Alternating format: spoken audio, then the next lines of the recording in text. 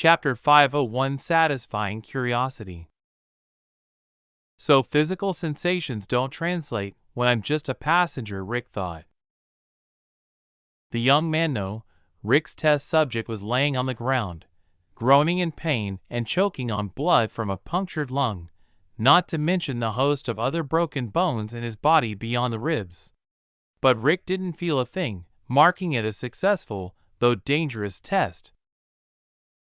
Looking at the thread of belief stretching off into the distance, he saw no changes in it. After briefly considering a test involving what happens if he was a passenger in a body when it died, he discarded the idea as the test was simply too dangerous. With a thought, he willed his consciousness to begin the arduous journey back to his own body, leaving one last sentence behind for the boy. "You've worked hard. Rest now, and if you survive this, I'll visit you again," he said, pushing it into the teenager's mind with a few hundred pulses of light. Whether the boy heard it or not, he didn't really care.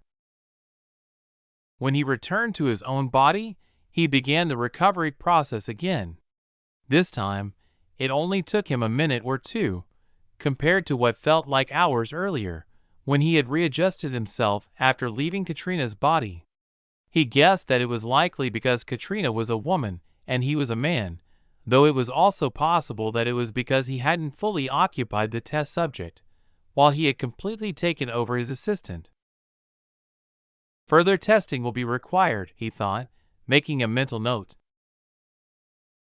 Once he had fully settled into his body again, Rick looked at the thread he had just traveled through, monitoring it for any changes. Soon, the intensity and frequency of the light pulses began dimming and slowing as the thread itself darkened. After a few minutes, the light pulses had completely stopped and the thread itself had turned completely black. That explains all the black threads. They must belong to the sheep that I convinced to martyr themselves. Good thing I didn't use any of those threads for the last test, he thought. Even though it had been a necessary sacrifice, he couldn't help but mourn all of the lost power, both from the imbeciles who so happily went to their deaths in the wave of global attacks and from the loss of the teenage test subject, no matter how little that boy provided him. Finally opening his eyes and leaving the purple world, he murmured, "So that's what it meant when it told me to gather faith." Another of his discoveries from his second test was that anyone who even just had a positive thought about him would be connected to him by a thread of belief. The only difference was in how lucrative that belief was in terms of sending him faith. A sinister smile spread across the cult leader's face as he came to that conclusion, and he couldn't help but look forward to the future where he ruled over humanity as a true god. A week later, Rick had finally finished finding all the answers to his questions and satisfying his curiosity. Well, truth be told, it was more like 3 days of testing, 3 days of debauchery in various women's bodies, and a full day, combined, of splitting headaches. Still, even the headaches had taught him something. After all, he had to discover the limits of his power sooner or later, and what better time than while his cult was already laying low. Though he hated pain, he had an idea now of how to avoid it, even if he didn't understand exactly what caused it or if there were any other means of resolving it, but he had at least learned how to sense when his limit was approaching. He was currently sitting in the same conference room he had been in when he had first received his blessing. Filling the other chairs were the same people, bar one empty seat. The person who had previously occupied it had mysteriously committed suicide the week before, citing his remorse and leaving behind a letter describing how he had already betrayed the cult and his plans for another upcoming betrayal. At least, everyone in the room, even Katrina, thought so, though she had some slight suspicions regarding the incident.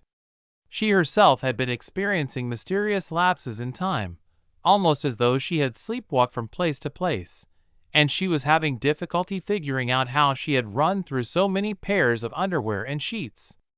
waking up tangled in sheets that absolutely reeked of vaginal secretions and semen every night was weird enough, but a few times she'd even suddenly realized that her clothes, including her underwear, had changed and she was feeling rather full, as though she'd just had unprotected sex with someone. Other times, she tasted the lingering aftertaste of semen in her mouth, or smelled it emanating from between her breasts, or on her hands. A few times it was in even stranger places, like her armpits and hair. She had since taken to doing random sniff tests of her various body parts just to double-check that, no, she was not, in fact, going insane. When the news of the person handling the cult's finances committing suicide had spread, the rest of the leadership hierarchy of the cult had all exchanged glances, each of them with weird looks on their faces. Katrina's suspicion arose from those very looks. It was possible, or even likely, that everyone currently in the room had experienced the same weird lapses over the week. But none of them thought it had anything at all to do with their shepherd. Instead, they attributed them to the sudden relief they felt when he had finally woken up. Thus, the only emotion they were feeling regarding their leader now was curiosity as to what his new blessing was, and what he would have planned for the cult's future. The meeting they were having right now was to satisfy that very curiosity. Chapter 502 Unbreakable? Rick cleared his throat, bringing the attention of the others in the meeting room to him. It's time we begin our comeback. A lot of our previous plans need to be scrapped, but some should still be doable with some modifications, thanks to the unexpected blessings descending on us. I've brought myself up to date on our situation over the past week, so we don't need to go over that and can immediately get to work on plans for the future, he said. Can you tell us what your blessing is, Shepherd? If we're to come up with new plans or modify existing ones based on blessings, we need to know what yours is, the strategist asked. While he was telling the truth about that, he was also just as curious as everyone else in the room as to what exactly Rick could do now. My blessing enables me to enter people's minds, monitor their thoughts, Rick answered. Then his eyes flashed purple as he continued speaking through the threads of belief that connected him to his high-level confidence. And I can even communicate with them. He had discovered that power a few days into the week prior, when he had discovered the betrayal of his money manager. He had been so enraged by the betrayal that it forced him back into his own body, and his disgust prompted him to attempt ordering him to suicide without even needing to be fully present in his purple world. As long as he knew there was a thread of belief connecting him to a person, he could instantly communicate through it without sending his full consciousness through it, and, for an unknown cost, send the same kind of orders he had used on his teenage test subject. The room fell into silence as everyone considered the uses and ramifications of Rick's blessing. It would be particularly useful in the fight against the juggernaut that was the Terran Empire, though they didn't know if they should suggest that he become a glorified comms relay or not. Rick remained quiet, though his eyes remained purple. Nobody else in the room was sensitive to mana, however, so they couldn't tell that he was currently using his power on them and reading their thoughts. After he felt they had been given enough time to consider his blessing, he said, "Let's begin, shall we?" Thus, with slight fear, worry, and wariness in the eyes of the cult leadership, the meeting continued. It would still take time for them to adjust to the new order of things, but they still moved forward, doing their best to not give their leader a reason to empty their chairs as well. Like that, they proceeded to hash out a new plan of attack that involved their blessed and unblessed followers alike. It was likely going to be even more grand than their first introduction into the public consciousness, given that it took into account the superpowers granted to the blessed by the mysterious particles surrounding everyone. Along with the new plans, old ones were discussed and either discarded as unfeasible or updated to account for the new reality everyone had found themselves in. Some were even immediately put into action, taking advantage of Rick's new unbreakable communication method. Avalon Island, the Cube. Deep within the bowels of the central government facility of the entire Terran Empire, the lids of two pods slid open with an identical pneumatic hiss. Inside one pod was a gorgeous woman with waist-length, wavy, strawberry blonde hair, stretching from cheek to cheek, and across a slightly upturned, perky nose was a light dusting of freckles. Her tan skin spoke of a love for the outdoors, and she had full, generous lips, immaculate eyebrows, and her seafoam green eyes, when they opened, were round and sparkling with a mischievous glint. She was dressed in a black sports bra with blue seams, and a matching pair of compression shorts that barely protected her modesty, all while outlining the luscious curves of her slender, athletic body. She sat up and luxuriantly stretched. If there was anyone, man or woman, in the room with her to see the interesting things that motion did to her body, their eyes would likely have popped out of their skulls at the sight. Then she picked up a towel, casually draped it around the back of her neck, and sauntered out of the room with a slightly lopsided grin on her face. In another room was another pod. This one contained a handsome man with light sandy brown hair cut short, topping a face that looked as though it had been chiseled out of a block of granite. He had sharp eyebrows, an aquiline nose, and thin lips with a slight upward curve to them mitigated his otherwise severe and imposing appearance. His chin was prominent, and his face was coated in a light 90-foot clock shadow. He had powerful arms, a V-shaped torso, and a perfect 8-pack with devil horns cut into his tight spandex biking shorts. His hands were a contradiction, simultaneously large and yet somehow still elegant. Note: aquiline noses are also called Roman noses. They're characterized by a gentle curve at the top leading into a relatively straight line from the bridge of the nose to the tip, and wide nostrils. Their side profile is very straight, and the tip of the nose is sharply defined and often dips below the nostrils themselves. A person with an aquiline nose often looks authoritative and or stately to people. He opened his dark, chocolate brown eyes and sat up, a wicked smirk on his face. This is gonna be fun, he thought as he hopped out of the pod and padded barefoot into the corridor, then headed toward the room where he was scheduled to meet his partner for their upcoming long-term mission. Timothy and Siobhan Roberts were about to make their debut on the world stage, some of the first of a new generation of intelligence and counterintelligence operatives. They could hardly wait. Chapter 503: Backstories and Ellie's. Note: the title reference in this one is pretty obscure, so I'll give it to y'all. Backstories is obvious, and Ellie's refers to the 1998 Spielberg flop, Deep Impact, where they referred to an incoming meteor that would wipe out all of humanity by the name Ellie, which was code for ELE, or Extinction Level Event. Low Earth Orbit, Stealth Shuttle ESV-228-01.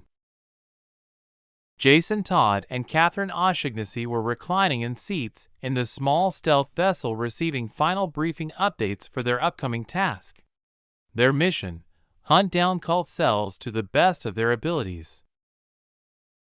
And their abilities were certainly no joke. They would be heading to the Puget Sound area of Washington State, where they would take the identity of a newlywed couple moving to Harstein Island, an unremarkable, unincorporated, and very much out-of-the-way island in the Sound. Timothy Roberts and his wife Siobhan would settle down in Hartstein Point, a gated community on Harstein Island.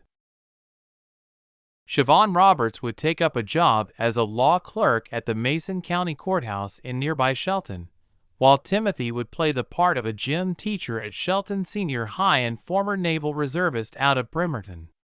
Timothy and Siobhan met at the University of Washington, where Timothy was using his GI Bill to pave his way to a degree in environmental studies with a focus on conservation science and management, while Siobhan was a bright-eyed girl studying for a BA in law, societies, and justice. They dated all through college, and Timothy decided to support Siobhan's goal of becoming a lawyer and later a judge. After all, even though the Terran Empire had taken over governance for 7 of the 7.5 billion humans on the planet, once the imperial citizens moved into their fortress cities, the remaining people would still need to have a working society. And a working society naturally needed laws, and those who uphold them. Siobhan was from an upper-middle-class family in Seattle, while Timothy was a transplant from the south side of Chicago who had joined the Navy to escape a terrible family situation. Timothy's dreams were more prosaic. He wanted to join the Park Ranger Service and eventually manage one of Washington State's many public parks or campgrounds. Serving 6 years in the Navy had reinforced the idea that he was a very small cog in a very big machine, and he should limit himself to small dreams, as being content with his lot was better than being frustrated when he failed to do big things. On paper, their relationship shouldn't work, but while their relationship only existed on paper, it had to work. Thus, the stunning Nixian of Irish descent and the corn-fed white boy from a farm in Idaho were hard at work memorizing and internalizing their respective life histories during the short suborbital trip from Eden to the outskirts of Seattle. Timothy was the first to log out of the simulation, having memorized everything about his past. Status Report 228, he ordered as he changed into his new daily wear. ETA, 8 minutes, the shuttle AI announced. It would be advised to begin checking your gear, sir. The shuttle was brand new off the printer in the cavernous hold of the ESV Armstrong, so it had yet to be named, let alone develop a facsimile of a personality as Felix's Astra had. On it, 228, the Reaper replied, then moved to the cargo lockers that lined the small cargo hold in the stealth shuttle. He busied himself unpacking the lockers and sorting the equipment on the graded floor of the hold, muttering the names of all the gear under his breath. When he finished, he let out a low whistle and couldn't help but remark, "Man, they're really going all out for this mission." The equipment he had just inventoried was straight out of Lab City. Some of it still even had experimental designations that were simply numbers instead of the snappy backronyms the nerd herd usually named the gear that Ares and the Nixians routinely used in the field. Take, for instance, the M11 Nanite Grenade, version 11827. It was a small cylindrical grenade that fit in the palm of the hand that, when detonated, would spread a nanite colony that would use any and all inorganic material in its surroundings to replicate and spread. Due to the potential of a runaway, gray goo, event, it had gone through almost 12,000 iterations and testing before it was deemed moderately safe to use in a live test. But it certainly packed a definite punch. When it detonated, everything in its surroundings would simply disappear, leaving behind unarmed and helpless people that would soon discover that gravity had the upper hand in any conflict with living beings, as the 3-second duration of the nanite colony's spread would generally reach out to 10 meters around the initial detonation point. And a 10-meter drop was rather harsh on anyone who wasn't genetically enhanced and couldn't fly. Even Timothy shuddered at the thought, despite 10-meter falls being the equivalent of a normal person stepping off a curb for him. But the nanite grenade was far from the only piece of cutting edge, even for the Empire, gear in their issue. They had a full suite of nanite colonies, ranging from camouflage nanites, like those that hid Eden's missile silos and other important underground sites, to injectable colonies of HeLa nanites, and best of all was the absolute latest in imperial atomic printing technology, the AP-198 type and atomic printer. Packed in a container the size of Timothy's little finger was a nanoscale fusion reactor and a full colony of nanites that could perform the same tasks that any of the Empire's atomic printers were capable of, albeit at a much slower rate. It had taken the Lab City researchers nearly 800 years of iterating on the now venerable atomic printer technology before they were able to miniaturize it to this extent. The biggest issue was, again, the potential gray goo apocalypse scenario whereby the relatively short-lived nanites would begin replicating out of control, printing more and more of themselves until nothing remained but an ever-spreading nanite colony. But unlike the nanite grenade, which would only replicate using inorganic materials, the type and atomic printer had no limitations on what it would decompose to print more of itself. To it, everything was useful. Chapter 504: The Ups and Downs of Working with Honeypots. Timothy heard the hatch to the cargo hold hiss open and almost fumbled the atomic printer he was still holding in his hand. He paled and gingerly set it down, then turned around and saw his wife coming into the hold behind him. "Holy fuck, you startled me," he exclaimed. Catherine was taken aback for a moment, thinking, are Reapers supposed to be hardcore badasses? PSH, a little door scared such a big man. Then, a mischievous grin crossed her face, and she got a truly wicked idea. "Honey, I have a headache," she said, slumping down to sit on the floor next to him. She leaned over and rested her head in his lap and practically purred at him. "Rub me," she asked, blinking innocently and conveniently ignoring the fact that she was still wearing nothing but a sports bra and compression booty shorts. Timothy awkwardly fidgeted in place and didn't know where to put his hands. There were so very many options, and not many of them were good. He poked her forehead and growled, "Focus, Siobhan. You're supposed to be a good girl, remember?" Siobhan stood up with a sigh, murmuring something about blockheads and no fun, then headed to the locker on the other side of the cargo bay and began inventorying her own goodie bags for the mission ahead of them. And just like Timothy, she let out a low whistle when she saw that the goodies in the goodie bags were very good indeed. She picked up what looked like a catsuit, if a catsuit were made for a doll, or perhaps an infant. Advances in materials science weren't only for alloys in Lab City. They had also made staggering leaps in other materials as well. And this catsuit was one of them. The newly developed suit was made of a polymer that had incredible tensile strength and elasticity, while maintaining all the benefits of the thicker, more uncomfortable Nixian outfit of a bodysuit layered with a web vest and accessorized with gloves and combat boots. The new catsuit model was all-in-one. Powered by a fusion generator the size of a hearing aid battery, it would stretch to fit anyone that cared to wear it.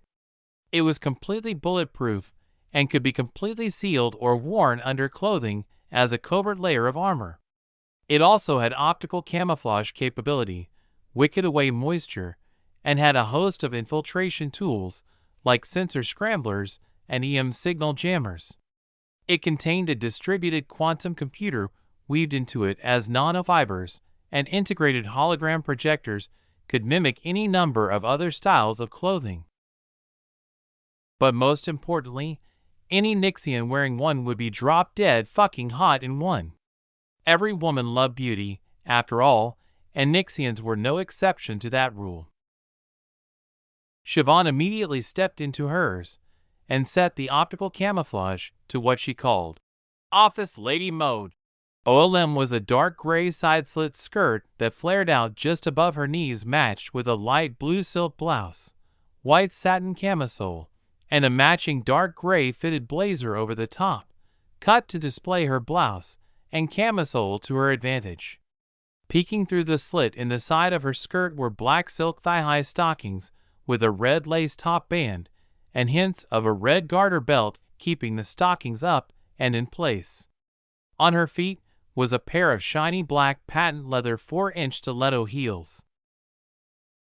Timothy couldn't help but cast a few extra glances her way. Hot was hot, after all, partner or not.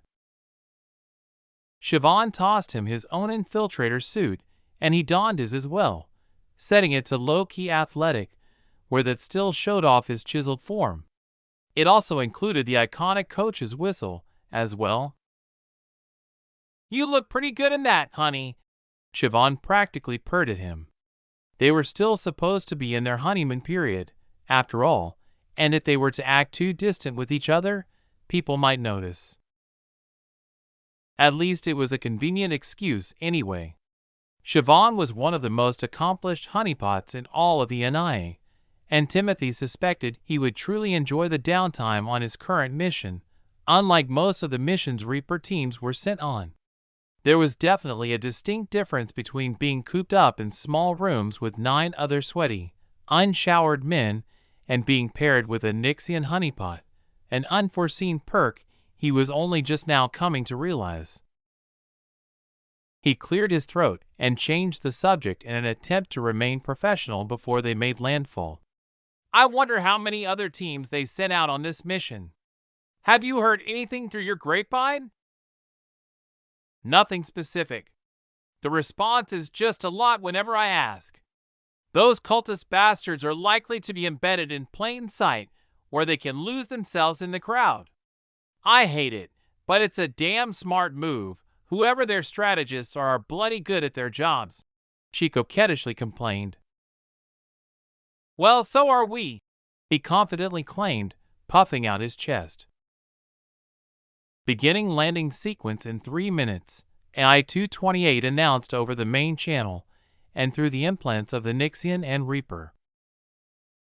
Siobhan cleaned up the kit she had just inspected, much like Timothy had done with his. Then the pair strapped themselves in for ground fall and made small talk as the stealth shuttle fell screaming to Earth like a shooting star, hidden against the backdrop of the sun in the sky. Not that anyone on the ground would have seen it anyway, given the general cloud cover over the part of Washington that was west of the Cascade Mountain Range. Because, while eastern Washington was a cold desert and, like most deserts, was mostly sunny and arid, western Washington was either a marine coastal environment or a temperate rainforest. People from around the Puget Sound, in particular, would experience more than 300 days of cloud cover per year, on average, and more than 200 days of measurable rainfall. They even had a term for the typical weather there. Liquid sunshine, they called it. Chapter 505 Charters and Flirts. SeaTac International Airport, SeaTac, Washington. 2 people, a man and a woman, walked out of the office in a private hangar, loaded with luggage. They called for a cart and headed to the charter terminal. "Hi, welcome to Seattle Helicopter Charter. Where would you like to fly today?" Siobhan gave the woman at the desk a brilliant smile. "We're just headed home from our honeymoon," she said, taking Timothy's arm. "So we're headed to Oli. Got anything headed our way today?" "Certainly, Mrs." the receptionist said, her manicured fingers resting on the keyboard waiting for Siobhan to give their information. "Mr. and Mrs. Timothy Roberts." Siobhan glanced at the receptionist's name tag and continued. "Dana." She smiled again, and, though she was absolutely straight, Dana felt her heart skip a beat and her face heat up a little bit. Nixian honeypots were irresistible to everyone, and the receptionist was no exception. "Certainly, Mrs. Roberts," Dana said, then lightly coughed to bring herself back under control. She tapped away at her keyboard for a moment, then said, "We've got a scheduled commuter hop today headed to Oli in an hour that is room for 2. I can set you up with tickets if you want." Really? Siobhan bounced up and down a little. That'd be great, Dana. I was worried we'd have to charter a flight ourselves and, well, after the honeymoon and all. She blushed and gave Dana a knowing nod and wink. Certainly, Mrs. Roberts. Happy to help. Call me Siobhan, and this is my hubby, Tim. Siobhan and Dana chattered for a while, leaving Tim standing in the lurch completely flabbergasted at his wife's ability to extract information from people. He would have to keep that in mind if he wanted any semblance of privacy during, or even after, their mission was complete. An hour later, they boarded a Beechcraft Super King Air and had a relatively uneventful flight to Olympia. Meanwhile, without anyone noticing, a stealth shuttle taxied out of the hangar it had delivered the two operatives to and silently took off, headed toward Hartstein Point. Olympia Regional Airport, Olympia, Washington. Timothy and Siobhan deplaned and took their luggage to the long-term parking structure, where an older truck was waiting for them. Tossing their bags in the back, they hopped in and headed out for the short drive to Hartstein Island. Did you see the look on that poor man's face? Siobhan laughed. Honey, you really shouldn't be teasing other men like that. Especially not in front of your husband. Tim pursed his lips and batted his eyelashes at Siobhan in an exaggerated imitation of the flirtatious looks she had cast toward another passenger on the commuter flight. Oh, Tim, don't you know us girls like to window shop? As long as I don't buy anything and bring it home, it's fine, isn't it? She coaxed. Tim sighed and shrugged, turning his attention back to the road so they didn't miss the turn to the island. I guess, Vonnie, it's just we're supposed to be in the honeymoon phase, and you're already flirting around. Okay, I'll pretend I'm a librarian, she promised. Tim, having already seen a number of educational videos featuring librarians, wasn't quite sure how to take that. The drive quickly passed, and they soon arrived at their base of operations, a prefab 3-bedroom, 2.5-bathroom home in the middle of a 2-acre lot in Hartstein Point. They unloaded their luggage and carried it in the house, then began their covert remodeling. Tim lost the rock-paper-scissors game to Siobhan and, despite being much bigger than her, cut a hatch in the floor beneath their bed and unleashed the atomic printer nanite colony in the crawlspace beneath the house, interfacing with its controls and uploading the design of an underground facility that came standard for Nixian agents in the field. The printer got to work, and Tim crawled back into the house and went for a shower. Siobhan hadn't been idle during that process either. She had spent her time creating slicks in the house and tucking away most of their gear. When she was finished with that, she updated her holographic clothing projection to a pair of durable jeans, hiking boots, and a hoodie, then went for a walk around their property, installing hidden and optically camouflaged surveillance cameras in the trees, ensuring full coverage of anything that entered their property. Ed note: a slick is a hiding place, usually related to weapons, but in intelligence agencies it can hide anything. For instance, removing a door from its frame and cutting a thin slot in the frame behind the hinges to hide documents, key cards, or anything else small enough to fit in the slick. Other popular slicks include light fixtures, cutouts in books, false bottoms in drawers and chests, and so on. The YI surveillance system was a product of the Black Labs in Lab City, designed for use by Nixians on extended operations in the field. Each West was powered by ultra-high frequency microwave wireless power transmitters and had backup batteries that would last for a week in case of an atmospheric disturbance that knocked the wireless connection out of commission. They had a dedicated 6 swarm installed, ensuring perfect coverage with no distractions, and a smart filter that would filter out anything that the user didn't need disturbing them, thus filtering out almost all false alarms caused by wildlife, insects, and the like.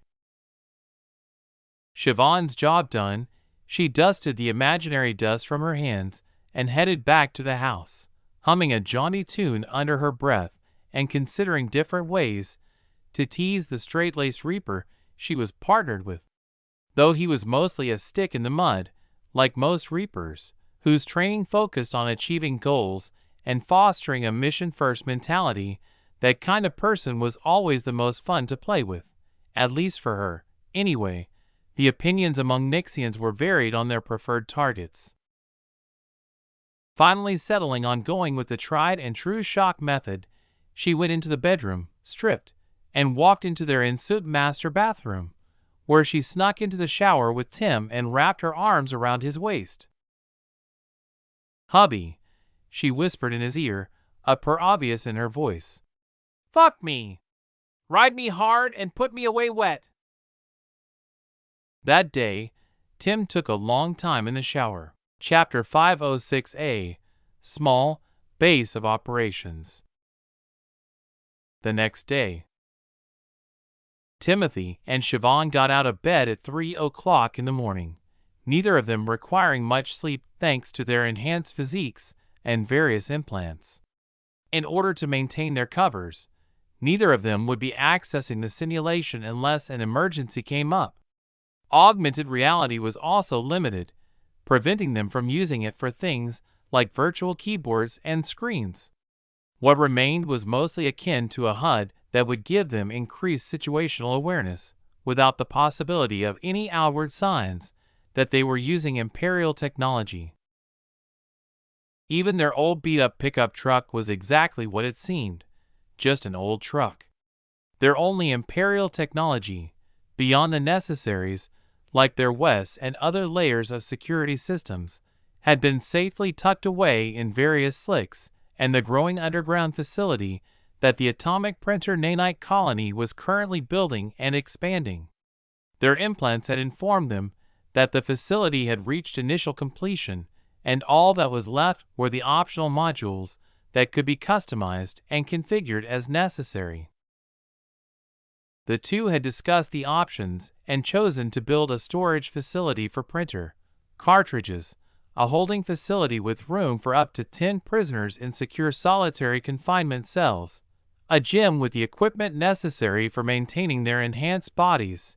After all, no civilian gym anywhere outside the Empire had gravity manipulation technology capable of creating weights in the range of tons, and anything less than a ton was about as strenuous for a Reaper to lift as a beer can was to a normal, unenhanced civilian, and a hangar for their stealth shuttle.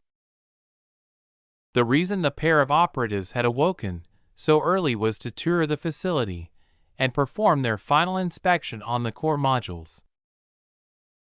After getting dressed, Tim moved the bed out of the way and disabled the nanites camouflaging the entry. He gave Siobhan an exaggerated, courtly bow, then gestured to the open hatch and said, "Ladies first." She winked at him and hopped into the hole, falling 25 meters to the first security hatch. Tim soon followed, and the camouflage nanites covering the hole in the floor and the ground under the crawl space below the house reactivated themselves, ensuring a casual inspection wouldn't discover the hidden entry.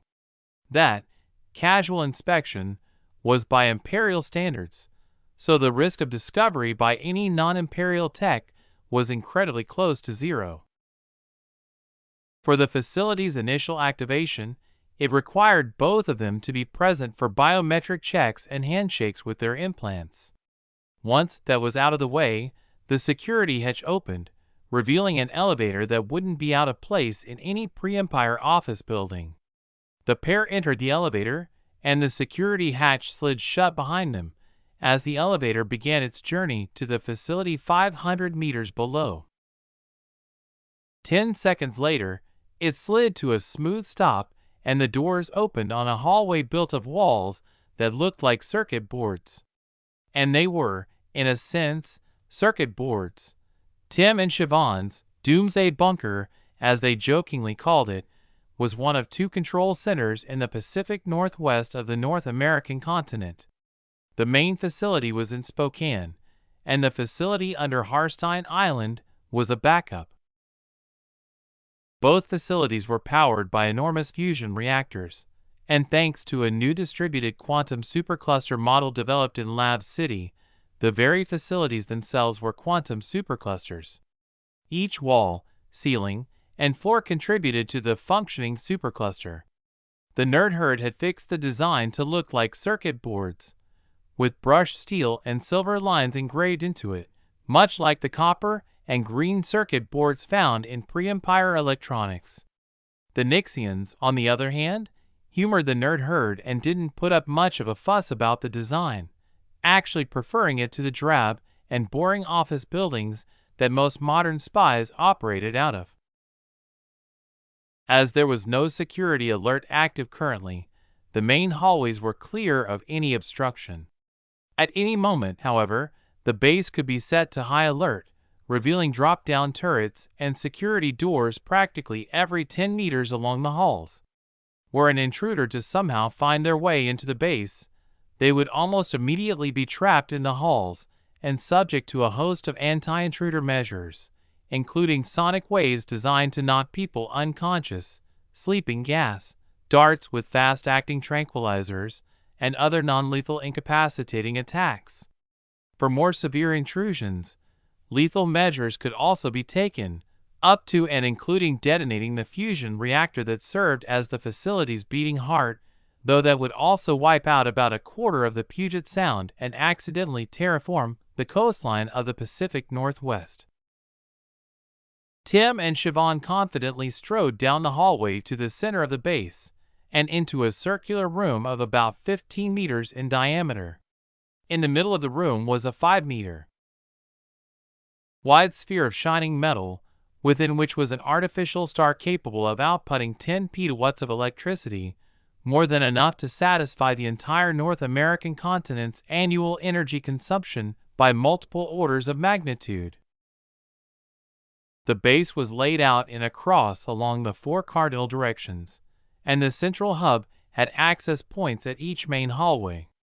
A brushed aluminum railing surrounded the fusion reactor, along which were various backup manual workstations capable of operating every aspect of the base itself in the event that the quantum microcomputer implants in Tim and Siobhan's brain somehow ceased to function.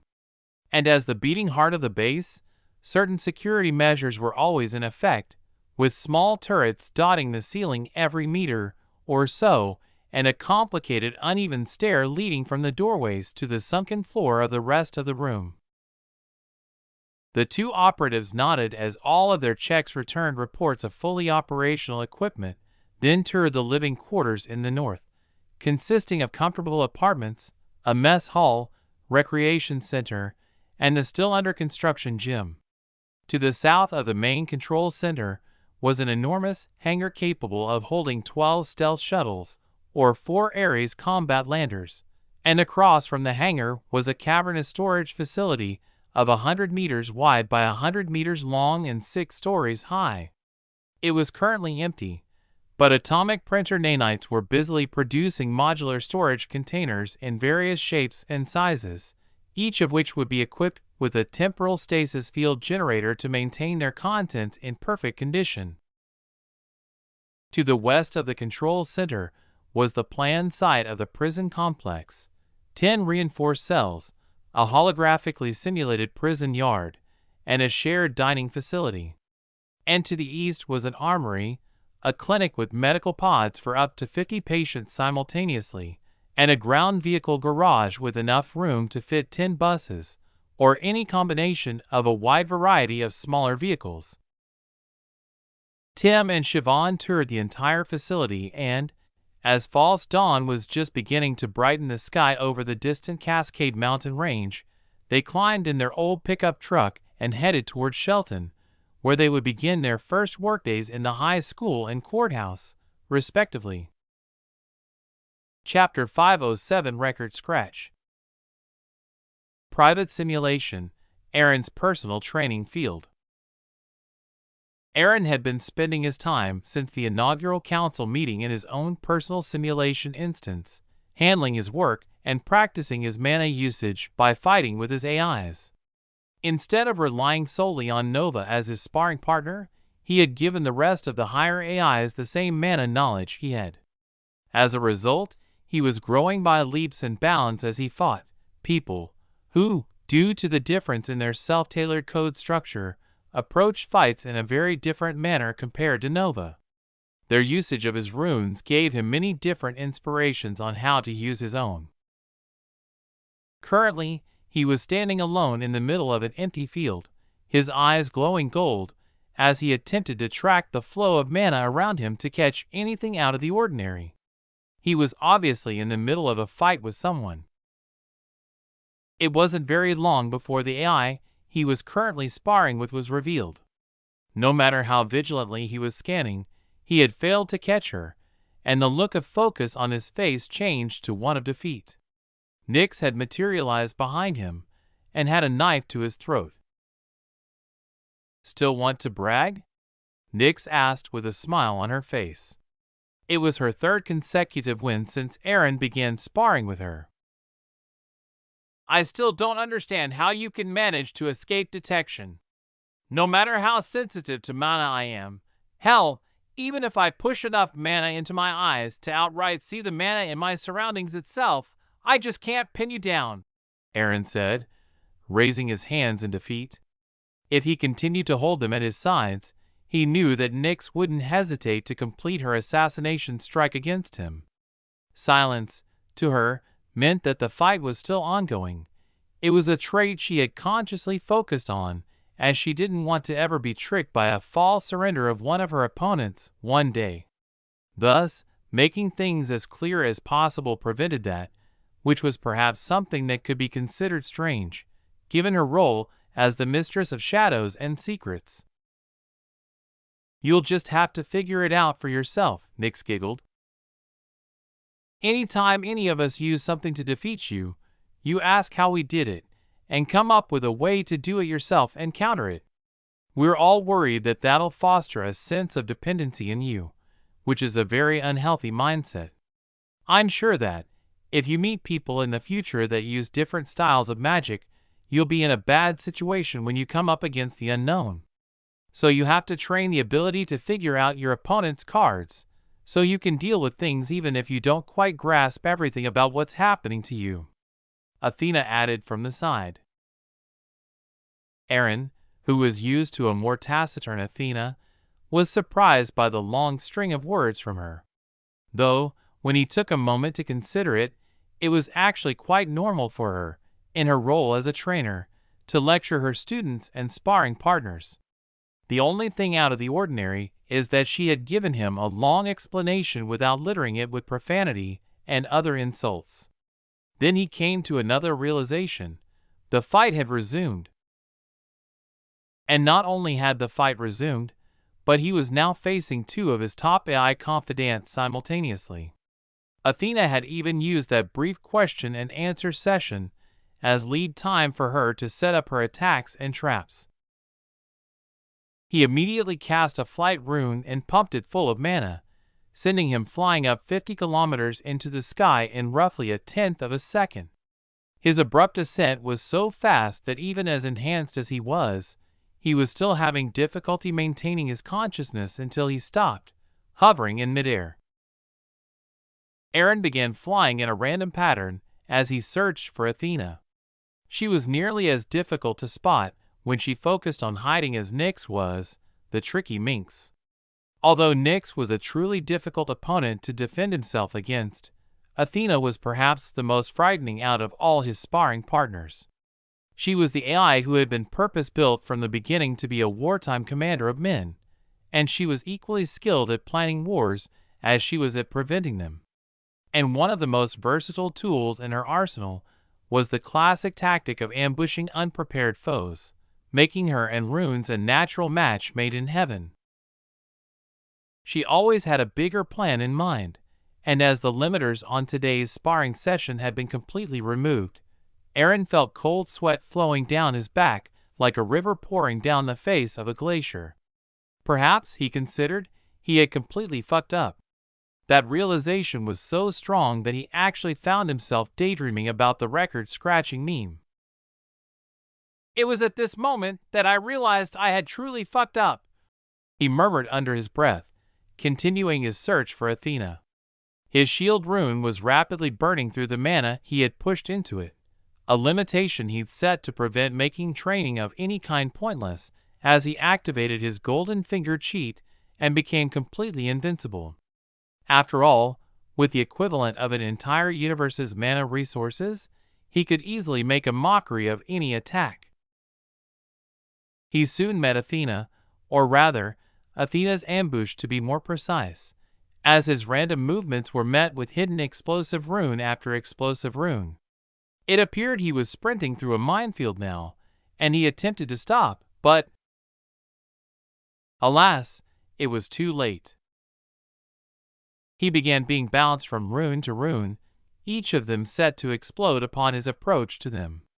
Thus, with no room to escape, his shield was pushed to its limits and began cracking.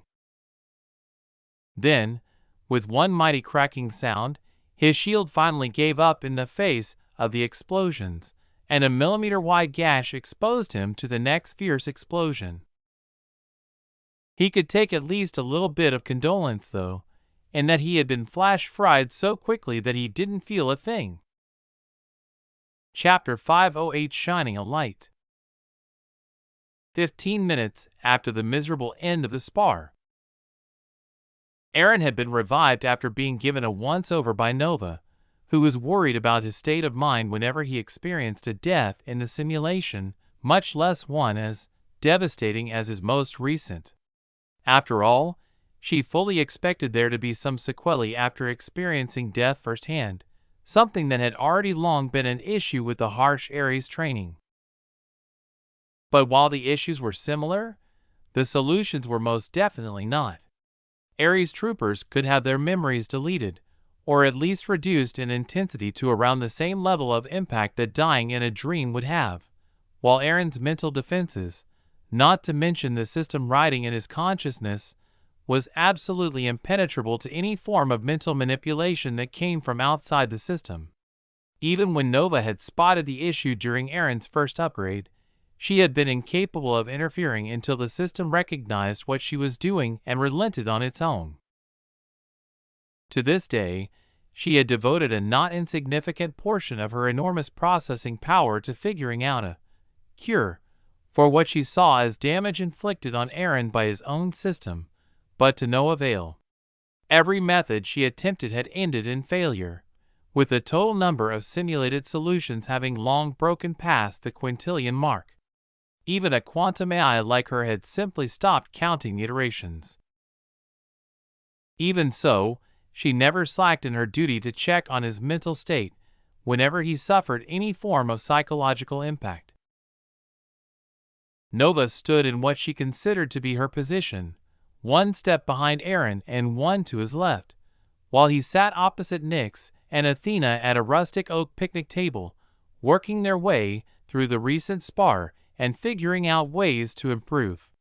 To the AIs, Eren was unfathomably adaptive and could counter anything they could possibly think of using shortly after having it used on him.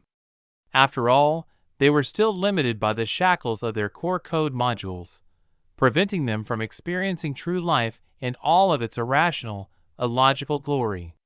Thus, they also had to continue to evolve their fighting styles and tricks if they wanted to continue being useful sparring partners for him. The review went back and forth among the three of them in a free-form discussion, highlighting the good, the bad, and the ugly of it all. 10 whole hours passed before the three combat junkies finished their review, having made sure all of the mistakes had been highlighted and potential alternative actions identified. With that, Eren glanced at Nova and said, "Let's prepare for the full council meeting." Nova nodded and snapped her fingers, teleporting everyone to the Imperial Council Hall, a much less formal and more bland space that wouldn't look out of place even if it were to be extended to fit all of the millions of Imperial employees on Earth. But at that moment, it was shrunk to its smallest possible size, as the only members of the Imperial Council were the heads and vice-heads of each imperial agency, together with the 3 ministers that stood just below Aaron in prestige, position, and power. Upon their arrival, the council members, who had only been waiting on the emperor, immediately stood and bowed their heads. "Be seated," Aaron said, as he took a seat in his own throne. The council chamber was shaped like a clamshell amphitheater, with a raised platform for the emperor, the 3 ministers, and the AI leaders who served alongside them. Inspired by the famous Hollywood Bowl in the Hollywood Hills, it even had natural acoustics that would project Aaron's voice, or that of the ministers, to the entire council chamber, even if it had been extended to the maximum, much less now, when it only seated a little over 100 people. That said, the acoustic design was only a perk, as through the magic of the simulation, everyone could hear everyone else in crystal clarity.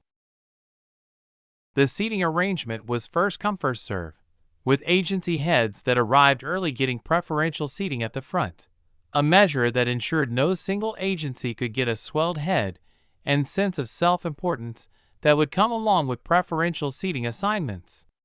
And even though it was the first meeting of the full council of the empire, as all previous meetings were held in the secrecy of the emperor's office, or the luxury of the emperor's council chamber, there was very little in the way of chaos. Naturally, that was also made possible through the simulation. Everyone invited to attend the meeting only needed to indicate that they were ready, and they would immediately be teleported to the next available council seat. But not only was today the first meeting of the full council, it was also the first meeting that would be broadcast live, letting everyone who was interested see the heads of the various imperial agencies. It would also be the first public introduction to the higher order AIs that had been integral to running the government so far. The entire world was in for a show. The meeting that was currently being held was being broadcast live for 2 reasons. First and foremost was Aaron's dedication to transparency in government. Unless it was absolutely necessary, he would never hold a closed-door meeting, nor would he allow one to be held privately among the agency heads. That had been made abundantly clear in their introductory data files that they'd now had more than enough time to study. Second was to present a summary of the empire's progress on various projects, as well as introducing the agency heads and the AIs. Many people had been wondering what the empire was actually doing, as most of the work had been carried out silently and in secret. Now that the atmospheric scrubbers and the awakenings had been completed though, along with a number of other initial objectives, it was time to shine a light on the shadows and chase away the cockroaches, who had been doing their level best to undermine the empire's foundations. Chapter 509 Begin at the beginning. Once the counselors were all seated, Gaia wasted no time and, acting as the general secretary, immediately began speaking. Ladies and gentlemen of the Imperial Council, thank you for your attendance today. There are a few ground rules you should take note of regarding protocol in the council chamber, but those are all in your introductory data files, and you should have read them. Everyone here is an adult, and all of you have been entrusted with the weighty responsibility of the Empire's day-to-day operations. Anyone who violates those protocols will be ejected from the council chamber at His Imperial Majesty's sole discretion. Today's session of the Imperial Council only has one item on the agenda: progress reports from each of your agency's ongoing projects, if any. I fully expect, though, that this will be a long meeting, as nearly everyone in this room has been assigned a project with the goal of strengthening the Empire's foundation. We are not here to judge, but to assist. Tell us what issues you are facing, and those issues will be resolved. She panned her gaze across the room, a professional smile on her inhumanly perfect, elfin face. Once the progress reports have been entered into the Akashic record, You will all be provided with individualized feedback based on your specific circumstances. Even if everything is going well, there will always be room for improvement. With that said, please welcome His Imperial Majesty. Gaia dropped to one knee and lowered her head toward Aaron, a personal gesture she had come up with on her own. Nowhere in the council protocol did it call for anyone to kneel, except in very specific ceremonial situations. Aaron stood from his seat, the desk in front of him becoming a podium with the imperial seal on the front of it. He symbolically cleared his throat and began delivering his speech. Ministers, counselors, and imperial citizens, good morning, afternoon, and evening. Today marks 4 months since the foundation of the Terran Empire, and though there have been tragedies, triumphs, blood, sweat, and tears, everything has mostly settled now, and you've begun enjoying the blessings earned through the price paid in hard work and innocent lives. After every trial comes an opportunity, as a wise man once said in the past, and that is on display before us already. And better things are on the horizon as well.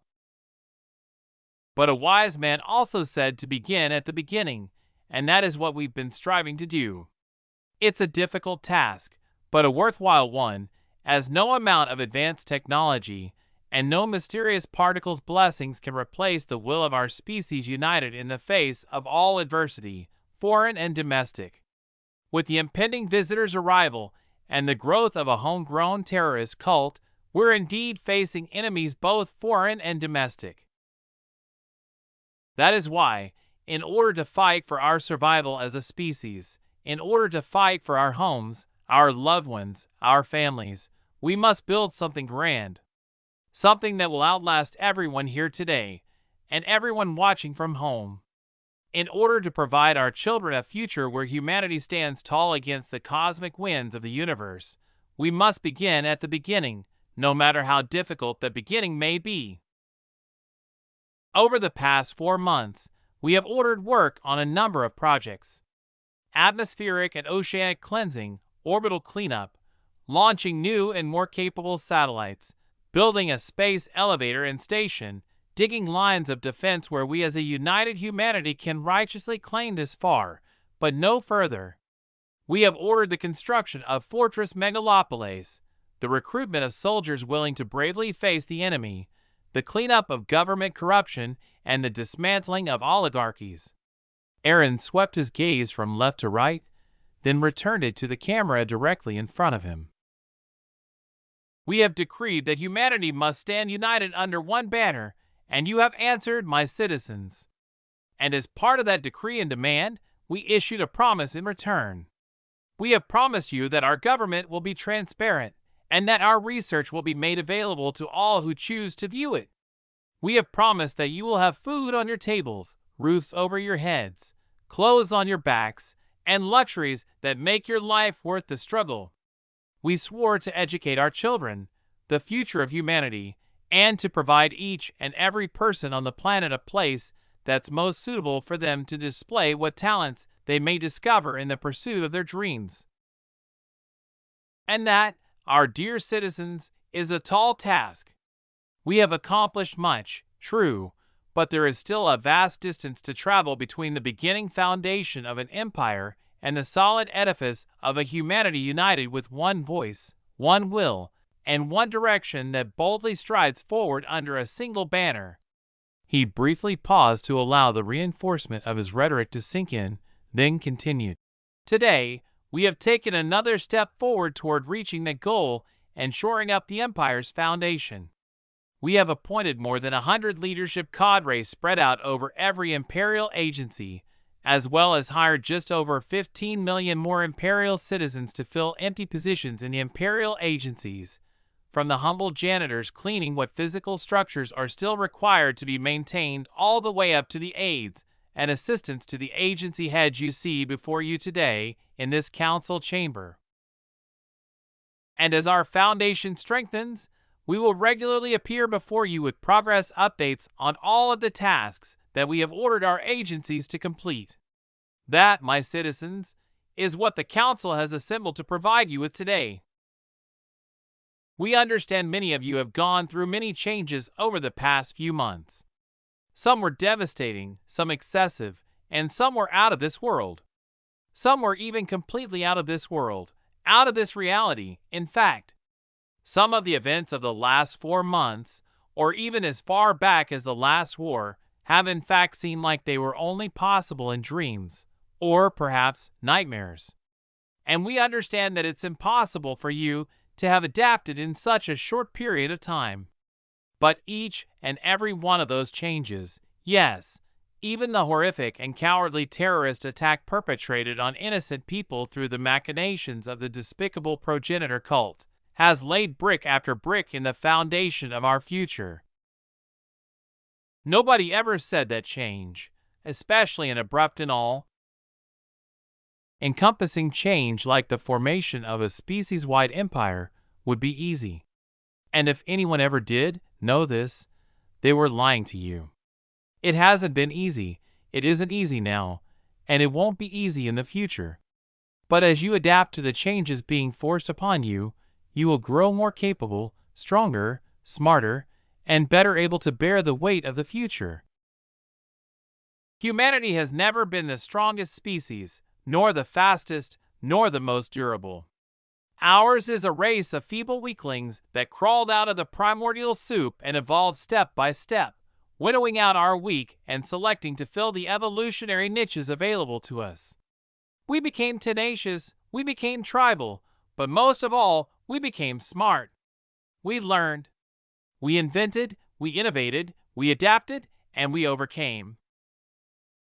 And that same process is what humanity is once again undergoing.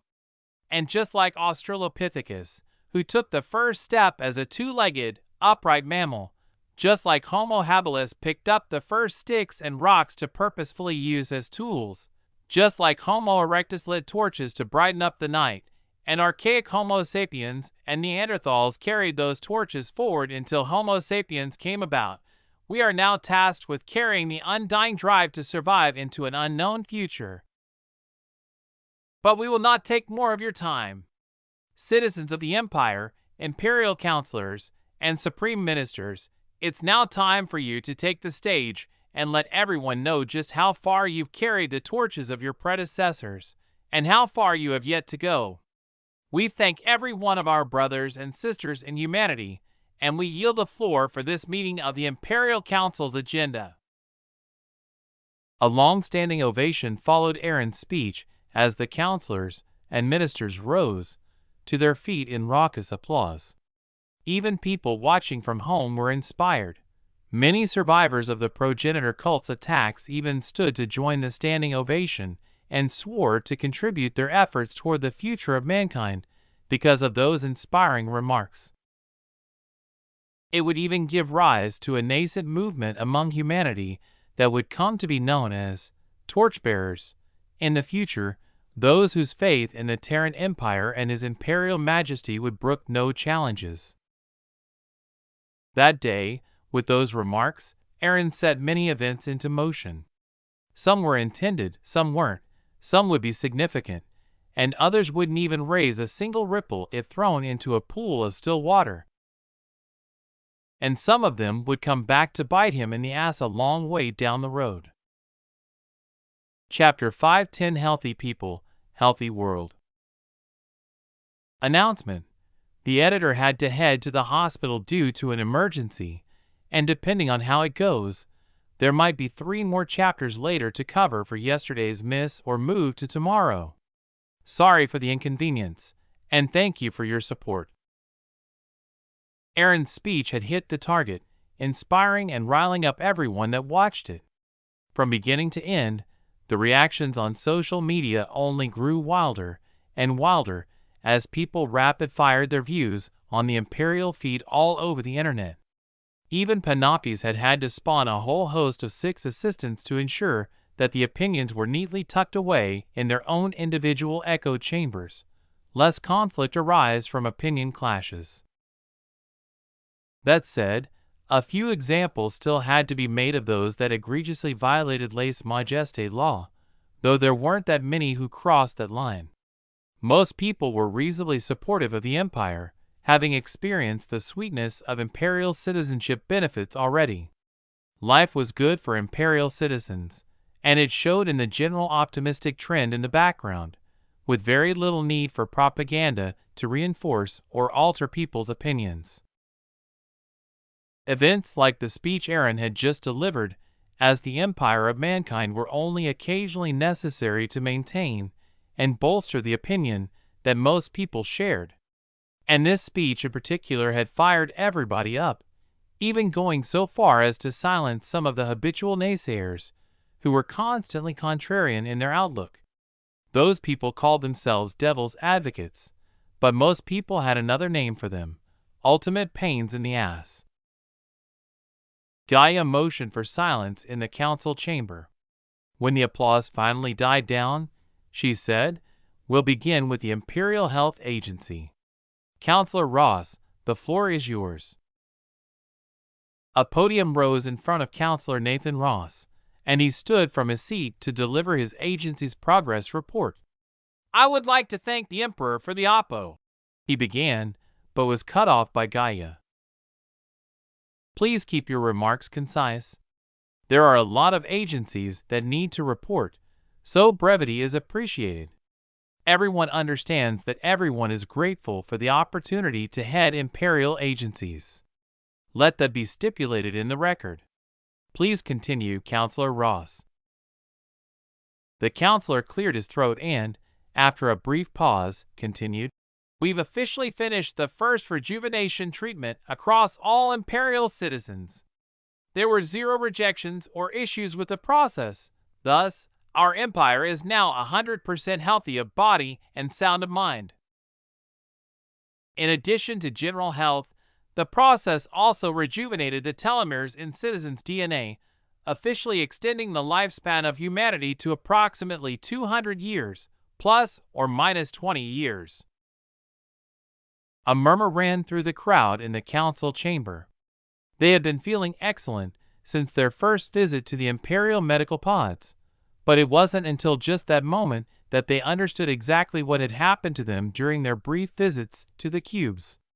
Now that people outside were hearing about it unprepared, though, they could only imagine the bomb that had just been dropped in people's minds and hearts. And this was only the beginning of the progress reports. If things were to continue along this track, there was no telling how many shocks the populace was about to receive. After another gesture for silence from Gaia, Councillor Ross continued his report.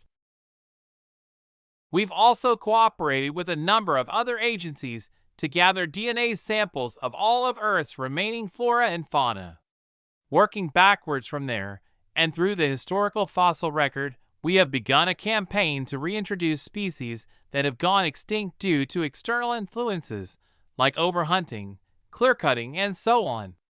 We've also begun an initiative to bolster the numbers of species that are considered at risk of extinction, like various sea life, giant pandas, avian species, and others."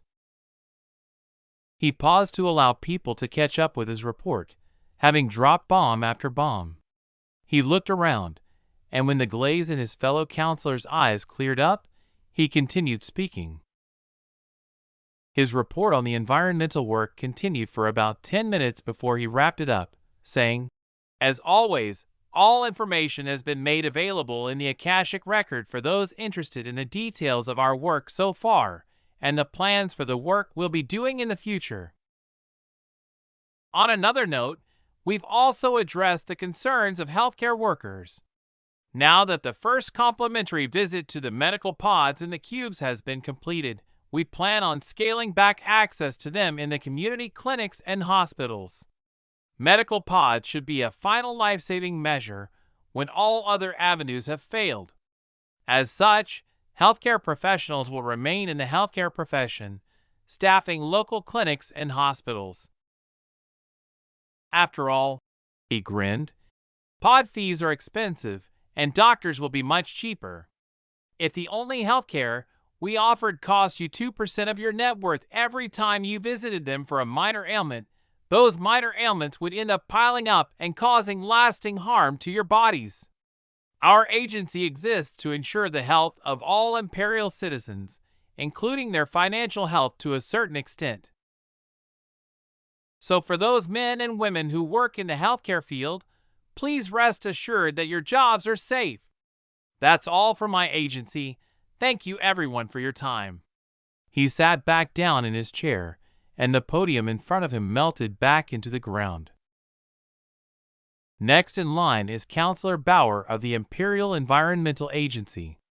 Please deliver your report, Counselor, Gaia said, and a podium rose from the floor in front of another seat.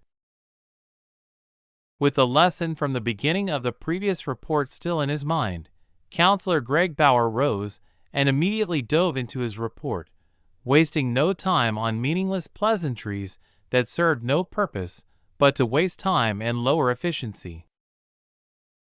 The Imperial Environmental Agency has been working on reversing the damage caused by global warming since the industrial revolutions around the world.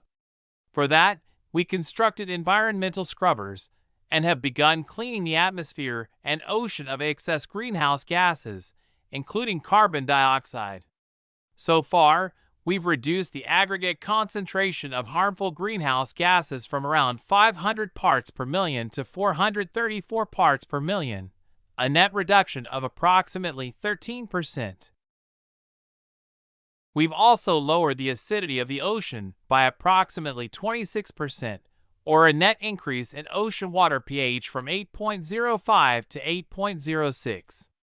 Our target for the surface layer of the ocean is a pH of 8.17, returning it to the level it was at before the industrial revolutions in the 1700s began.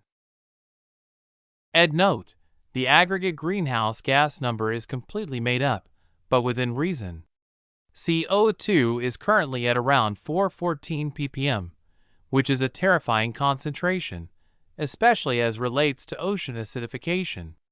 A drop in oceanic pH of about 0.3 resulted in one of the largest mass extinction events in the history of the planet, and over the last 70 years or so we dropped from a pH of 8.15 to 8.05, and the acidification is only speeding up.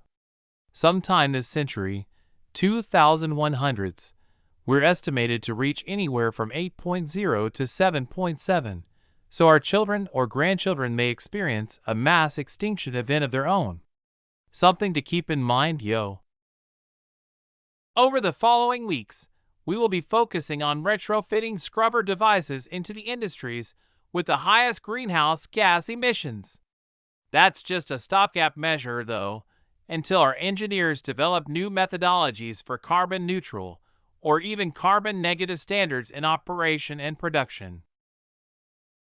In combination with miniaturized atmospheric scrubbers, we'll also be focusing on public education regarding the harmful effects of greenhouse gases, which we estimate will produce a number of interest groups that will get involved in healthy environmentalism instead of ecoterrorism. Planting trees is better for the environment than burning buildings, so do please keep that in mind. Greg paused for a moment, allowing the impact of his reminder to sink in before continuing. Our current goal is that the environment will be healed from all negative impacts over the past 250 years no later than October 4 years from now. Counselor Bauer's report continued in that vein for about another 20 minutes, giving people an explanation of the towers that had been discovered dotted around the globe and putting a whole host of conspiracy theories to bed as the theorists discovered that what they thought was some giant, whatever was in fact just glorified filters for the entire atmosphere and ocean. That said, conspiracy theories were rarely ever completely defeated by facts and logic, so they still continued, just with fewer proponents that believed in them. Chapter 511: Municipalization and Numbers.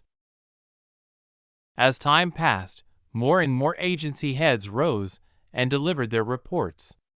There were no breaks, or even significant pauses, as the Emperor himself was present.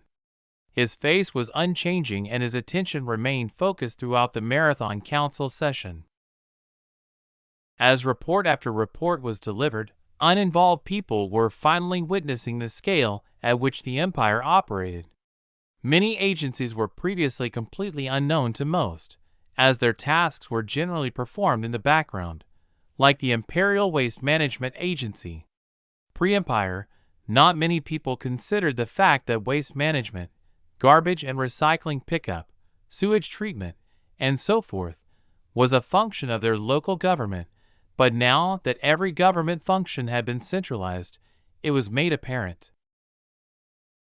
Along with that, many other things were now operated by the state as well.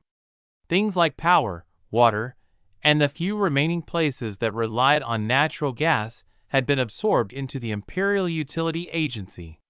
Cell phones and other communication services were rolled into the Imperial Internet Agency, and many more functions that had once been under private management were now operated by the empire. It proved a boon for many people, as governments in general were not-for-profit organizations, and had no issues operating at a loss so long as it benefited the citizens. Government organizations were an exception to the truism that monopolies made the people suffer, and as long as corruption remained minimal or non-existent, there would be no issues like those arising from communist and socialist societies in the mid to late 20th century, before empire. There was naturally still room for capitalism to exist, and for profit to be made by private individuals, but they could no longer profit off things that the empire had deemed as essential to a functioning society. So most of the profit was driven by retail and the service industry, as well as entertainment and media corporations. With most of the research now being done in Research City, where quite literally anyone could open a lab, innovation had already begun booming as people with big ideas could now realize those ideas and profit from them. Even some economists had noted the trend and predicted an invention boom, as the imperial government was handing down things like tax exemptions and credits for innovative inventions that either stimulated the economy or benefited the people in some way, as well as preferential profit splits when it came time to manufacture the new inventions. Once the smaller agencies had finished their reports, the only agencies left were the true juggernauts: the Imperial Treasury Agency, Imperial Justice Agency, Imperial Works Agency, Imperial Police Agency, and so on, plus the ministers themselves, Exterior, Interior, and War. The only person who would never deliver a public report was the head of the Imperial Intelligence Agency, or the tourist. He, or she, was also the only person in the council chamber that had their appearance disguised, so that everyone who looked at him or her saw them as a different person. It was a small flex on Nyx's part, and she was quite satisfied by the effect it had in practice. The head of the Treasury was the first juggernaut to report. He rose to his feet and immediately dove into the meat of the matter. The fiscal year budget has been drafted and preliminarily approved pending the Emperor's signature. The exact breakdown is now available in the Akashic record, but I'll give a brief overview here. Our total expenditure this year is 50 trillion Earth new dollars. 20 trillion of that is the public defense burden, of which the imperial family is covering 70%, as promised. The remainder of the budget is social welfare and subsidy programs, the details of which you can find in the Akashic record. He continued speaking, disclosing the budget allocated to each ministry, and how it would be spent on the agency projects under those ministries. The biggest single expenditure was, naturally, the Ministry of War, which consumed a whopping 40% of the total budget, but that was heavily subsidized by Aaron's private investment into that budget, thus lowering the public burden to a much more reasonable 6 trillion END. The shock people felt wasn't just about Aaron's ability to pay 14 trillion END into the public treasury, but also the sheer amount of it. Comparing the spending power of the END to the previous most valuable currency, the USD, The total budget of the Terran Empire was more than the global GDP from before the empire's founding combined. Economists took that as a good sign of a healthy economy, while laypersons and the general populace were just staggered by the sheer numbers. As most mathematicians could tell you, abstract numbers that can't be easily visualized by people are impossible to understand. Numbers that could be easily visualized, though, were very easy to understand. For example, the number 10 is easily visualized. It's the number of fingers most people have. 20 is visualized as fingers and toes. 21 is fingers, toes, and another part of the anatomy. Maybe people went to school where their classrooms held 30 people, or attended lectures in a lecture hall that held 100-odd people.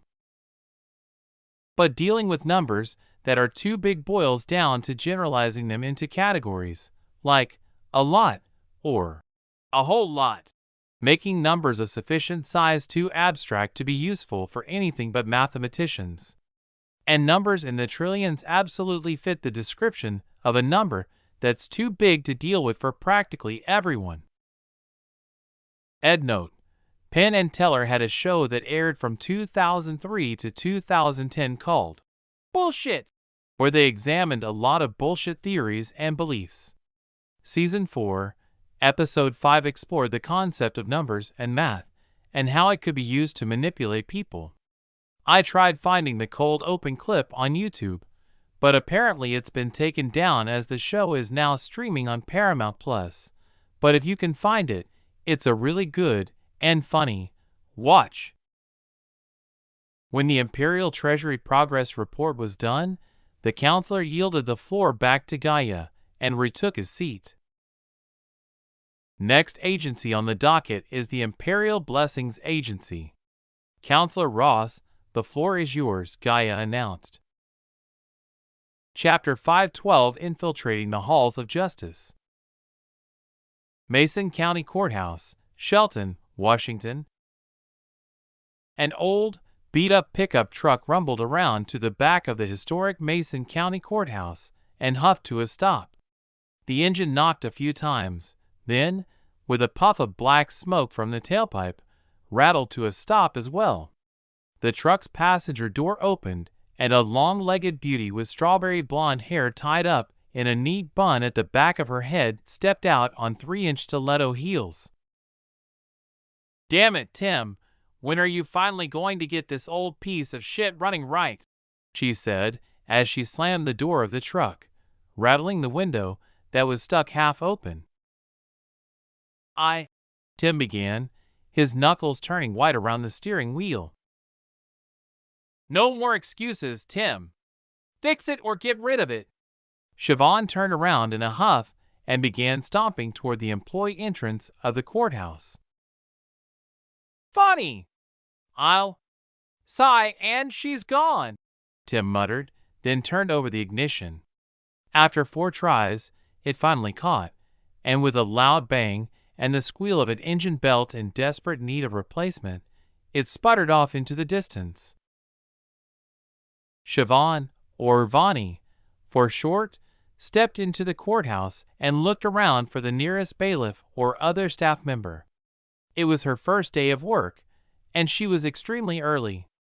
It couldn't be helped, though, as her husband, Tim, worked at the high school and had to be there by the time the first bell rang, which was hours before the courthouse officially opened for business.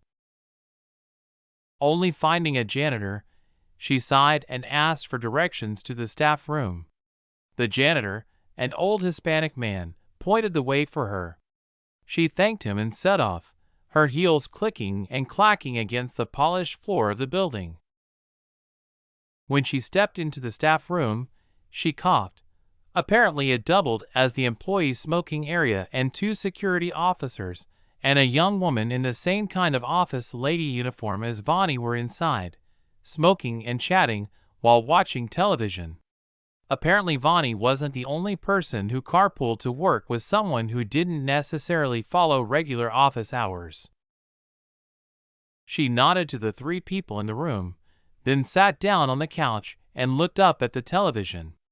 It was playing a live broadcast of the first Imperial Agency Council meeting, where a strikingly attractive black woman with glowing hair that was floating was delivering a progress report as the head of the Imperial Blessings Agency. The Imperial Blessings Agency has been tracking crime and vigilantism.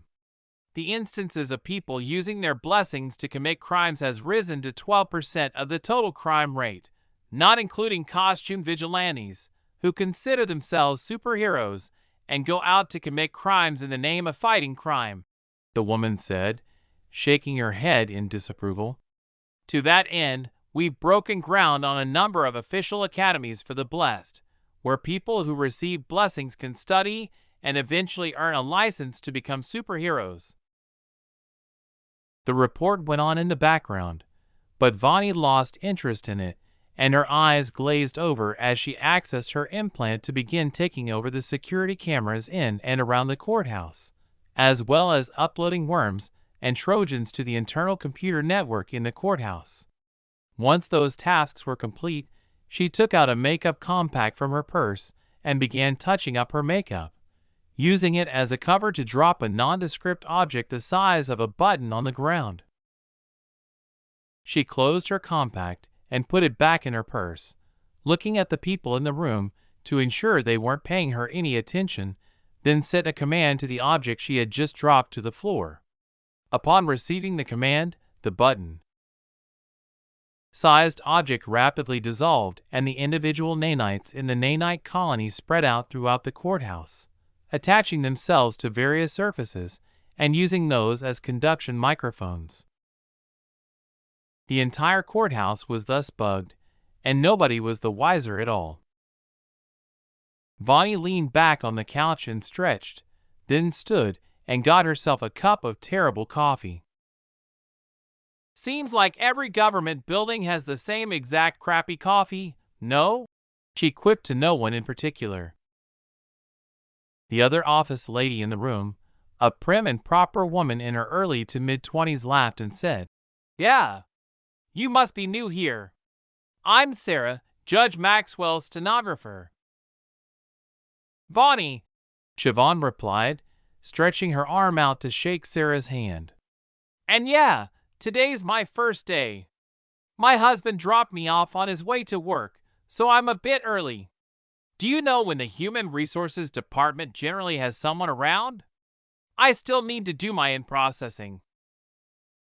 "Sure, Gail should be here and around." Sarah checked her watch. 20 minutes or so. Just time enough to enjoy some of our terrible coffee here. It only makes it worse that I am from Seattle, home of Starbucks and hipster huts. Bonnie chuckled. "I'm sure it does," Sarah agreed with a laugh. She was a plain-looking woman, a bit chubby, and with mouse-brown hair in a pixie cut that didn't quite suit the shape of her face. But when she laughed, her eyes sparkled and her brilliant smile made her appear quite a bit more attractive, offsetting her severely upturned nose and making her haircut seem to fit her personality more than it did her face. "So can you tell me about the people I'll be working with? I'm here to clerk for Judge Carlson. How is she to work for?" Sarah winced on Vani's behalf. "Oof. I'm sorry, she's a hard ass. Expects you to know everything, even if you don't know it. She's gone through 6 stenographers in the year and a half since she was appointed to the bench. They call her cuntsing around here, but don't let her hear you say that, and you didn't hear it from me," she said, practically in a whisper. One of the 2 security officers in the room looked over and added, "She definitely won't like you. She's old and wrinkled like a prune, and you're, well," he blushed, not." "Thanks for the compliment," Vani replied with a beaming smile, though she was inwardly grumbling about her Helmo difficulty assignment. The 3 people continued chatting as the other security guard watched the IAC meeting on the television with laser focus. Vani looked over at him from time to time, wondering if she may have just found her first person of interest in the investigation into the cult activity in her area of operations. Chapter 513 Tim and the Terrible, Horrible, No Good, Very Bad Day. Shelton High School, Shelton, Washington. Tim was having a terrible, horrible, no good, very bad day. Not only had he gotten in an argument with his partner early in the day, but he had also been objectively wrong in it. The truck he drove wasn't actually a part of his cover. It had belonged to his actual father, William Todd, and had been left to him after his dad had passed to prostate cancer. So it actually meant something to him on a very personal level. Thus, he was rather reactive when it came to the venerable piece of Detroit steel and ingenuity. Even though it had personality, he'd always believed it would come through for him, no matter what he put it through on any given day. That belief had lasted until precisely this day, when the truck he'd always put his faith in had completely broken down. With a resounding bang and a heart-wrenching thud, the transmission fell out of the bottom of the chassis, and the engine blew the hood back against the window, as it did its level best to break the Olympic standing high jump record. Tim, or rather, Jason Todd, was completely heartbroken. Not only that, but the public transportation network in Shelton was very backward, and he was nowhere near a stop that would allow him to take the bus to school. Thus, he had to walk a little over 5 miles to get there. Now, 5 miles was nothing but a brief jaunt to a reaper like him, but as he was undercover, he had to maintain the standard of an average person. And to an average person, 5 miles was a long, long way. It would have been one thing had his cover been in the Army or Marine Corps, but it had put him with a history in the U.S. Navy instead. So not only did he have to pretend he had the fitness of an average person, that average person had to be a Navy veteran, none of whom were exactly known for their long-distance run times. Neither were high school gym teachers, for that matter. Most of them were high school athletes that went to college on athletic scholarships and dreamed of making it in the big leagues, only for the harsh jackboot of reality to come stomping down on the fragile flower of their idealized future. Thus, embittered and frustrated, they returned to their glory days as washed-up never-weres to nurture the next generation. Long story short, Tim only arrived at his workplace a full half-hour after the bell for first period had rung. It was a less than ideal beginning to his fictional career, unlike his wife, Siobhan, who had arrived hours early thanks to the difference between a high school and a courthouse schedule. He was met in the parking lot by a skinny, sour-faced old lady whose mouth looked like she had always just eaten a spoonful of pure concentrated citric acid. She had a traditional men's haircut, trimmed short on the sides and back, and to a length of 3 to 4 inches on top, combed into a 70-30 part, and her hair was as gray as burned charcoal. She was riding in a golf cart and carrying a clipboard, patrolling the parking lot and school grounds to catch students in the act of arriving late or leaving early. Thankfully, Tim looked nothing like a student. "Who are you, and what are you doing here?" the old lady asked in a combative tone. "I don't remember you being one of the parents at our school, so you shouldn't be here." "Whoa, whoa, whoa," Tim replied, raising his hands in a placating gesture.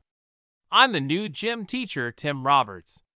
My truck broke down a couple miles out, and I had to walk the rest of the way, so I'm a bit late." The old lady frowned, disapproval obvious in her gaze. "Can you show me where the office is? I need to let them know that I'm here and meet with the principal, Mr. Dorsey," Tim politely asked. "Through the double doors and down the hall to your right. There's a sign. Not even a gym teacher can miss it."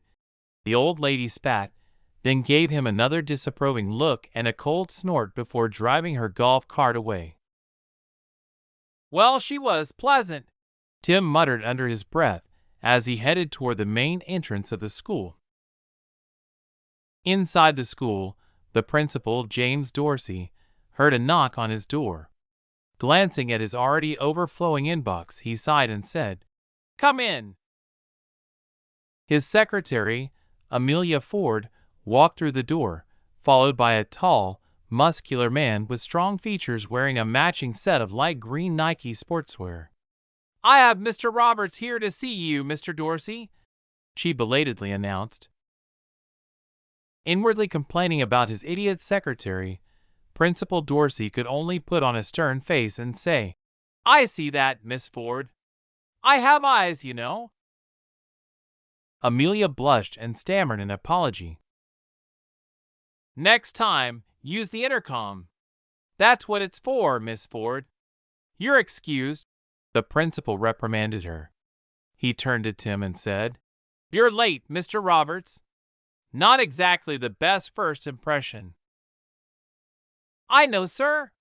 Tim snapped to attention. That was just the kind of authoritarian vibe he felt from the principal seated in front of him. "No excuses, sir. It won't happen again, sir." "Relax, boy," the principal chuckled. "I won't eat you." He picked up the handset of his phone and dialed a 4-digit internal switchboard extension. "Miss Coleman, please come to my office," he said after the line connected. Not even 4 minutes later, a woman in her early 30s with her hair in a high ponytail stepped through the principal's door. She, too, was wearing sportswear, but hers was a black Adidas tracksuit. "You called, boss?" she asked in a chirpy, sickeningly sweet voice. Tim could practically hear the chewing and popping of bubble gum in it, despite her not actually having any gum in her mouth. "This is Mr. Roberts, the boys' gym teacher. Take him around and show him the ropes," the principal ordered. "Yes, boss, right away, boss," the overly bubbly woman replied. Tim, on the other hand, felt an oncoming headache. He had already mapped the entire school, thanks to his implants, and he had a feeling that his mission would be far more difficult than the briefing had led him to believe, and far more headache-inducing as well. Chapter 5:14 Flattery and Bootlicking. As Tim and Siobhan were facing the first day of their mission, the Imperial Agency Council meeting finally drew to a close. The meeting had lasted a very long time, as more than 100 agencies had given their progress reports, each of which lasted anywhere from 10 to 30 minutes. All told, the meeting itself was a 25-hour marathon session from the end of Aaron's speech to the end of the session itself. The vast amount of revelations prompted a flood of news articles, each of which focused on a single piece of information. They provided a sort of Cliff's Notes version of the IAC meeting for those who couldn't remain glued to their screens for the entire duration. As it turned out, the vast majority of humanity was still uninterested in the minutiae of the day-to-day operations of their governments. So even though the full recording of each progress report was available in the Akashic Record, they chose to read the articles instead. Ed note, I can't believe it, but Cliff's Notes aren't really a thing anymore. They used to be condensed versions of the important bits of various books, kind of like if someone sat down and took a highlighter to a book in question. I guess they've been replaced by Wikipedia now, but they used to be essential resources for college students back in the day. The media, on their end, seemed to have finally learned their lesson. Their reports were as fair and balanced as it was possible to be, despite still subtly being pro-empire in the way they presented the information. That said, though, they couldn't go too far with their flattery and bootlicking, as the Akashic Record contained the unvarnished truth and recordings of the reports themselves. Still, the transparency in the imperial government caused the empire's approval rating to skyrocket to such an extent that the possibility of a popular revolt taking place had drifted so close to zero as to be functionally the same. Even though most people didn't sit through the meeting telecast, the simple fact that they could see it if they wanted to was enough to highlight just how different, and how much better, their lives were now than they were under their previous governments. Those that did take an interest, however, were surprised at the many things they discovered when reading through the Akashic record of the meeting. Like the Imperial Treasury's report, where the agency head spoke of recovering and redistributing funds that previous governments had created for the citizens. Even though their currencies no longer existed, and most things had been municipalized, funds, like Norway's National Wealth Fund or Saudi Arabia's National Oil Fund, among others, had been tagged as being created for citizens. Thus, the Imperial Treasury Department had converted the amount in those funds to END and distributed it to imperial citizens, who once held citizenship in those now-defunct nations. That move, however, had caused quite a stir among non-citizens, who protested that they were once citizens of X nation and should have benefited from the disbursement as well.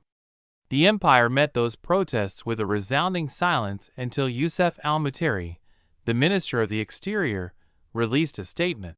Imperial decisions benefit imperial citizens. You, who have waived your privileges as imperial citizens, enjoy the benefit of not having imperial responsibilities. Thus, you do not share in the imperial benefits either. The rather blunt statement put an end to the protests rather quickly, to say the least, and the non-citizens once again considered whether their initial decision to refuse to join the Terran Empire was in fact the correct one.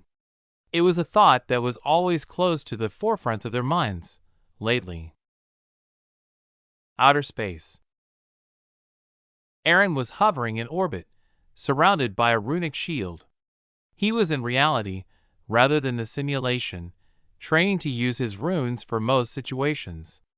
As a backup, he was wearing a PPS, but it was doing nothing other than gathering cosmic dust as he slowly drifted backward away from Earth. That's a good distance, sir, Nova said. Though the planet still took up practically his entire view, he still felt the awe of the overview effect. Despite seeing it in the simulation practically every day, I still can't get used to this view, he said, his eyes glittering from the beauty displayed in front of him. Sir, you need to start now, if you want to finish in time to take your family on the vacation you promised them, Nova reminded him. There was much to do, and little time in which to do it if he still wanted to spend time with his loved ones. How's the installation of the Mana interface coming? He asked. A computer-controlled Mana interface was foundational to most of his plans moving forward. The process was slow, however, as it had to be printed by the atomic printer in the cube on Avalon Island and transported to orbit, as his current runic printing tech was still Tier 1 and didn't allow for intent. It could only print runes themselves, and for higher functions, he had to personally imprint them with the necessary intent. For simple things, like PPS, that only performed a single function, that was fine. Imprinting intent wasn't necessary if the complexity of the runic structure was low. However, a control interface was very much a complex runic structure. But with him having already bought intermediate runic knowledge, the complexity of the interface was easily within reach for him. That said, he no longer had to do everything himself. He could simply upload the design of the hardware, including the runes, to carve into it, and have it printed wholesale. The only issue was the size of the thing. Intermediate runic knowledge wasn't enough to miniaturize runic structures above a certain complexity. Thus his presence in orbit in reality, where he was awaiting the completion of the final steps before he would be required to step in and charge it with his intent. Reactor output is connected to the conversion rune. You may proceed when ready, sir, Nova reported. All right, let's begin, he said, then relaxed his body and let his PPS replace the shield he had been maintaining. What he was about to do required the majority of his attention, A lapse in concentration would definitely be costly. Chapter 5:15 Controlled Chaos. Aaron extended his hand, and a single rune appeared in front of him. Anyone who had seen him using his runes in the past would know what the rune was, the humble yet mighty shield rune. It glowed its usual golden color, and was its usual small size. But that didn't last long, as Aaron continued pumping mana into it with the intent of expanding it. The thing he was planning on shielding was enormous, so the rune had to be equally as large to perform its task. A minute passed, and it continued growing. 5 minutes passed, 10 minutes. Aaron continued pushing intent-laden mana into the rune for a full hour before the flood of mana died down to a much more sustainable amount, and the rune stopped growing. Now, he was only directing enough mana into it to prevent it from disappearing and forcing him to start the process over again. But despite that, it still remained inactive, silently hovering in the vast blackness of space outside Earth's atmosphere.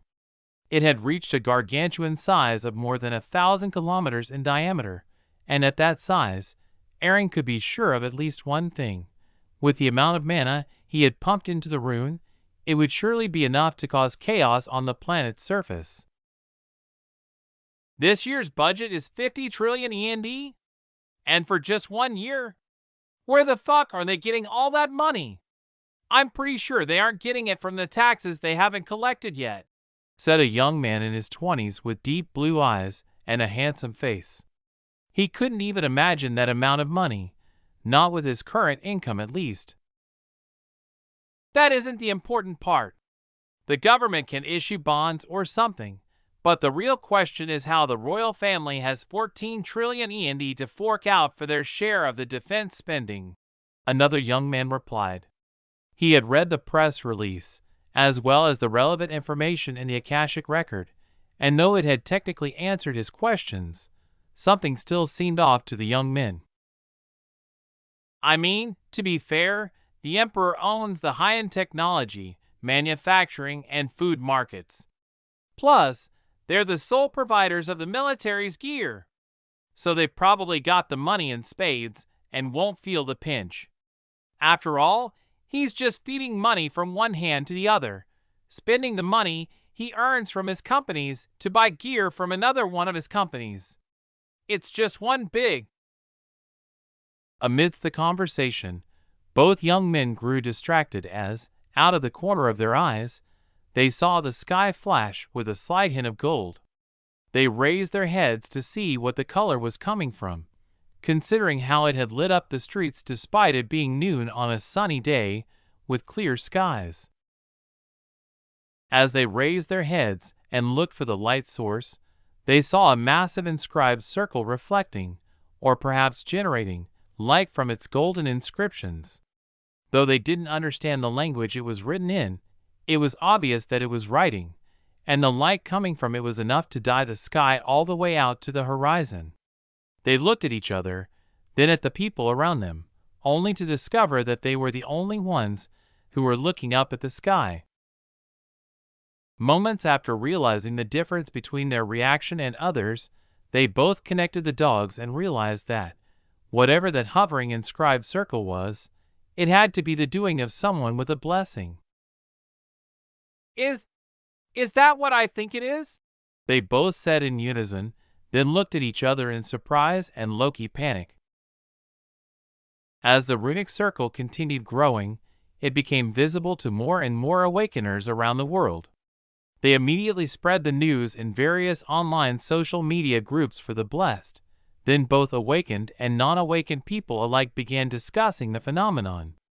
Some of the awakeners were more artistic than most, and even provided an illustration for those who were unable to see it for themselves. The Imperial Blessings Agency, having been informed of what was going to happen beforehand by Nova, immediately sent out a press release for immediate distribution while the rune was still in its expansion phase. The explanation was simple. It was a perfectly safe experiment being done outside the atmosphere above the Kármán line.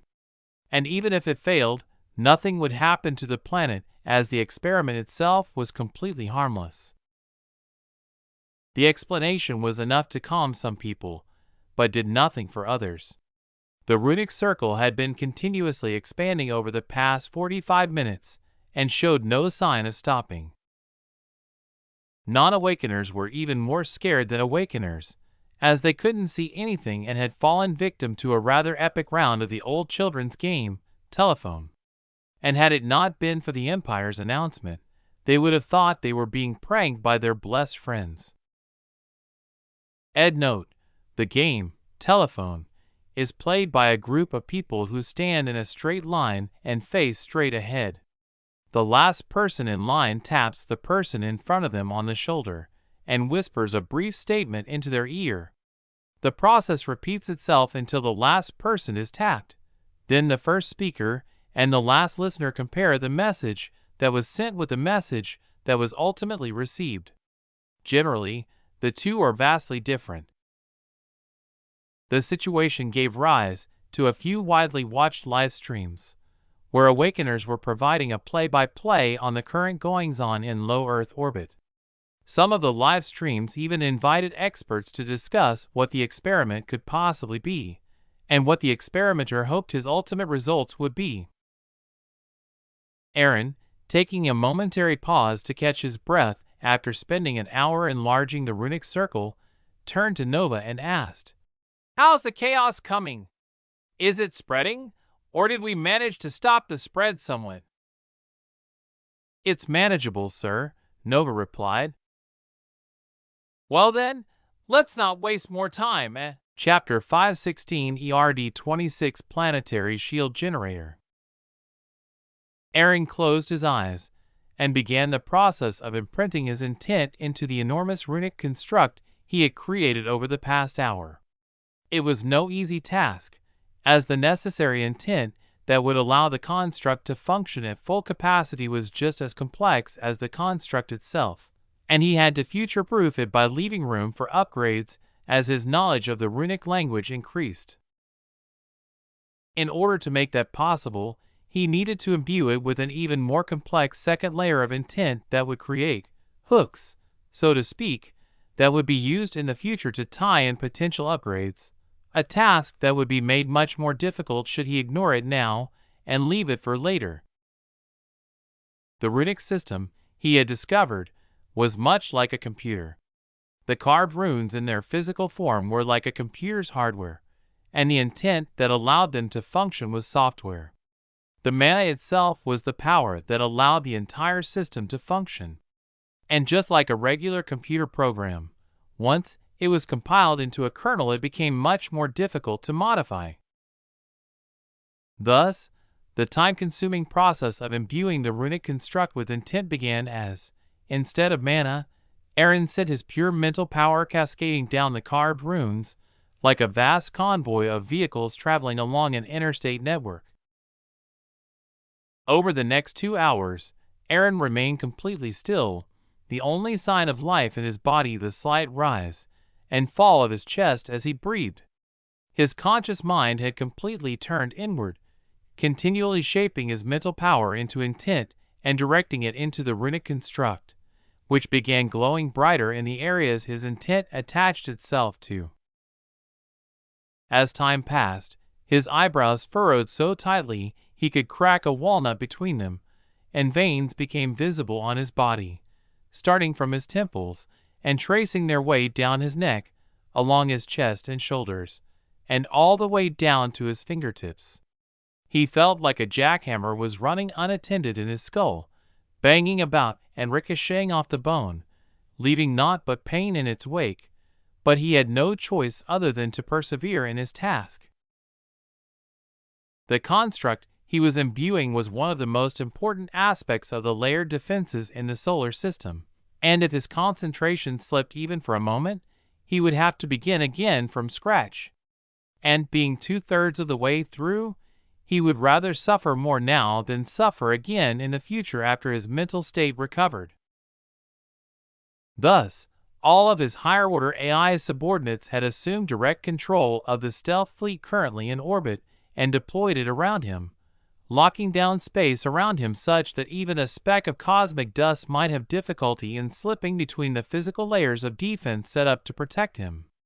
Even the construction of the space elevator came to a halt in order to prevent even the slightest possibility of a disturbance caused by the ongoing construction. Finally, after 3 torturous hours, Aaron opened his eyes. A slight unwillingness flickered across his face as he prepared himself for what was about to unfold and muttered, "Activate!" A torrent of mana flowed out of his mana heart like water cascading down from Angel Falls, entering the rune and slowly creeping through it along the path his intent had taken. And as the mana continued flowing, the rune slowly began turning the pure white color of his intent. Note: Angel Falls is the world's tallest waterfall. Located in Venezuela, it's 979 meters from top to bottom, with a plunge of 807 meters.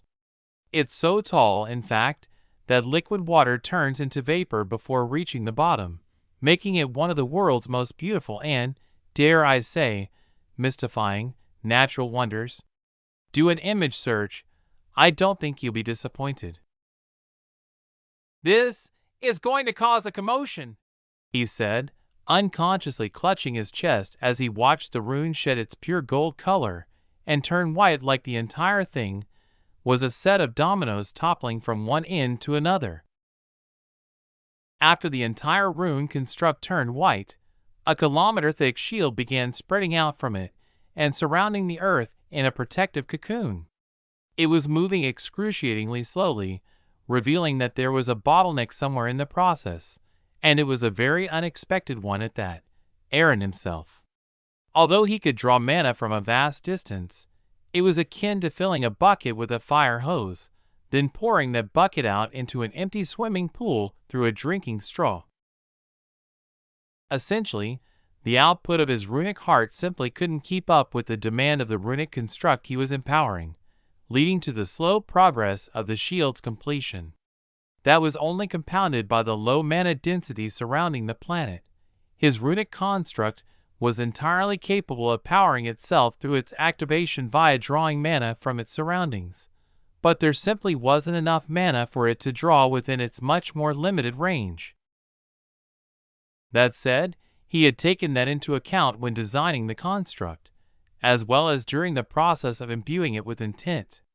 The construct wouldn't collapse, it would simply throttle its progression based on the weakest link in the chain.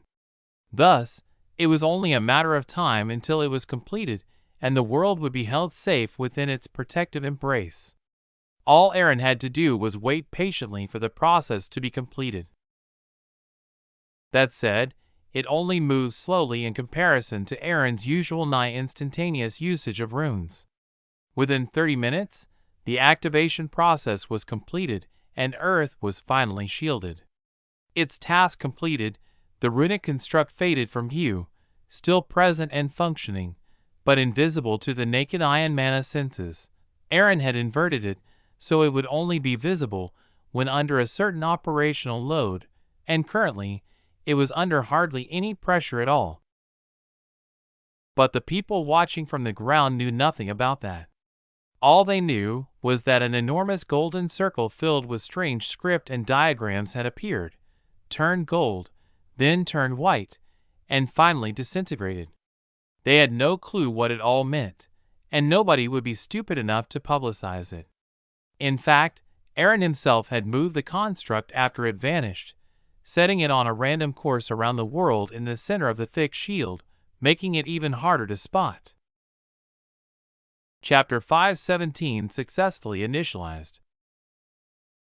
Aaron, despite the rune construct's activation, continued feeding a steady stream of mana to it to ensure it didn't collapse. Despite it being in a neutral state and receiving no attacks at all, its sheer size meant that it required more than the relatively small amount of ambient mana could provide. So, to prevent it from destabilizing due to the lack, he needed to act as a temporary bridge. He passed through the shield and headed toward Ceres Station, where an entire bank of massive, hundreds of meters tall fusion reactors had been purpose-built to fuel the enormous runic construct. Nova had calculated the minimum amount of mana required to ensure the shield would remain stable without Aaron's intervention, and she'd built 60 reactors to handle the load, with a combined output of 112 petawatts of electricity. The generator bank was connected to the surface of Ceres Station by a conduit spanning 10 meters in diameter, lined with a second printed runic construct that would ensure a smooth flow of mana from the integrated electricity mana conversion rune. It would light Earth up, but over time, it would settle down and normalize with the surrounding mana in the solar system. Besides, they had already been discovered, so what would come would come. Better to have a shield than not. Reactor self-test indicates all green. Powering up. 37%, 51%, 77%, 94%. Ignition. Fusion reaction stable, initiating electricity generation at 10% capacity. Nova continued narrating the step-by-step process of reactor startup as the immense power bank rumbled to life. Electrical output stable. Initiating connection to converter rune. Converter rune is functioning normally with minimal loss. No errors reported. Increasing electrical output, no errors. Reactors are at 56%, 71%, 80% and stable. Safety interlocks engaged. Safety systems reporting all green. Electrical output at 91% and holding steady. No fluctuations detected in the mana flow. Sir, I think we can call this a successful ignition, Nova reported. Got it. I'm connecting the mana feed to the shield rune construct now. Start the control interface in the cube, Aaron ordered. Understood, sir, Nova said, and, deep in the bowels of the bottommost basement beneath the cube, deep within the Earth's mantle, a bank of quantum computers hummed to life, their soft blue indicator lights shining as the boot-up process continued. Soon, the lights turned green as all the computers completed the process. Aaron, meanwhile, had linked the runic shield construct to the outflow of mana from Ceres Station and was finally able to rest. He wiped the sweat from his forehead and rested for a few minutes before rolling over and falling headfirst into Earth's gravity well, aiming to land on the roof of the cube on Avalon Island. As he free-fell back to the surface, Nova was busy running tests and checks to ensure that the shield was operating perfectly. As check after check returned all green, she finally reported the successful installation and initialization of the ERD-26 planetary shield generator, and Aaron relaxed. At least the final line of defense is in place, he thought as he rolled over to gaze at the planet that was rapidly growing in his field of view. When will the space elevator tether be connected to the anchor point on the surface? He asked out of idle curiosity. He had been too busy with the construction of the planetary shield over the past few days to keep current on the space elevator's construction progress, but he knew it should be connected soon. The tether was only a few hundred meters away from the caldera of the extinct volcano on Elysium Island that had been tentatively named Olympus Minor. The preparatory work on the island had already been completed, and the anchor sunk from the volcano's caldera to the very bottom of the Earth's crust. All that remained was for the carbon nanotube weave of the elevator's tether to be molecularly bonded to the waiting anchor point on the surface. Within 2 weeks, assuming nothing goes wrong, Nova replied. Aaron grunted in acknowledgement, then fell silent again as his free fall from orbit continued. After a few minutes, he mused, "From up here, everything on the ground just seems so petty and short-sighted. Humanity is a truly fickle species that fluctuates between, but I want it now. And so what have you done for me lately then? Tell me, Nova. If it were up to you, what would you do?" he asked. Nova was lost for an answer, a first for her. I'm not sure, sir. Human nature is the driving force behind its development as a species, so I don't think I would change anything, she finally said. She wasn't sure, but she thought she felt a twinge of annoyance at her inability to immediately answer the question she was asked. Aaron was her creator, her father, her brother, her patient, and many other things to her, and her attachment to him bordered on the absolute. I agree, as much as I don't want to. Aaron sighed, then changed topics. How's the Shield interface? I've completed the diagnostics and everything's green, sir, she answered. The computer bank is functioning normally, and is currently operating at peak efficiency with connections to all 188,901,753 Shield Lattice nodes.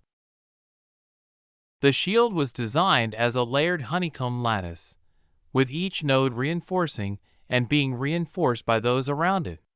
It ensured that there were no gaps or weak points in the shield, and the flexible structure was excellent at dispersing impacts over a wide area without shattering. Excellent, Aaron said. Avalon Island was finally visible to him without augmenting his vision, and he made minor adjustments to his trajectory to ensure he would land where he wanted. He would make more during the remainder of his freefall. It was something of a competition he had with himself to land as close to his desired target as possible with each of his entries from orbit, and he was determined to win this first bout in reality. I look forward to seeing it in reality, he added after ensuring he was on target. Chapter 518 War Games and Reservations. John was in the shower, getting ready for a night with his ladies, when he received a priority notification.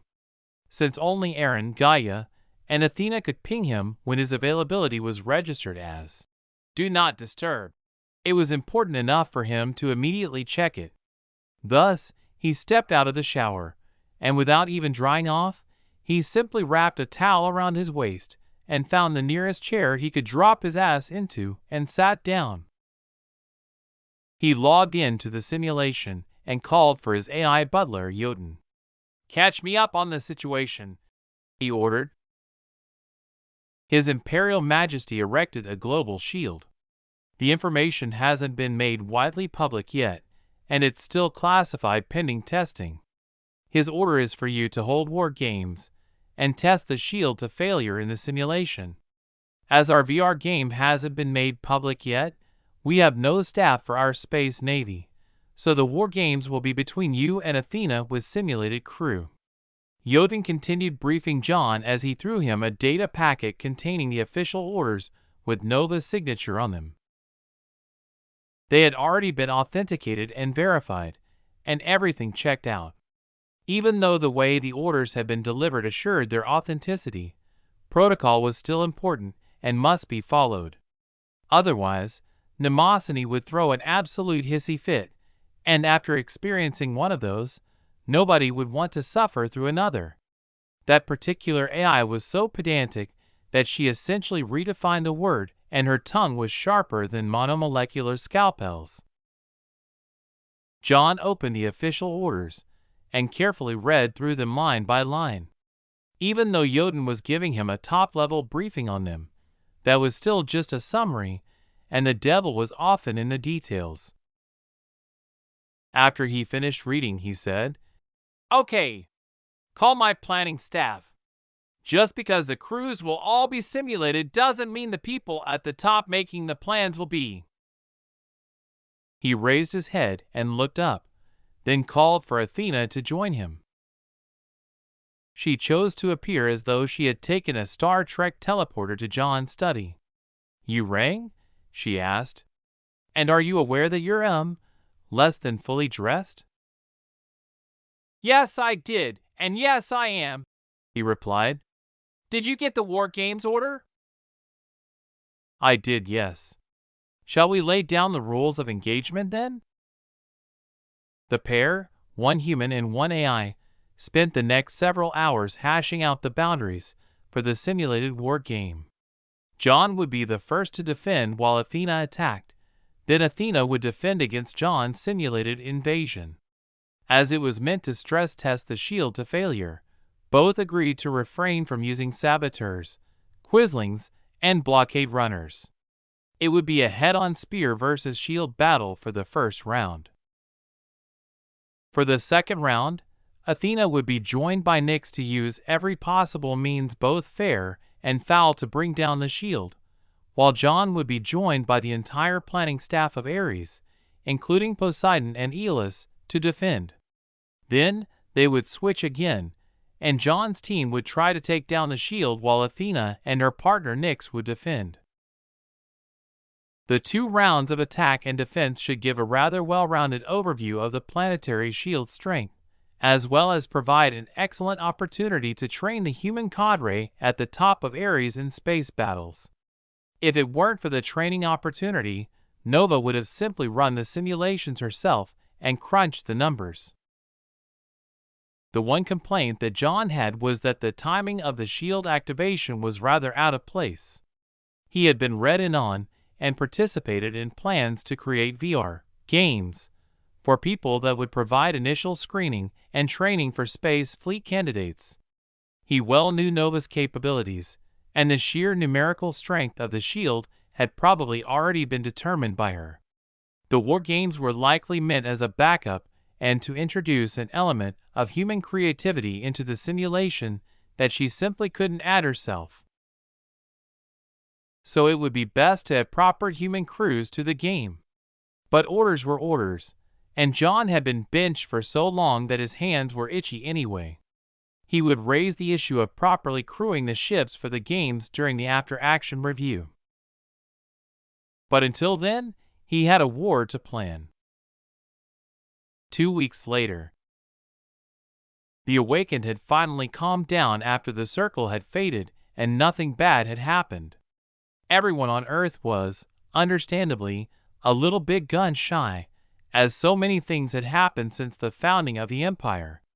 So anything out of the ordinary was first seen as a threat and met with panic and fear, and the Empire's silence about the appearance of the runic construct in the sky had done nothing to ameliorate that fear. However, the Empire had instead pushed news of the impending completion of the space elevator, and Imperial citizens and non-citizens alike were now glued to their screens, watching as the tether crept the last few inches to the ground. Once it reached completion, it was met by a full battalion of G-bots, who welded the woven carbon nanotubes to the waiting anchor point in the Olympus Minor caldera. Soon, the operation was declared a success, and the head of the Imperial Press Agency, Olivia Foster, announced that they would begin taking reservations for facility rentals in the Olympus Minor Way Station and Ceres Station. Reservations were first come, first served, so everyone from major theme parks and hotel chains to space-focused companies, like the struggling SpaceX and Blue Origin, rushed to reserve space in both ends of the tether. Following close on the heels of the space elevator news was another piece of news that shocked people out of their complacency. Every Imperial citizen in the top 20 cities of the pre-Empire countries received a notification that the Empire was hiring construction workers to build the new fortress cities. The notification surprised them, as they thought the construction wouldn't begin quite so soon, not to mention that they thought the construction would be completed by Hephaestus Heavy Industries without any outside labor. But when they considered it further, they realized it was a gesture from the Empire that let them have some sweat equity in their new homes, as well as paid them to work on them instead of keeping everything flowing to the Emperor's pockets. Economists immediately took to Pangaea to praise the initiative, as with the consolidation of positions making quite a few jobs redundant, opening up jobs in a new sector, like construction, would head the incipient unemployment crisis off at the pass and prevent the still fragile economy from collapsing under its own weight before it could build a stable foundation. Chapter 519 Model Employees and Model Cities. The announcement informed everyone that anyone interested would be employed under a temporary contract with Hephaestus Heavy Industries that came with some truly hefty perks. For 12 months, they would be employed with a salary of 1,000 yen per month, a per diem meal allowance of 150 yen per month, free on-site housing, and each employee would receive a credit for a free future visit to a medical pod, should they ever require one. Not only that, they would be given priority access to advanced courses and certification as electricians, plumbers, HVAC technicians, welders, and so on, should they choose to take that path. And with the first full month being essentially a paid vacation while they waited for the city's foundations to be laid, it was an excellent proposition. So they would be paid 12,000 yen for the entire job, all while gaining an essential, marketable skill to prevent them from being unemployed in the future. Once the realization sank in, billions of people rushed to the website to sign up for job placements with the construction crews. They knew that not everyone would be hired in the first round, but with a construction round beginning every month, as the foundation crew moved from city site to city site, everyone would eventually get their turn. After all, with 50,000 fortress cities slated for construction to house the 7 billion imperial citizens, there was plenty of work to go around. Along with the hiring of construction crews, more people would be hired, or kept on, as maintenance engineers responsible for cleaning, inspection, and minor repairs of the new cities. There was no experience requirement for either position, either, just that whoever signed up must be willing to work, and work hard, to complete the tasks in the time given and up to the standard required. In the meantime, a model city had been constructed in the public simulation that they could go and tour, should they choose to do so. All of the cities would be built along the same general design. The only things that would differ were the individualized condos that people would be buying, or the detached houses for the more affluent. Nearly everyone who was free at that moment rushed to the model city to take instant tours of it, looking with wonder at all of the futuristic buildings and conveniences. And for those who were otherwise occupied at the time, they were pinged with the announcements. They were busily making plans with friends to tour it together at their first opportunity. When the people logged in, they rushed to the new model city.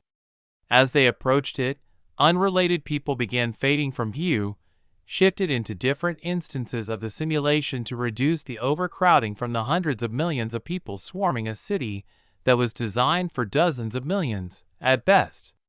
If they stopped to consider for a moment, it would be odd that the groups who intended to tour the city together had remained together, none of them being shunted into different instances.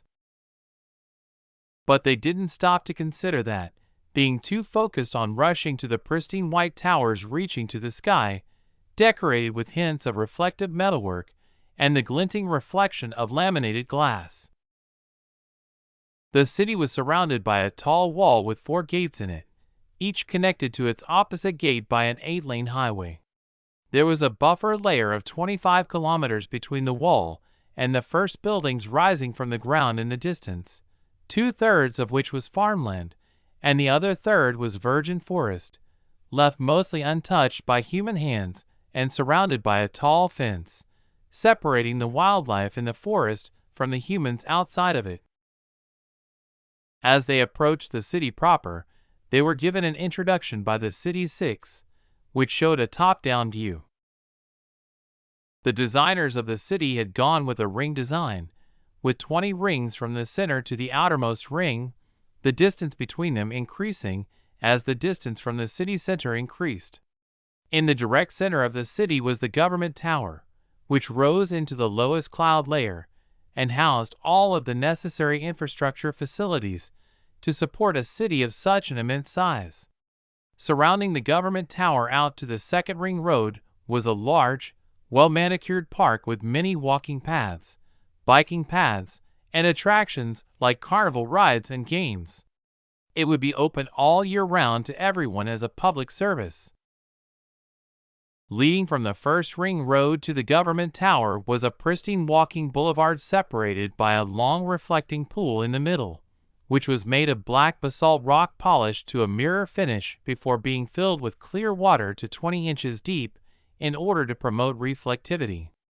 Trees and decorative topiary bushes lined the sides of the boulevard, blocking the view of other maintenance structures and focusing visitors' gaze on the government tower itself, which was a marvel of engineering that was narrow at the bottom, then gradually flared out and tapered to a point at the top, like a spear point thrusting from the ground. Mirroring the rest of the city's white and chrome design, it almost seemed to defy the laws of physics, especially compared to more normal skyscrapers that were angular and as broad at the base as they were at the roof, if not more so. The only other difference, beyond the design itself, was that it was a windowless edifice meant to project the prestige of the empire and protect the secrets held within. Naturally, it wasn't open for public viewing. The residential buildings began at the second ring road, across the street from the Park District. Those on the second ring road itself were nearly as tall as the government building, perhaps losing out in height by 100 feet or so. That trend continued as the buildings grew further from the city center, preserving an unobstructed view for people living in the top levels of each building until the 40th Ring Road, which was populated by detached houses and compounds for the ultra-rich, which was a departure from previous city planning. In the current city structures, the closer one was to the city center, the more valuable their homes would be. But in the fortress cities, it was the opposite. When the curious wanderers finally entered each towering skyscraper, they discovered that they were self-contained worlds unto themselves. The first floor was filled with luxuries and entertainment venues, essentially a large and varied shopping mall, with restaurants, movie theaters, and showrooms for entertainers and the like. Going up a level to the second floor, it was populated by necessities, like grocery stores, clinics, police stations, and so on. The third floor and above were residential floors, and each person that entered a residence saw the floor plan and interior decorations that they had chosen when they were designing their dream living spaces. It was a tour that was only made possible by being in the public simulation, and it was a resounding success. Everyone who toured the model city came out of the tour with a great anticipation for their new home. Chapter 520 War Games, Strength. Deep below the cube on Avalon Island, kilometers below the surface and near the border of the crust and mantle of the planet, was Ares' Central Command. In contrast with the usual understated elegance or futuristic decor of the Terran Empire, the command structure was very, very barebones. So barebones, in fact, that it was a simple cavern that had been dug out of the ground and had workstations placed in it for the military high command to issue orders, make plans, and track the progress of ongoing operations. Not that it really mattered, to be honest, as augmented reality could make even a cesspit look like a palatial garden. Currently within the rooms carved out of the rock, a planning session was taking place between John and the rest of the human leadership of Ares. It's strength against strength this round. Our defense fleets are limited, and we won't have reinforcements. We also have to work with simulated crews, so our orders will be followed exactly to the letter, but only to the letter, John said, his face grim. Even though he knew he was only participating in a stress test to failure for the new shield, he still wanted to put up a good showing. He was a military man through and through, but with the opponents the Empire had been facing, he'd had no opportunity to show his abilities. The technological advantage had made any approach other than overwhelming force the incorrect approach. This was his chance to earn his stripes, so to speak. I understand that, sir. I think we all do. So why not put on our thinking caps and figure out how we can best defend the shield if it were to be attacked in reality? The action plans we come up with for the defensive effort now can be used as our standard operating procedure in the future in the case of a last stand scenario. Lieutenant Colonel Simbarash Sithole, the head of the Ares think tank, suggested. Ed note: I googled the most common Zimbabwean names, and Sithole is the 7th most common Zimbabwean surname, according to Forebears.io, where agent and I source like 99% of the names you see in the novel. Once I saw that, I could not use that here, ah ha ha ha ha. That's the idea, Colonel. So, gentlemen, suggestions? John asked, looking around the conference table at the leader seated there. 3 days later. John was in the simulation with the rest of the Ares leadership, hunkered down in the center of Ceres Station. He had 1,000 full fleets at his disposal, all of them configured for various different defensive roles. In front of him was a hard light hologram displaying the planet below him and the shield above. Beyond the shield, he had laid a minefield of deactivated missiles, which would activate and attack the nearest detected enemy ship when they came within the missile's terminal maneuvering range. The shield itself was configured for one-way operations, allowing things out but not in. Even though it was weaker than the full operational configuration, which would allow nothing in or out, he had chosen to use the weaker option until his fleets were degraded or his active defenses became overwhelmed. And there were many active defenses. He had spent his 3 days of preparation time building layer after layer of defense fields that stretched all the way from the exterior of the kilometer-thick shield to the orbit of the moon, up to and including the base on the dark side of the moon, all of which were perpetually in random motion, so the incoming enemy couldn't simply blast a path through them. Soon, the countdown timer hit 0, and the war games began. The war games were designed as a wave assault for this first round. The incoming enemy attack would start small, in the neighborhood of hundreds of ships, with each additional wave coming 2 hours after the appearance of the previous. And each wave would double in numbers. The first assault wave was only 100 ships, and was unlucky enough to be randomly inserted into the area of operation directly in front of the moon base. Before the ships could even move, they were vaporized by the heavy guns on the moon base. The second, third, fourth, and fifth waves were stopped by the outer defenses as well, though the time it took to kill each incoming wave was growing longer and longer, allowing John less and less time to replenish his active defense layers. Finally, the sixth wave broke through the outermost defensive layer and entered the second. It was quickly obliterated by the laser installations in the second defensive layer, as were the seventh, eighth, and ninth waves. But then it happened. The 10th wave arrived before the 9th wave had been completely obliterated.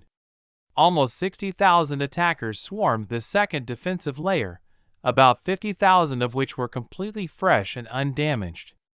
Athena consolidated the 2 waves and made a concerted push, ramming through the second defensive layer and into the minefield of the 3rd layer. By sacrificing the remainder of her damaged ships, she soon penetrated the minefield and was in the last layer of active defenses, the parked missiles. The makeshift maneuvering mines proved only minimally effective, despite what most science fiction novels had led John to believe. Missiles relied on initial velocity in addition to terminal maneuvering, after all, and starting from a velocity of 0 allowed Athena's point defenses to completely dominate that layer. Having penetrated all the way to the shield, Athena chose to cordon off a safe path through the layered defenses and await the next incoming wave of attack vessels before beginning her final assault on the shield. In the meantime, the remaining vessels of the 10th attack wave were sent out in small groups to clear the defenses along a broad corridor. The 11th wave would consist of over 100,000 attackers, after all, so they would require a lot of maneuvering room, even if they were to maintain a close formation. In the end of the first round, the shield was taken down in Wave 15, with John's heroic defense and sacrificial tactics sufficing to take out 3 entire waves, the 11th, 12th, and 13th wave. After that, he had no more fleets, and was forced to order the shield to its third configuration and hunker down until the inevitable destruction came 2 waves later, with almost 3 million attacking ships constantly degrading the shield faster than the available power could repair it. Once Ceres Station exploded, the first round of the War Games was over, nearly 32 hours after the first wave began. Chapter 521 War Games Subtlety. The next stage of the war game, testing the shield against a determined infiltrator from the inside, was scheduled for 4 days later. Considering the upper echelon of Ares had all been involved in the first stage from start to finish, 1 day was allotted for rest before the 3-day preparatory period began for the second stage of destructive testing on the shield. As John had been on defense first in the first round, he would be on offense first in the infiltration round. His task was to send a single Reaper team into Ceres Station to take down the planetary shield in whatever way they could. They would be given limited intelligence to simulate spy action, including the number of defenders, types of defenses, and potential routes to the shield control stations in the planetoid-cum-space elevator. The confidence level of the intel wouldn't be high, but it would be generally reliable to form the framework of a plan around.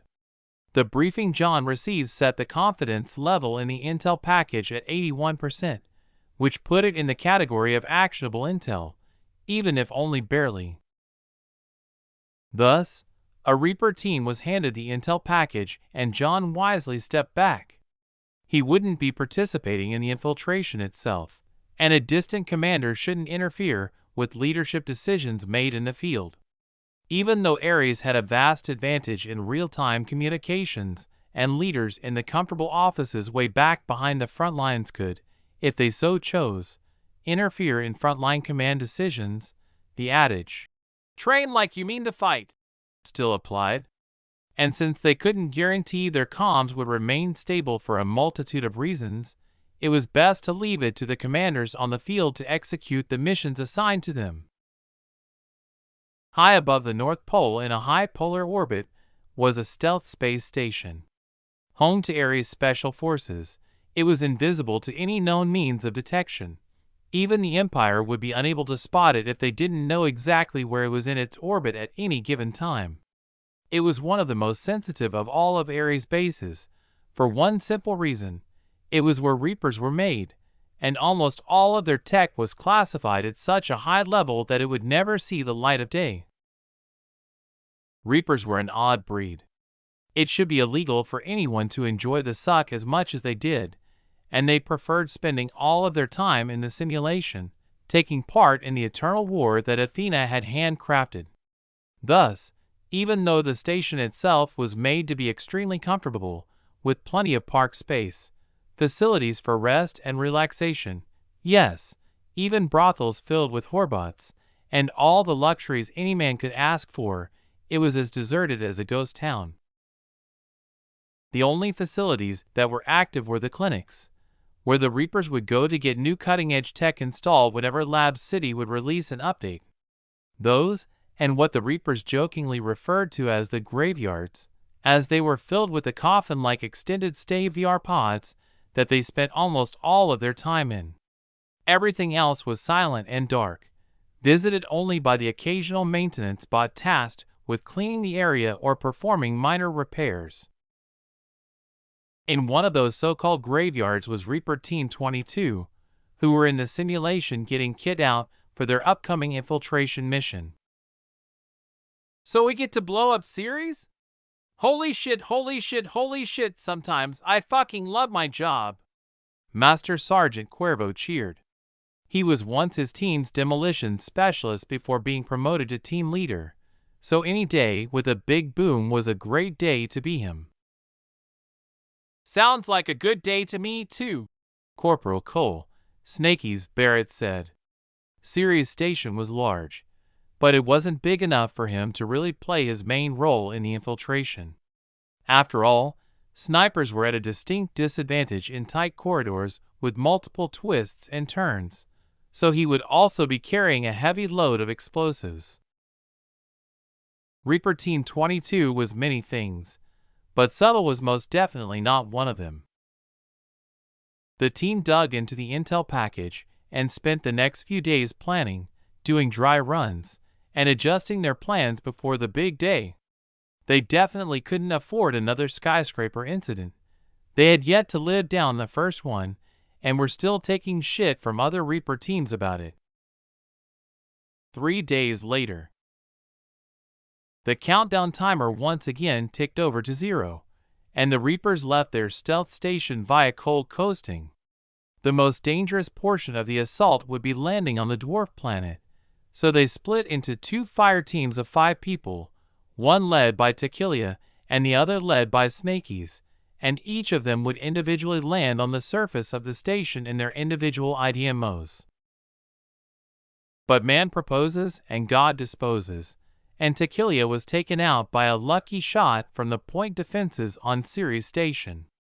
Howling with rage and spitting streams of profanity, he was forcibly switched from participant to observer, a devastating mental blow to the explosion addict. Still, if he couldn't witness the fireworks firsthand, he could always watch them from up close. Thus, he chose to spectate over Snakeys' shoulder as the 2 fire teams ran rampant through the station. The intel package had been oh so very wrong in terms of the number of defenders and layers of defense they would have to get through, and around every corner was another brutal firefight against hastily prepared fighting positions filled with what seemed like an unending stream of defenders. Intel had the defense forces listed as 2 Ares battalions, but Nyx, their opponent for the infiltration, had armed every single person on the station and thrown them behind slipshod and not so slipshod defensive positions along every hallway leading to the center of the station, where the critical shield installations were located. The Reaper team's initial plan was to go in stealthily, using their knives to take out the patrolling defenders and relying on their technological advantage to keep them hidden. But they had overlooked one glaringly obvious flaw with that plan. They were going up against people with the same tech they had. Thus, after more than 14 hours, the final surviving Reaper made it through to the center of the station, completely out of ammunition for his weapons, out of batteries in his pappy, and his nuts in tatters. He was even missing his left hand, having had a grenade detonated by a lucky shot while he was still in the process of throwing it. Still, Snakeys had made it, and he still had his explosive satchel charges. He knew he couldn't possibly make it back for exfiltration, so he armed the explosives and sprinted the last few meters between him and the nearest fusion reactor containment chamber. His last words before the fireworks show began were, "See you later, motherfew." Reaper Team 22 had accomplished the mission in a spectacular fashion, but with no survivors. Chapter 522 Children are Flighty Creatures. Within a day, the first 100 million new construction workers had been selected and notified to report for training. However, something seemed odd. There were no other movements on the construction side. No materials had been purchased, no construction equipment had been rented or bought, and so on, making people wonder what exactly was going on with the construction. Shouldn't there be piles and piles of materials and heavy equipment excavating the ground or laying foundations? But those questions went unasked and unanswered as people recalled that Hephaestus Heavy Industries was the company behind this megaproject. They had a history of always producing everything they needed in-house, from materials to machinery, and even their staff, robots though they may be. The only difference now was the scale of the construction. HHI was known for operating under a strict veil of secrecy, sure, But how could they hide a project of this scale? And taking it a step further, where would they even begin to source the materials? They would surely require iron, steel, cement, and everything else in the neighborhood of billions of tons, and the current mining industry would find it virtually impossible to deliver in that short amount of time. One intrepid conspiracy theorist, who had been spoiled by panda novels, even privately believed that a system apocalypse was coming and the materials would be created in VR and somehow taken out in reality by a person with a system, or perhaps a regressor, transmigrator, or reincarnator, but even he had to shake his head and abandon that train of thought. After all, something so fantastic could only happen in the fever dream of a mad author, but this was definitely reality. He could be sure of that because every time he pinched himself, he felt pain. But people had finally learned their lesson and settled in to wait for the Empire's spokesperson, whoever it may be this time, to come forward and enlighten everyone. And they certainly weren't disappointed, as the response came quicker than expected and in a manner that made all arguments null and void in the face of the evidence they saw with their own eyes. Felix's office. We've repeatedly simulated and reviewed everything, so you can calm down. Manage your manneries, boss. The possibility of things going wrong is so close to zero as to be statistically impossible. Sure, some extra-dimensional being could interfere, or something might happen on a quantum level, but really, it's impossible. Impossibly, Felix's AI butler told him. He had noticed a spike in Felix's heartbeat and wanted to bring it back down to normal. I'm not worried in the slightest, Felix grinned. On the contrary, I'm excited. He had been lost in thought considering how far he had come. When the whole crazy journey had begun, he was just a first-year law firm associate practically straight out of law school. But now, he was in a field that had nothing to do with the path he had thought his life would take. Instead of spending all of his time in law libraries, writing briefs, and handling tasks assigned by partners in a law firm, he was in an emperor's inner circle. A true blue fucking emperor. How cool was that? His life had turned out better than he could ever have imagined, and it was all thanks to a single decision made on the spur of the moment. And thanks to that leap of faith, he was a billionaire. Not that money really mattered to him, as with his benefits and position, he found it incredibly difficult to spend any of his immense wealth to begin with. Anything and everything he ever could have wanted was simply handed to him, oftentimes without even needing to ask for it. In this specific instance, though, he was even more excited than normal. Almost every little boy went through phases where they thought of what they wanted to be when they grow up. They would fall in love with the idea of operating big construction machines and building things, or even tearing them down, and they would fall in love with the idea of being an astronaut, or a doctor, or a wizard, or, well, the list goes on and on, really. Children are flighty creatures at the best of times, after all. But now, he was actually living those dreams. He could play with all the big construction machines he wanted, and he had already left his footprints on the moon next to great men like Neil Armstrong and Buzz Aldrin. And soon, very soon, he would be a real-life wizard. How could he not be in a constant state of excitement? All of his childhood dreams were coming true one after another. Not only that, he was personally contributing to building not just a building, but an entire new world. And he had the good fortune of fulfilling his dreams alongside his two best friends. He sometimes laughed himself awake in the middle of the night, just dreaming about it. How much longer until the equipment arrives?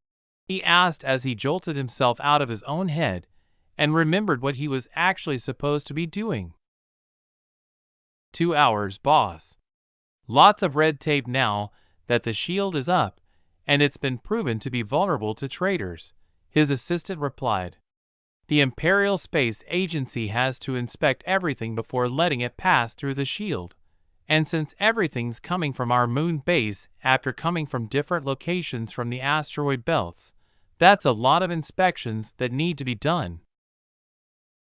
Then I'd better get going. I want to be the first person they see when they get to Olympus Minor, Felix said, rubbing his hands together in excitement. I haven't forgotten those monsters since I first laid eyes on them in the simulation. He rose from his seat and headed to the door in his office, then paused and called Sarah. When she answered, he said, "Hey you. Care for another date? There's something I want us to watch together." After their trip to the moon, the two friends were teetering on the edge of another kind of leap of faith, and, he thought, both of them wanted to explore new ground in their relationship. Working so closely together could bring people together or tear them apart, and for Felix and Sarah, their work had only drawn them closer and closer until only the thinnest of paper was holding them back from moving from friends to lovers. Chapter 523. An Amosexual walks into a bar. A few hours later, outside the Planetary Defense Shield. There was no sound in space, so all was silent. And there was an almost hypnotic rhythm to the dance of barely visible satellites in the emptiness between the shield and the gorgeous blue planet acting as a backdrop. The only disturbance was the glowing blue trails of ionic thrusters traveling in a convoy that stretched from the shield to the surface of the moon, where Aaron had built an automated logistics and distribution base. If an observer were to stand atop Ceres Station and look up, they would see enormous vessels shaped and colored like planks of burnt wood, each of them blending in against the blackness of space save for the output of their ionic thrusters. Thousands of them were sailing in a line, headed toward the entry port of the now permanently active shield. The frontmost vessel came to a halt a few hundred kilometers outside the shield as the convoy fleet commander reported their arrival to Ceres Station and requested permission to pass through the shield and enter Earth orbit. "Approved, Commander. Your entry gate is 32A. Lower your shields and pass through at Mach 1 for security scans as you pass through the inspection field," the control operator broadcast on the fleet comms channel. "Copy that, Control. HHIS Convoy 15 out," the fleet commander replied, then signaled the convoy to move out as ordered. One by one, the ships passed through the designated entry portal, and the commander didn't know if he was imagining things, but he thought he might have felt the scans pass through his body. He looked out at the tunnel in the shield through his augmented reality view and gazed in wonder at the security measures he could see. He couldn't even imagine the ones that were as invisible as the shield itself. He shook his head and refocused himself, clapping his palms against his cheeks to get his head back in the game. He had an important job to do: deliver his cargo to the surface so that construction could begin on the new fortress cities. Ares should have kept all of the old military gear instead of just a few for museums. But those idiots scrapped almost all of it, a girl slurred. She was sitting at the bar in a dive bar in the middle of the afternoon, a row of empty shot glasses turned upside down in front of her. Despite her gorgeous appearance, she was dressed like it was laundry day, wearing loose, faded sweatpants, an old My Little Pony t-shirt with most of the silk-screened art peeled off, and an old military camouflage jacket that was 2 sizes too big for her with one torn pocket. Her hair was disheveled, and she was wearing a pair of Deadpool socks, and her look was completed with a pair of Crocs. She looked like she hadn't slept in quite some time, and in fact, she actually hadn't. She hadn't showered either. Ever since the Empire had stolen all of the military hardware she so loved, she'd been depressed, which explained why she was bellied up to a bar in the afternoon, day drinking. She was a military otaku and certified amosexual. Instead of fashion magazine subscriptions and an extensive makeup kit, she subscribed to guns and ammo and had a gun locker. Her video game library, which was extensive, was filled with realistic first-person shooters, and she even had copies of the now defunct U.S. Army recruiting tool, the America's Army video games, proudly displayed in a shrine in a corner of her studio apartment. Note: believe it or not, that franchise existed from 2002 to 2022. The U.S. Army thought that publishing a realistic FPS would be a good way to stop people from failing boot camp and washing out. Personally, I'd rank that right up there with feeding estrogen to Hitler to make his mustache fall off and sending exploding cigars to Castro in terms of dumb shit the U.S. government thought was good enough to spend money on. Yes, a shrine. With candles and incense and everything. She was curious about Ares, though, and the only thing holding her back from immediately signing up was that she didn't know if their guns and other gear was badass enough. Thus, she had decided to wait and see at least a bit of it before diving in with eyes wide shut. Basement dweller, NET, otaku, hikikomori. She had been called many things due to her rather odd obsession. But despite that, she was usually a rather sociable person and had a broad network of friends who were similarly addicted to all things badass. One of whom was the man behind the bar, sighing as she continued her drunken diatribe. They could spout off facts about every gun going as far back as the Sharps rifle and enjoyed debating whether or not blunderbusses got a bad rap for being useless. And with the Akashic record having made all of the classified specs of all the military hardware freely available, she had become something of a military historian now, not just someone who lurked on the War Thunder forum waiting for classified material to be leaked there. In fact, her AI battle maid, Alita, had even been trying to talk her into applying for a job as a military history teacher in the Imperial Scholastica. I don't know why you're so sad. Ain't they gonna be available in VR in a few months? Didn't that, what's her name, the GI tech lady? Anyway, didn't she announce that they'll be releasing a video game where you can use their hardware soon? So just chill. Here, have another shot, but it's your last for today. Gonna have to cut you off, or else I risk the bar getting shuttered. The bartender cast his gaze across the line of empty shot glasses in front of the girl, counting them in his head, and comparing the number of shot glasses to the apparent weight of the girl sitting across the bar from him. The conversation came to an abrupt halt as their glasses and phones pinged a push notification on them. It wasn't a priority notification, but they had both decided to set up constant keyword searches for certain things, and one of those had just triggered the ping. The bartender's eyes glazed over as he began reading something only he could see through his AR glasses, and the girl fumbled to pick up her phone from the bar in her drunken haze. And they weren't the only ones, either. 2 more of the day-drinking regulars of Bugs' bar were doing the same. All 4 of them were met with a live stream from Hephaestus Heavy Industries that was trending on Pangea. The bartender clicked on the link and was shocked to see a view from the ground, with dots rapidly growing in the sky.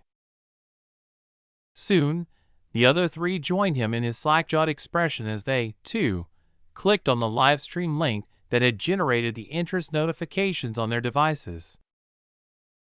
Chapter 524 Tentacle Vaccine. The enormous logistics vessels continued their journey, and soon, the entire convoy had passed through the shield. They split up from there, headed to different areas of the planet before initiating their deorbit burns and dropping into the atmosphere. However, having already entered the core of Earth's gravity well, they had disengaged their ion drives and were using their gravity drives to control their descent, ensuring a smooth, silent, and pollution-free journey the rest of the way. As they reached an altitude of 30 kilometers above sea level, They turned and oriented themselves toward the site of their first deliveries and rocketed off at a speed that was incomprehensible for objects of their size and mass. Each of the 1,000 vessels carried the machinery required to dig the foundation for 5 cities, industrial atomic printers and Archies, primarily, and enough raw materials to lay the city's foundations to cover for the atomic printers as they dug out the secret subterranean levels. They would require another trip to deliver the materials for the construction crews to use, but that was no problem. The round trip from Earth to the logistics center in the moon base was only a few hours, after all, and if loading and unloading times were to be added, it would be completed in a day. That wouldn't inconvenience people too much, which was still a concern. Even though the project was an imperial order, the company carrying it out was still a private enterprise and had to consider public opinion. After all, private enterprises, even those owned by the imperial family, had no special privileges. Soon, the logistics fleet vessels had reached their first designated delivery point. The people watching the live stream felt like their eyes would soon fall out of their sockets as they watched hundreds upon hundreds of 5-story tall robots, each of them with 24 eerily flexible tentacles extending from their back, leap from the side door of the hovering mothership in the sky. They carried a pair of enormous black boxes under their main arms and drifted to the surface like a falling leaf in October. They were none other than Archies, autonomous robotic construction helpers, another brainchild of the nerd herd in Lab City. The researchers had decided that giant robots were a man's romance and, when faced with the need for a constructor swarm carrier, had decided to go all in on the robot aesthetic. Thus, the Archies were born. Tall and wide enough to carry hundreds of constructor swarm queens, with manipulator arms tipped with construction equipment and configurable arm attachments for heavy construction machinery needs, they were all-purpose kings of the construction field. The only downside to them was that people who feared tentacles, like most Japanese girls of a certain age, read, schoolgirls, would probably get a severe case of the ick when they saw them for the first time. As the Archies continued unloading the materials from the cavernous cargo holds of the logistics vessels, the people watching the stream had many questions in their minds, but they all boiled down to who, what, when, where, why, and most importantly, how. Who had built what they were seeing now? What were those things? When were they built? Where were they before today? Why tentacles? And how did they function? After all, the robots were one thing, but the vessels themselves were another thing entirely. They were enormous enough that someone should have spotted them if they were built on Earth. So were they built by aliens and only delivered now? And the robots were another mystery. They were humanoid in shape, with 2 legs, 2 arms, and a head, all attached to a central torso, unlike the constructor swarms that resembled beetles more than anything else. People were absolutely flabbergasted and stuck between wanting to immediately rush to the Akashic records to learn more about them, and wanting to stick around until the end of the live stream to see them in operation. Men were fascinated because giant robots and construction tickled their fancy, and women watched out of a sense of morbid curiosity. After the ships were unloaded at the first stop, they oriented themselves in the direction of their next assigned city location and rocketed off once more, again at an incomprehensible speed. The Archies were left behind, and the live stream ended as the robots began their work. What happened next would remain confidential and classified, as it involved the security of the Empire. In a stealth government shuttle hovering high above the cracked, glassy plain that was once Islamabad, Felix and Sarah watched as the enormous logistics vessel rocketed off and the Archies on the ground started working. Unlike what people assumed, most of the boxes the Archies had unloaded from the logistics ships contained atomic printers, and only a few contained printer cartridges.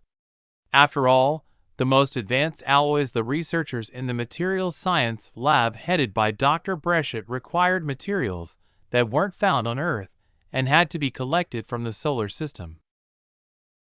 Even now, collector vessel after collector vessel was rolling off the line and sweeping the system like lawnmowers, collecting even the smallest specks of cosmic dust and forging them into pure material for use in atomic printers.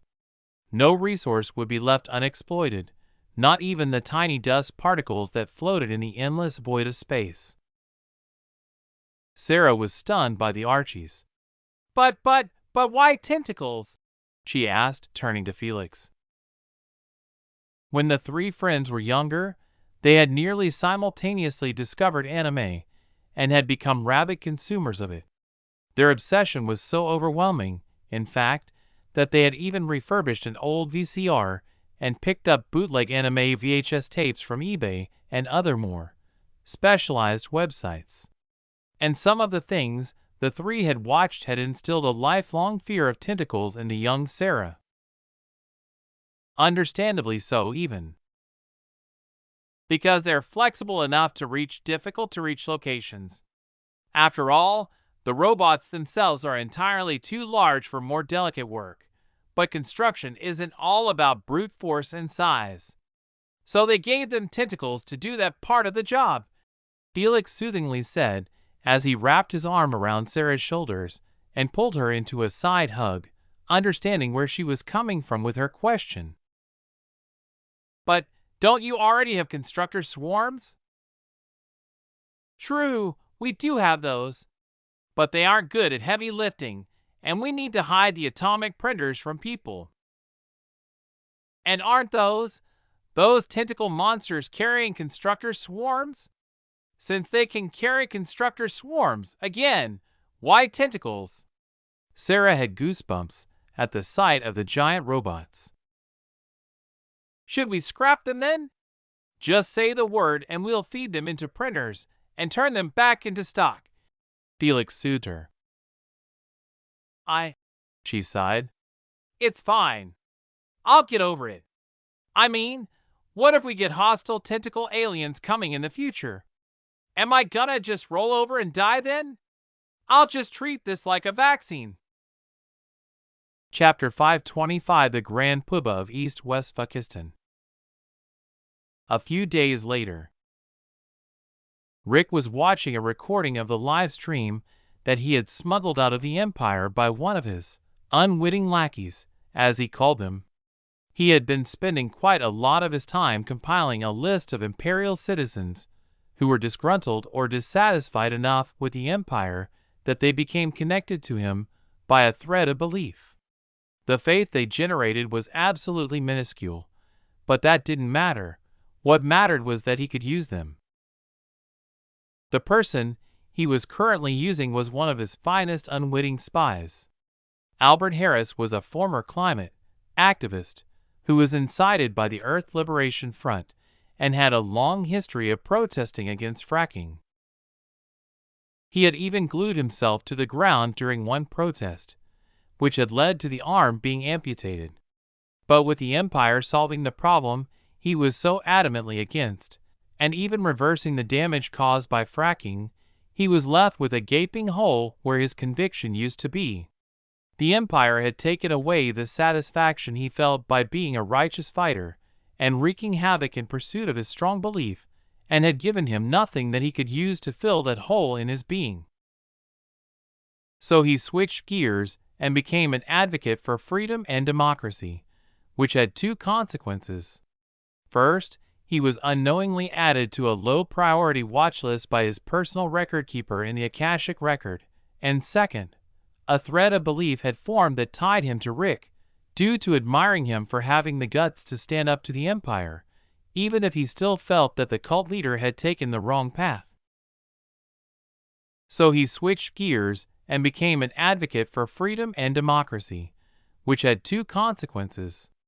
First, he was unknowingly added to a low-priority watch list by his personal record keeper in the Akashic Record, and second, a thread of belief had formed that tied him to Rick, due to admiring him for having the guts to stand up to the Empire, even if he still felt that the cult leader had taken the wrong path.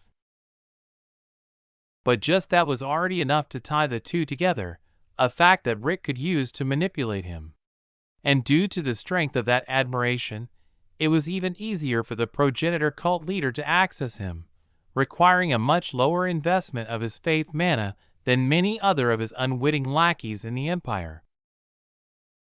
Rick looked up from the tablet he was watching the recorded live stream on and, with a grave expression on his face, said, "We have a year, tops, before the Empire becomes almost impossible to harm." Part of the information on the USB was an overview of the new fortress cities that would be constructed, and he had realized they were designed to make attacks, or even analog communications, virtually impossible. While the tour had focused on the layout of the cities and the aesthetics of the architectural features incorporated into the buildings, Rick had been paying more attention to the security features. With the tight surveillance that had zero blind spots, he knew that secretly communicating through anything but his blessing would be impossible. And he was certainly unwilling to spend his time acting as a switchboard and go-between. The cube at Avalon Island. Aaron and Sarah were in Aaron's working office. It was a standard office space, with a solid hardwood desk, comfortable carpet, and neutral seafoam green walls. The only luxury in the room was an oil painting of him and Rena that Rena's mother had done as a gift for their engagement party. But neither Aaron nor Sarah paid it any mind. They were deep in discussion about GIA Tech's next bombshell innovation. The planned leak of our upcoming VR game created plenty of buzz, but we both know we haven't done shit on that end yet. We haven't even settled on what the game will be yet, and I had to pin your happy ass to your chair just to get a few minutes to talk about it. Sheesh, Aaron. You know you're a dick, right? Sarah complained. She didn't care if he was an emperor, a peasant, or even the Grand Poobah of East West Fuckistan. He was her friend first, and she would always treat him as such. Aaron paused for a moment, taken aback at the neglect inherent in Sarah's complaint. He really had become a hands-off boss for all of his companies. On the one hand, though, it demonstrated his trust in the people he had chosen to head those companies up. But on the other hand, Sarah was right. It was quite a dickish move on his part. So he took a few minutes to think about it as Sarah continued her tirade. He had a few ideas of games they should release, but he needed to winnow the list down to things that weren't just mindless entertainment, but rather games that had some benefit to his burgeoning empire. When Sarah finally paused to take a breath, Aaron interjected. I know you might have already thought of some possibilities, but I want the games we make to have some benefit to either the player or society as a whole, and especially to the Empire. So let's make our first game something that combines entertainment and current events in a way that'll help people to adapt to different conditions in a short time. Go on, Sarah said, intrigued. How about this? The game should be set in a galaxy where humanity has already conquered most of the space. Say, 60% of the galaxy is in human hands, and they've set up a galactic empire, and are expanding through exploration, trade, and occasional conquest. We can run a contest to have people design alien races to populate the galaxy alongside humanity, both hostile and friendly. One of the benefits of crowds is that we can use them to crowdsource ideas, after all. Aaron had entered what those who knew him called game face mode, where he completely fixed his focus on planning for events to come. This time in particular, he was laser focused on coming up with an idea for the game that GIA Tech would soon be releasing. We need to ensure that it's 100% accurate to reality, and it'll have two sides, the tech side and the mana side. The tech side will focus on designing starships and exploring the galaxy, exploiting resources, engaging in trade with friendly aliens, and fighting skirmishes with hostile ones. It'll be completely freeform and people will be able to do whatever they want to do in it, all while suffering the consequences of their own bad decisions and the benefits of their good decisions. It'll subtly influence people to make the right decisions, those that align with the values of the Empire. The mana side, on the other hand, will be a lot like the old City of Heroes game. There'll be capes and crooks, with the players taking the role of the superheroes, or capes, and this will take on the role of supervillains, or crooks. We can even use it to float the Be a Hero Academy initiative the Blessings Agency came up with.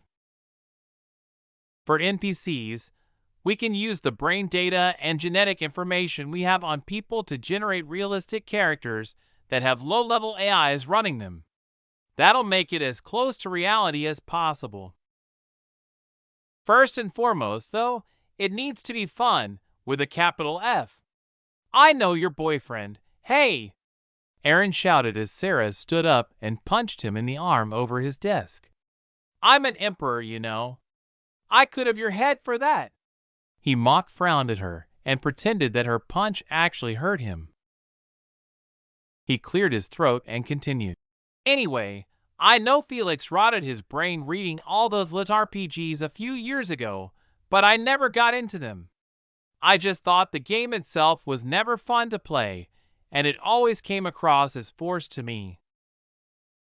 So we need to make our game fun. And we can incentivize some things, like I'll direct the Ministry of War to buy the warship designs players come up with, and the Ministry of the Interior can buy the civilian ship designs.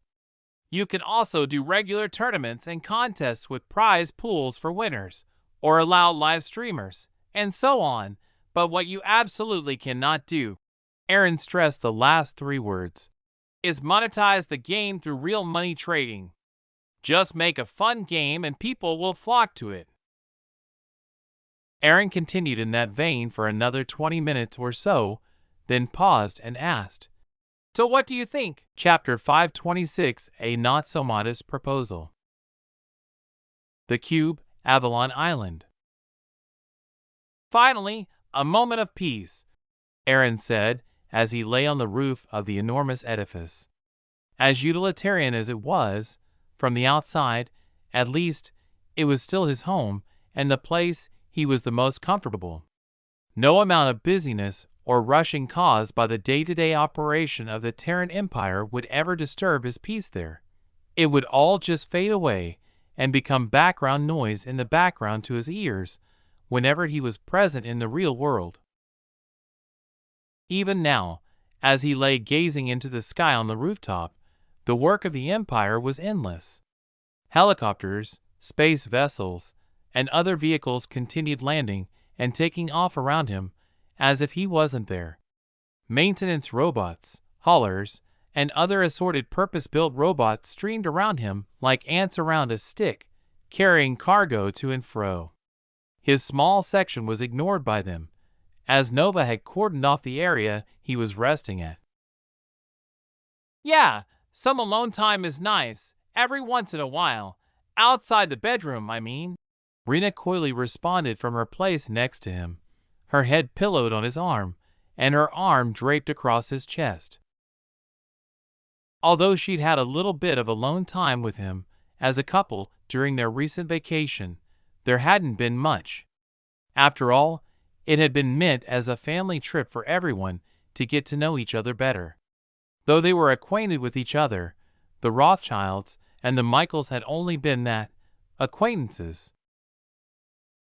Plus, Rena had been busy lately, spending time in the simulation practicing her mana usage.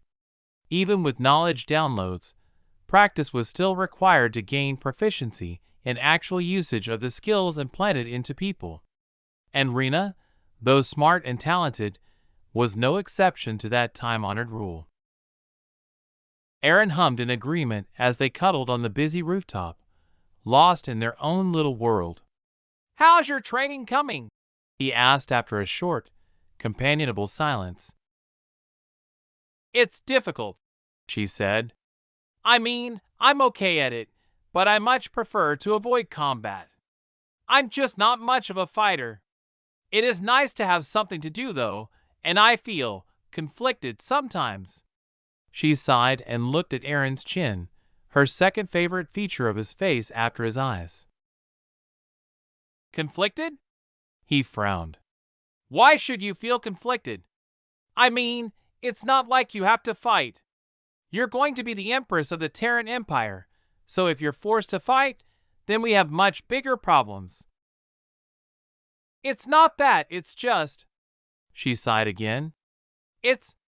I don't know how to put it into words, she said, then paused to gather her thoughts. You know, my family was just as bad as the Morgans, so I sometimes feel like I have to make myself useful to you, like it's a necessary part of making amends. You really don't, you know?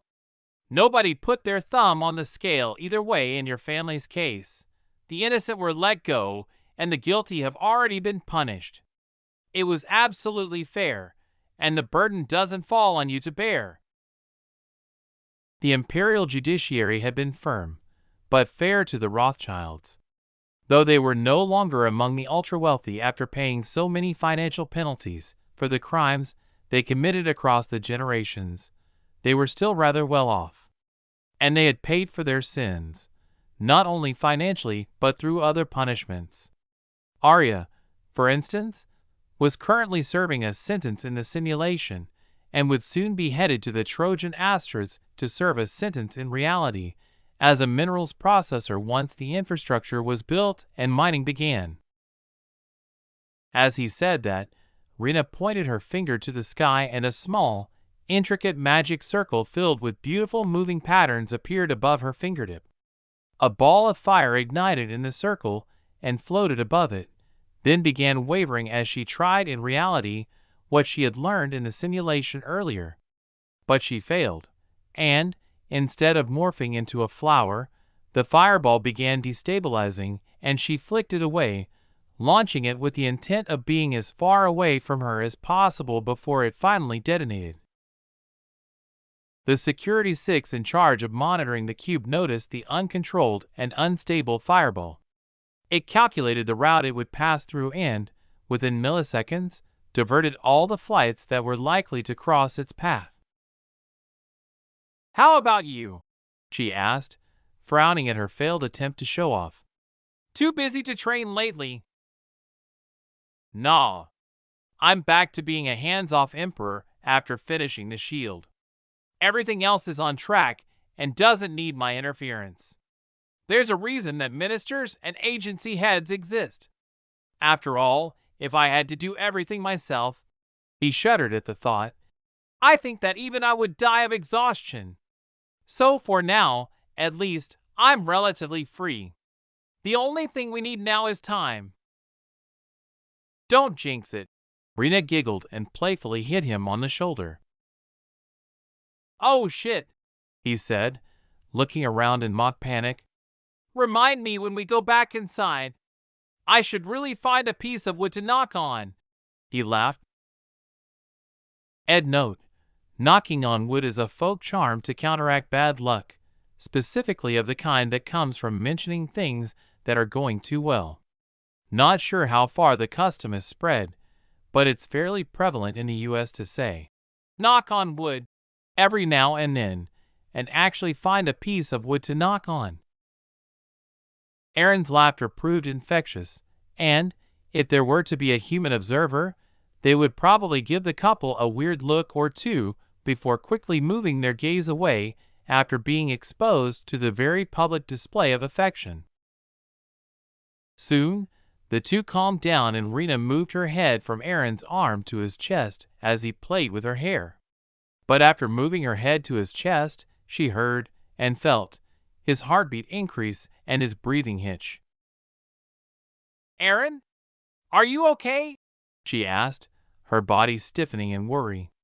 She lifted her upper body and supported herself on an elbow, looking at his face with a worried expression. She hoped he was okay, as if anything were to happen to him it wouldn't just be a disaster for her, but for the entire human species. He visibly calmed himself, then took a deep breath and mustered his courage. Rena Rothschild, he said, then got up on one knee. When we first met, it was because I had a utilitarian goal in mind. I wanted to use you and was willing to offer you my aid in exchange. But once I got to know you, something started changing in me. You became a part of me, an indispensable one. Then, during your family heir competition when your brother was trying to assassinate you, I finally realized that I had feelings for you. I wanted you to walk beside me through this journey called life. Only after realizing that did I know what it meant to call another person my other, better half. He pulled a small box from his pocket, then opened it and continued. Rena Ariel Rothschild, will you marry me? Chapter 527 Cutouts and Catspaws. 527 Cutouts and Catspaws. December 20th, 1 AE. Aaron, John, Gaia, Nova, and the heads of the Imperial Police Agency, the Nix Intelligence Agency, and their AI counterparts were seated around an oval conference table in Aaron's working office. Aaron and Nova were there to receive a briefing on the Imperial security situation and the progress of Operation Hunting Dog. We've managed to take down 1,700 cult cells around the world, adding up to a little more than 700,000 cultists. But unfortunately, we've so far failed to discover how they're communicating with other cells and their leadership. That said, some things happened when they were captured, or a few hours later, that attracted our attention and we're still investigating. Ariel Richards, the head of the NIA, reported. What anomalies? Aaron asked. He had only been monitoring the broad strokes of the investigation progress during his daily briefings, so this was the first time he'd heard of anything out of the ordinary. The cult has a comprehensive system of cutouts and catspaws that makes it difficult to investigate. And we don't know yet what exactly triggers them being cut. We only know that they're indeed being cut out either during or shortly after their capture. Then there's the determination that the cultists have to die. It's not unheard of for brainwashed cultists to suicide on capture, but the weird thing is that the suicide rate is 100%. Usually, even the most fanatical organizations have around a 60 or 65% suicide rate. The weirdest thing, though, is how the suicides take place.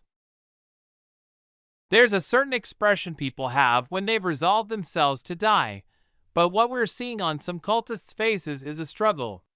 It's like they aren't willing to die, but they've received an order they can't disobey that forces them to die, no matter how unwilling they may be. Our current theory is that there's some kind of programming that's only triggered when they're captured, taking over and forcing them to their deaths. We've managed to salvage some brain data from the leadership of the cells, but not much. It's like we have a leak somewhere, and they know we're coming, so they implement countermeasures in advance. Only when we catch them completely by surprise can we salvage any of the brain data or headbag them to put them through the Lazarus Protocol. Adding to the weirdness is that there's no indicator in their brain data that there's any kind of suicide programming. None at all, no matter how deep we dig. All we can find is memories of normal analog communication methods, like dead drops and ciphers. Do you suspect an awakener is involved? Aaron asked. The involvement of an awakener was the only remaining theory that could explain the anomalies. That's the likeliest explanation, yes.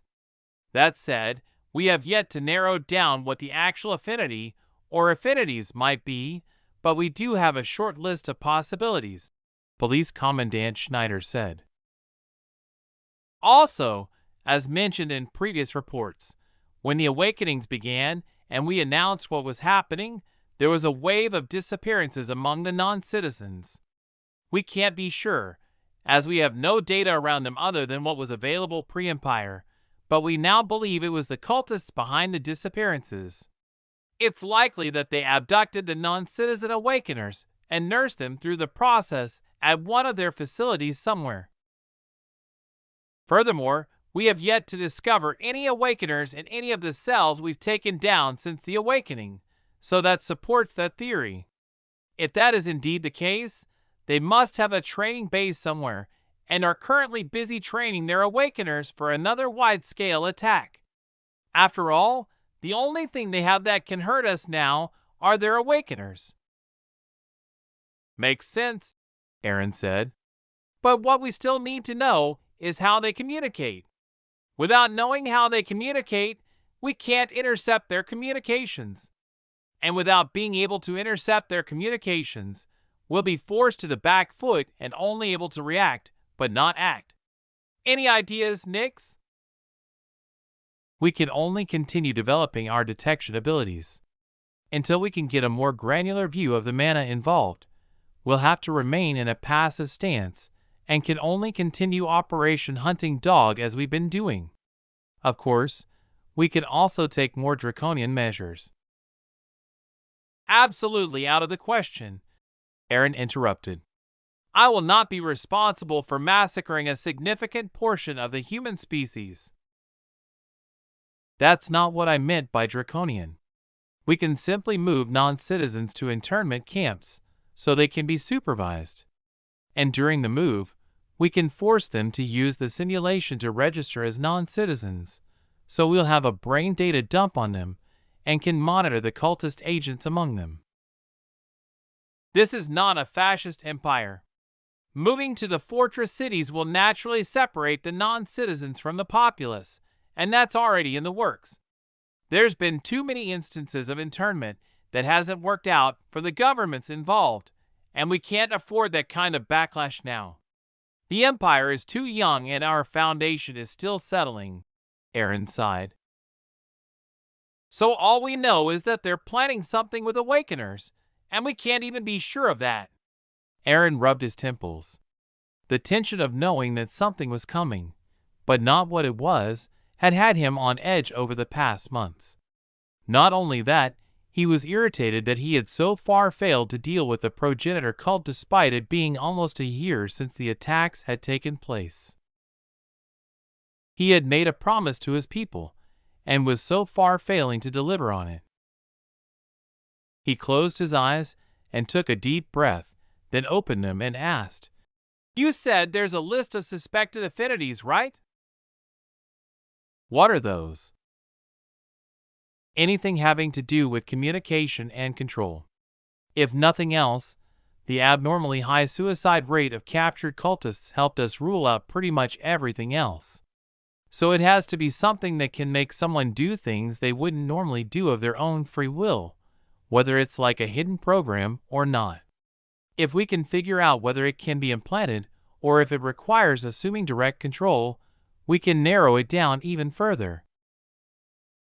Right now, I'm leaning toward a combination of the two.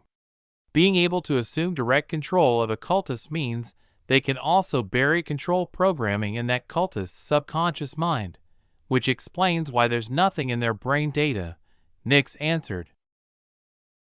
That's less than good, Aaron mused, pondering what someone could do if they had those abilities, and how much harm they could inflict if they had sufficient planning time. The moment that thought passed through his mind, possibility after possibility arose in his thoughts. His advantage in this area was on full display. He had the full set of applicable knowledges, unlike others, who only received bits and pieces of the knowledge he possessed.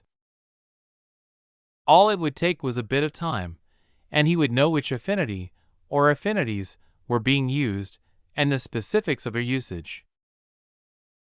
I'll need to deal with this personally. No one will be safe until I do, he said with a determined gleam in his eye. Unbeknownst to Rick, his fate had just been sealed. Chapter 528 Planned Obsolescence. Aaron wasted no time after sealing Rick's fate, and immediately got to work. He turned to Gaia and asked, "How long would it take to do a deep scan of everyone with any connection to an imperial institution? And I mean all of them, all the way from the ministers at the top to the janitors at the bottom. And Ares and the Nixians, too, for that matter. We need to know if they've experienced any memory loss or any abnormal activities that don't have an explanation. A day, Your Majesty. It would be faster, but to do it without alerting anyone will require them to be logged into the simulation of their own will, so I'll have the record keepers do it shift by shift. The employees, who aren't scheduled to work the day we choose, will almost all be in the simulation anyway, since it's still fresh and new to them, so they spend all their free time in it, Gaia replied, generating a timetable for the deep scan along with a detailed plan for its implementation. Good, start the scan as soon as possible, he said. Then he turned to Nova and asked, How's the progress on miniaturizing our psionic shielding? It's ready for use, sir, she answered. Then, together with the deep scan, let's upgrade all of the government-issued access devices to include psionic shielding.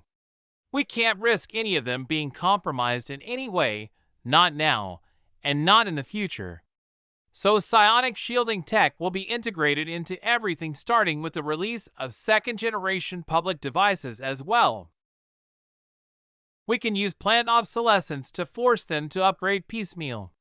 The general public is a low-risk category anyway, and in the meantime, we can just have the record keepers do continual deep scans to catch blank spots and abnormal activities. I've updated the new schematics and sent them to the factory for printing and distribution, Nova said. She and Gaia had already worked out a distribution plan, while Aaron was talking about the upgrades and the need to introduce planned obsolescence into their products. Should we introduce planned obsolescence schemes for all of our products, or just the DR devices? After all, not everyone constantly upgrades their hardware to the latest and greatest bleeding-edge technology, especially when the cost of the product is equal to 2 months of living expenses for them, Gaia asked. Another AI faded into existence, her form flickering between real and illusory. She wore a long robe with a hood and cowl pulled up, decorated with symbols that shifted and changed from moment to moment, never letting anyone get a solid grasp on what they were before they were already something else. Her hands were hidden in her sleeves and clasped in front of her. She was none other than Mnemosyne, the true librarian of the Akashic Library. What section of the general public should we focus our resources on, with the continual deep scans? She asked in her haunting, echoing voice. For now, focus on the most vocal people, both positive and negative. For the rest, monitor in waves as your processing power allows. We can't interrupt the functioning of the Akashic record if we don't want to tip our hand. I suspect that if the cult is planning something, it'll be happening very soon. The longer they remain inactive, the more stable the Empire becomes. So I believe they'll be carrying out their next attacks before our fortress cities are completed, Gaia interjected. So everyone in the Empire needs to undergo at least one deep scan before then, and we can modify the scanning priorities after that. But as this has pointed out a hole in our security, the deep scans absolutely must continue in the future as well. With mana density on the rise, we'll only see more and more awakeners, and there's no predicting how many will have similar affinities as the ones we're dealing with now. The attack is likely to take place during the New Year celebration, Aaron said after some thought. There would be an empire-wide celebration of the first full year since the Empire's founding, and if the progenitor cultists wanted to do significant damage, that would be their best opportunity. After that, the window for hitting the Empire where it hurts would begin closing. They've likely gained access to some of the Imperial training courses on how to use mana through taking over one or more of our Awakeners. So they'll likely be using that in their next attack, which means the damage they can deal will be vastly more than their first wave of attacks, Nyx pointed out. And the worst part is that we have no way of knowing who or where the non-citizen awakeners are. Plus, unlike normal weapons, we can't inspect them and put a limit on their power. Aaron turned to Nova again and asked, "Speaking of detection, how's the fine-tuning of the Henry's eye system coming?" If they had solved the problem of sensitivity and granularity, everything else would be a walk in the park. Research is still ongoing, but we've developed an algorithm that should help narrow the search area even if the hardware isn't where we want it. Okay, then use our current satellites to do a deep scan of Earth and highlight all of the large mana concentrations that might be a gathering point for non-citizen awakeners. It's a Hail Mary play, but now is the time for those, Aaron ordered. He turned to Athena and continued, "Have Ares on standby, as there's a chance of situations growing out of control." "Yes, sir," Athena saluted. "Have your people prepare for emergency extraction. They're the tip of the spear, and the tip is always the first thing people see when it's coming at them," Aaron said, looking at Nyx. "We have extraction plans already set," the petite spy mistress said. "Most of Operation Hunting Dog was successful, but with the suicide programming it's becoming more and more obvious that we won't get the results we'd hoped for out of it." "Anyone have anything else to add?" Aaron asked, scanning his gaze across the people in the room. He waited for a while, then continued, "Okay then, meeting adjourned. I have to prepare some things on my end before I move out and get to work." He fully expected to be spending the next 10 days looking through all of the mana blobs revealed by the satellite scan of Earth, so he needed to bid his family farewell. Chapter 529 it begins. The moment the meeting ended, Hephaestus and Mnemosyne got to work. Hephaestus had already received the updated schematics for the DR Gear version 2.0, and the massive industrial atomic printers inside the cube switched from what they were doing to printing hundreds, then thousands, then hundreds of thousands of new DR Gear. As most government officials use both glasses and pods, the printing and delivery would take a few days. But Mnemosyne's job could immediately begin. She directed the individual librarians in the Akashic Library to begin doing immediate deep scans on the people they were monitoring. A full 80% of the government officials were immediately scanned, while the others would be scanned as they came on shift and began working. The civilian scans, however, would take some time. Unless it was absolutely necessary, no orders would go out to interrupt people's daily lives. Not only would it increase dissatisfaction and resentment among the populace, it might tip off the target and startle them into hiding deeper. But the priority list was set, and anyone with sentiments toward the Empire that crossed a specific threshold, either positive or negative, would be the first to be deep scanned. Aaron had also informed Sarah of the new 2.0 hardware update to the DR Gear, and she began generating buzz around it. Increased clarity, decreased mental fatigue, higher immersion. The buzzwords released by the public relations machine of GIA Tech were endless, and the ad campaign was in full swing. Meanwhile, Gaia also released a memo to the government employees saying that they would be given the DR 2.0 gear for free as a government perk. What went unsaid was that anyone who chose to continue using their original hardware would still be strictly monitored and soon replaced. It wasn't just a security issue, but rather one of mentality. The Empire wouldn't be well served by workers that disdained the new and clung to the old. Technology advances had been sped up to the point that keeping up with it was one of the core responsibilities of the uppermost echelons of society, let alone the government. Athena and Nyx were also busy. They had spent the past few months laying out an enormous net called Operation Hunting Dog, and it was finally time to draw it in. The orders went out, and stealth shuttles began moving, carrying strike teams to the hidden bases that had identified cult sympathizers and cult cells, while the operatives themselves retreated to their underground facilities, as they had been the face of the operation from the beginning and couldn't risk being captured, no matter how far-fetched that scenario may be.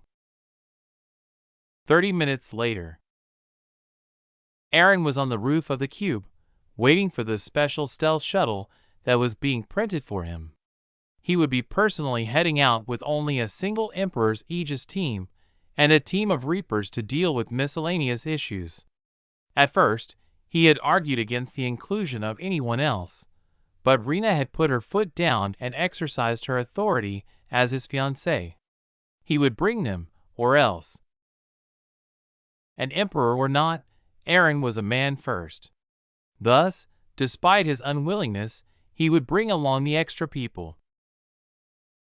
It's time for this to end once and for all, he thought as he boarded the sleek stealth shuttle, the other members of his expedition already inside and waiting for him. As the Emperor's shuttle lifted off and oriented itself for a suborbital hop to its destination, Athena appeared in her virtual form. She saluted Aaron, who nodded at her and said, "Status report. We're currently heading to one of the cells we've identified and been tracking during Operation Hunting Dog.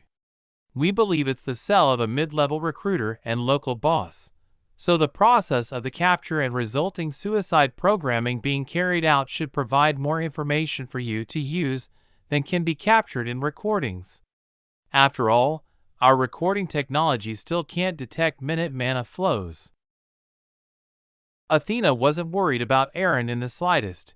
She knew that, with his current abilities, while he may not be the most outstanding offensive powerhouse, there was nothing on the planet that would be capable of even using up his hair. She even agreed with him that the Reaper and Aegis teams were completely unnecessary, though she also saw Rena's point in that Emperors should have a certain amount of dignity, and not be forced to do some mundane tasks for themselves. "Got it. Let's try to keep some of them alive, then." One of the Aegis members handed him a briefcase. He opened it and pulled out a small black cube, then closed the briefcase and handed it back to the person that had given it to him. He closed his eyes and pressed the cube against his forehead, where it dissolved into a nanite colony and spread across his face like ferro fluid. The nanite colony rippled for a minute or so before finally settling down into a featureless black mask. Aaron reached up and pulled off the mask, revealing a different, yet still handsome, face beneath it.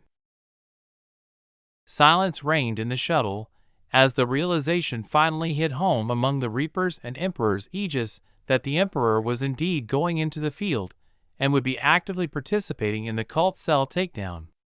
At first, they had thought they were there to protect him as he spectated from the side, but after listening to his conversation with Athena, it seemed they would be the spectators instead. But something seemed rather off to them. From the display in their headgear, Aaron had no defensive gear on. No armor, no pappy, nothing.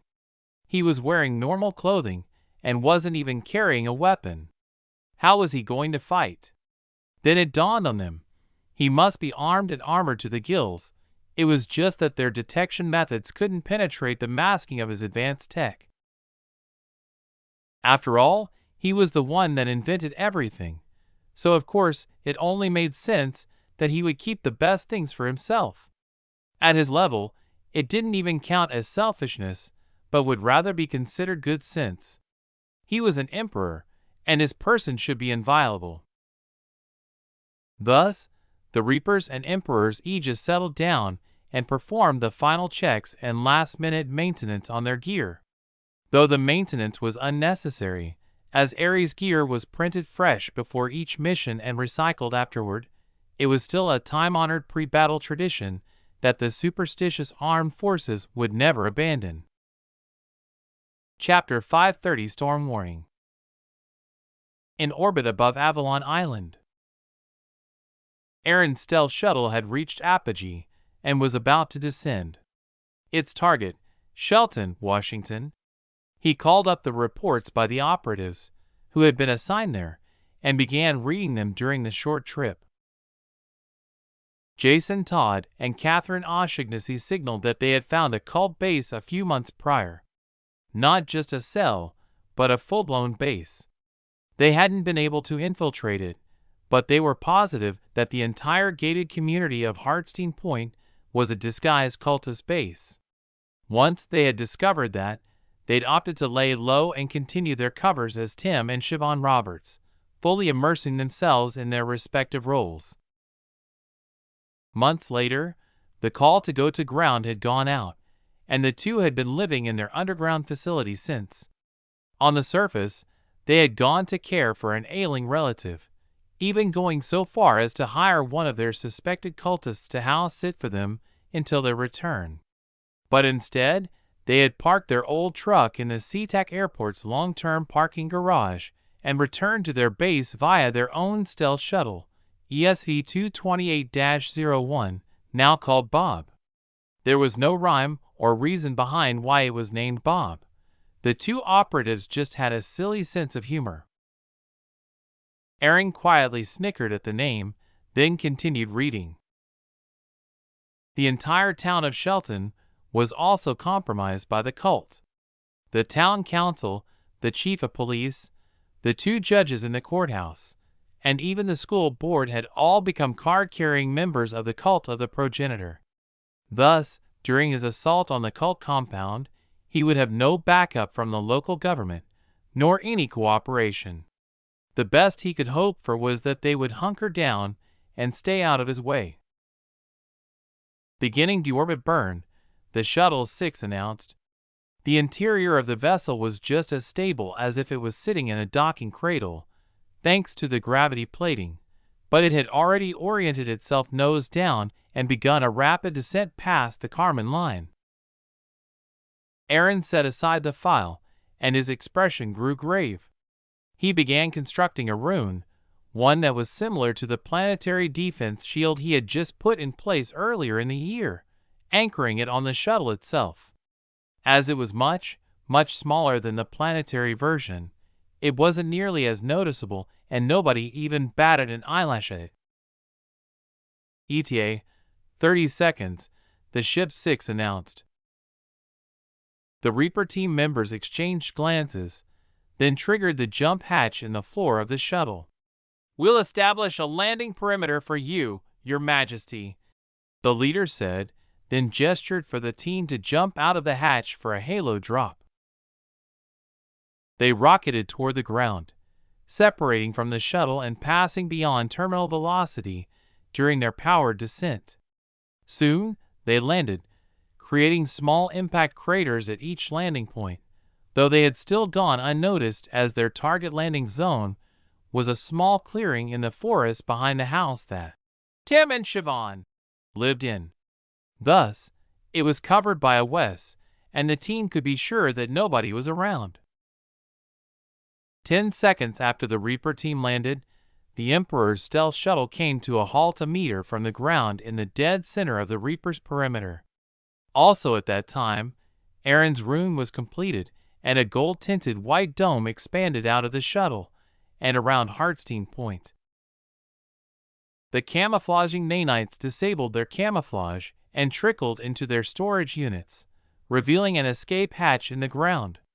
The hatch opened, and a full battalion of 250 LEAs marched out of it and took their positions in a neat formation.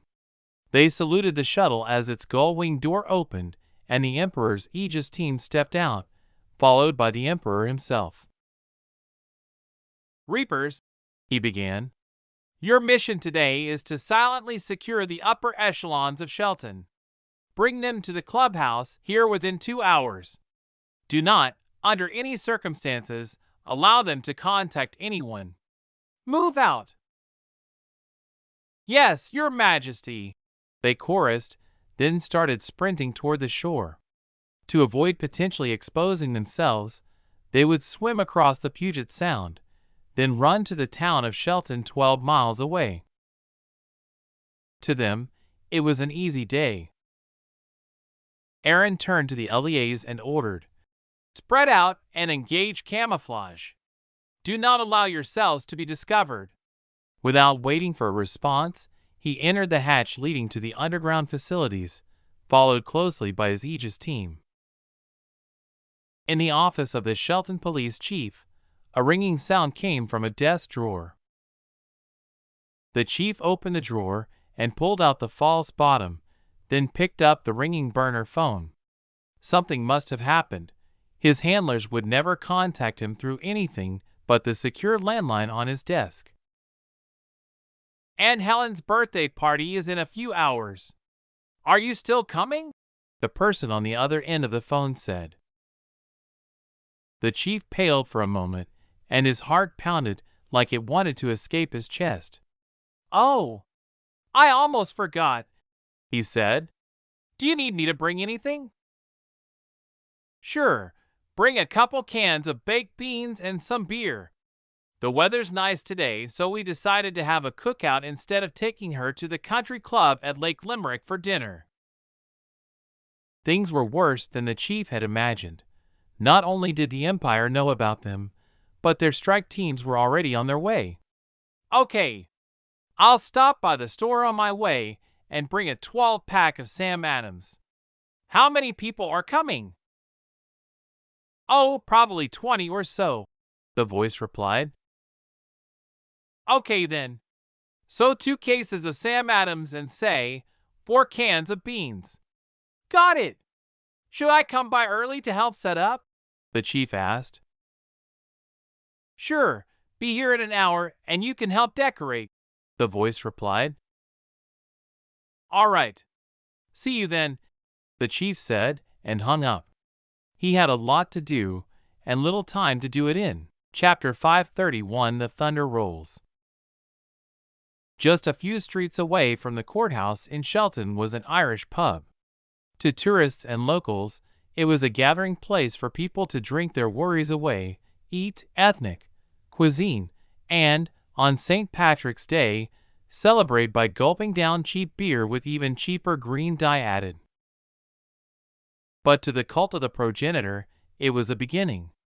Its basement was where Rick had first begun preaching his ideal of a new utopia where the progenitors would live hand in hand with the human descendants they'd left behind when they left to explore the vast universe. It was a shrine, a place of pilgrimage, and the closest thing to a holy site that the cult had, and it was why not just one, but 2 of Rick's inner circle were present in such a flea-specked town that was only included on maps out of a sense of obligation. One of them was hidden, masquerading as the chief of police, and the other was the Hartstein Point Maintenance Association's vice president. The phone on the police chief's desk rang, but sadly, the chief had already left. He was on his way to the basement of the pub, where he would rally with the cult members in town and arm themselves for a confrontation with the incoming raid. He was under no illusion that the cult forces would survive, but when cornered, even the mildest rabbit would bite. However, had he been in his office to answer that phone call, things might have perhaps played out differently. But he wasn't, so his fate was sealed. He had about 40 young, strong cultists, and another 50 or 60 old and young who were willing to sacrifice themselves, if necessary.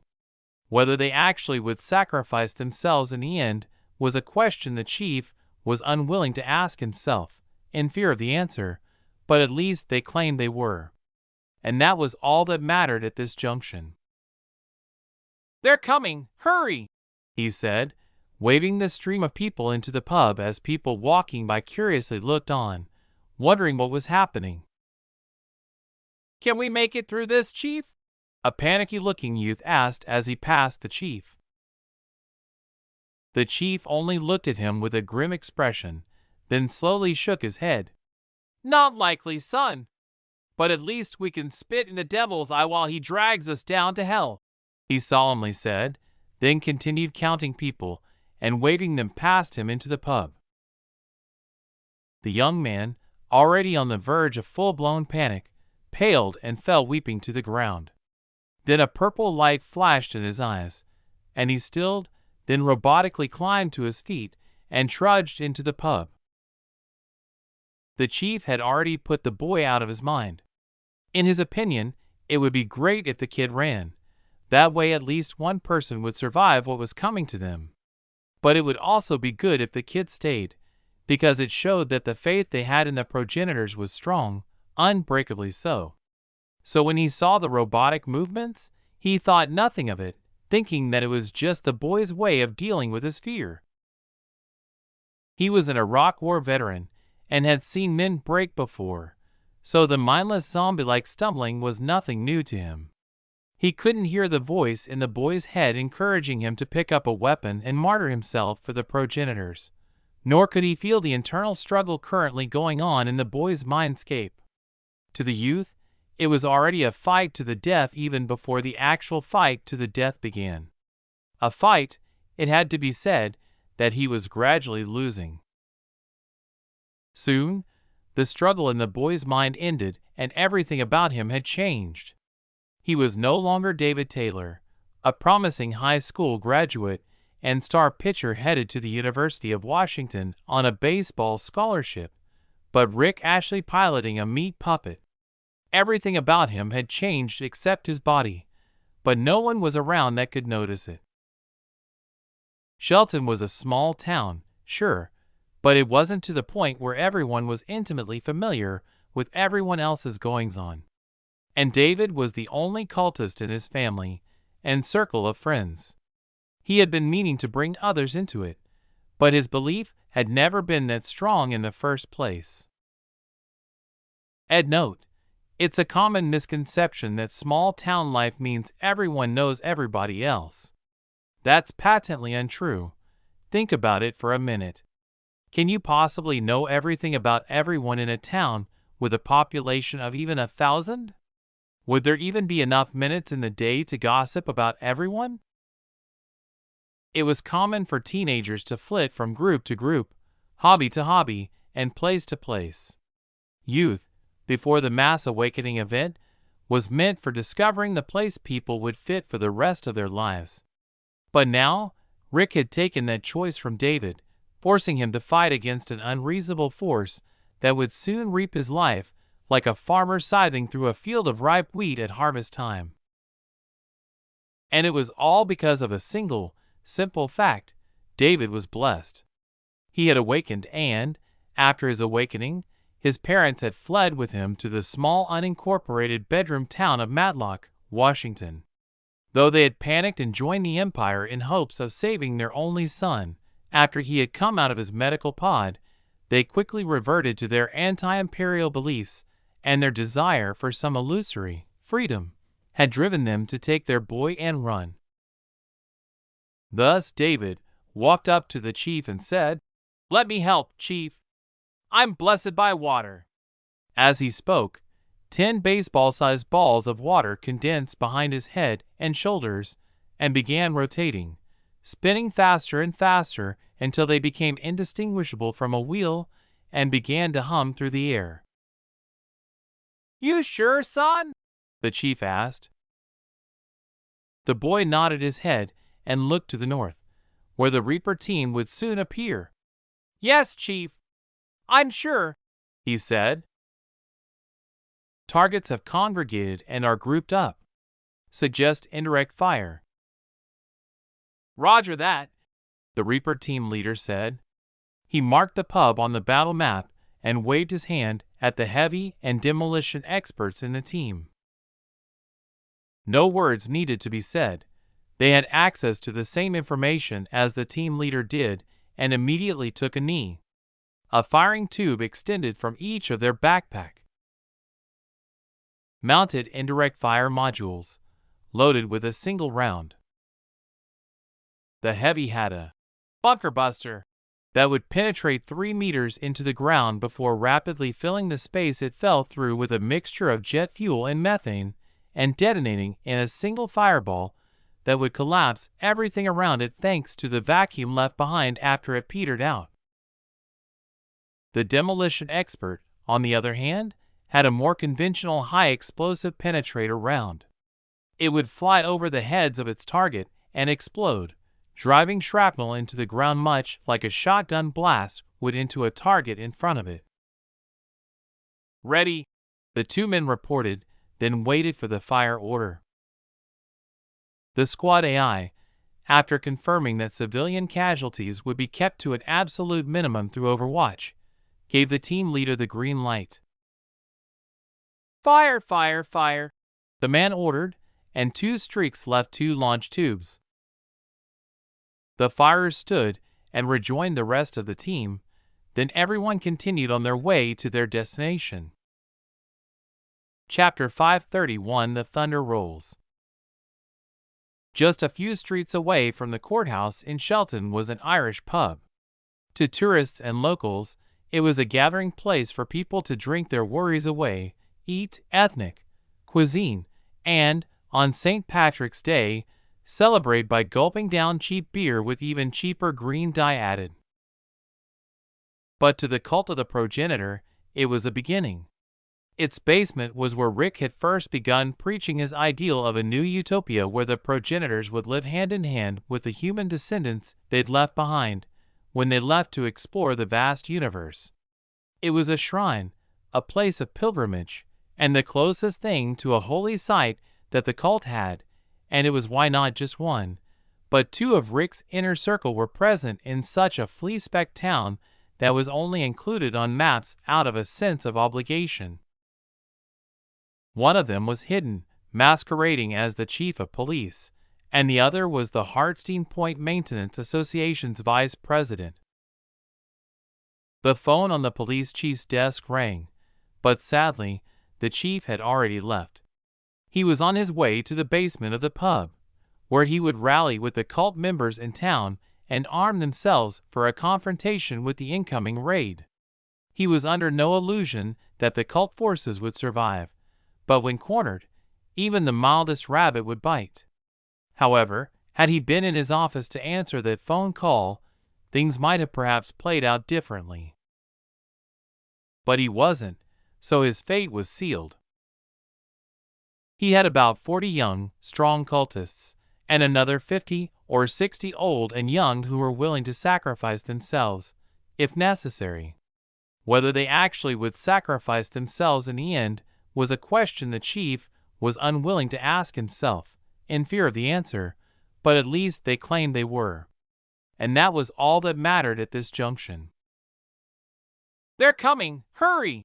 he said, waving the stream of people into the pub as people walking by curiously looked on, wondering what was happening. "Can we make it through this, Chief?" a panicky-looking youth asked as he passed the chief. The chief only looked at him with a grim expression, then slowly shook his head. "Not likely, son. But at least we can spit in the devil's eye while he drags us down to hell," he solemnly said, then continued counting people and waving them past him into the pub. The young man, already on the verge of full-blown panic, paled and fell weeping to the ground. Then a purple light flashed in his eyes, and he stilled, then robotically climbed to his feet and trudged into the pub. The chief had already put the boy out of his mind. In his opinion, it would be great if the kid ran. That way at least one person would survive what was coming to them. But it would also be good if the kid stayed, because it showed that the faith they had in the progenitors was strong, unbreakably so. So when he saw the robotic movements, he thought nothing of it, thinking that it was just the boy's way of dealing with his fear. He was an Iraq War veteran and had seen men break before, so the mindless zombie-like stumbling was nothing new to him. He couldn't hear the voice in the boy's head encouraging him to pick up a weapon and martyr himself for the progenitors, nor could he feel the internal struggle currently going on in the boy's mindscape. To the youth, it was already a fight to the death even before the actual fight to the death began. A fight, it had to be said, that he was gradually losing. Soon, the struggle in the boy's mind ended and everything about him had changed. He was no longer David Taylor, a promising high school graduate and star pitcher headed to the University of Washington on a baseball scholarship, but Rick Ashley piloting a meat puppet. Everything about him had changed except his body, but no one was around that could notice it. Shelton was a small town, sure, but it wasn't to the point where everyone was intimately familiar with everyone else's goings-on. And David was the only cultist in his family and circle of friends. He had been meaning to bring others into it, but his belief had never been that strong in the first place. Ed note: it's a common misconception that small town life means everyone knows everybody else. That's patently untrue. Think about it for a minute. Can you possibly know everything about everyone in a town with a population of even 1,000? Would there even be enough minutes in the day to gossip about everyone? It was common for teenagers to flit from group to group, hobby to hobby, and place to place. Youth, before the mass awakening event, was meant for discovering the place people would fit for the rest of their lives. But now, Rick had taken that choice from David, forcing him to fight against an unreasonable force that would soon reap his life like a farmer scything through a field of ripe wheat at harvest time. And it was all because of a single, simple fact: David was blessed. He had awakened and, after his awakening, his parents had fled with him to the small unincorporated bedroom town of Matlock, Washington. Though they had panicked and joined the empire in hopes of saving their only son, after he had come out of his medical pod, they quickly reverted to their anti-imperial beliefs, and their desire for some illusory freedom had driven them to take their boy and run. Thus David walked up to the chief and said, "Let me help, chief. I'm blessed by water." As he spoke, 10 baseball-sized balls of water condensed behind his head and shoulders and began rotating, spinning faster and faster until they became indistinguishable from a wheel and began to hum through the air. "You sure, son?" the chief asked. The boy nodded his head and looked to the north, where the Reaper team would soon appear. "Yes, chief. I'm sure," he said. Targets have congregated and are grouped up. Suggest indirect fire. "Roger that," the Reaper team leader said. He marked the pub on the battle map and waved his hand at the heavy and demolition experts in the team. No words needed to be said. They had access to the same information as the team leader did and immediately took a knee. A firing tube extended from each of their backpack. Mounted indirect fire modules, loaded with a single round. The heavy had a bunker buster that would penetrate 3 meters into the ground before rapidly filling the space it fell through with a mixture of jet fuel and methane and detonating in a single fireball that would collapse everything around it thanks to the vacuum left behind after it petered out. The demolition expert, on the other hand, had a more conventional high-explosive penetrator round. It would fly over the heads of its target and explode, driving shrapnel into the ground much like a shotgun blast would into a target in front of it.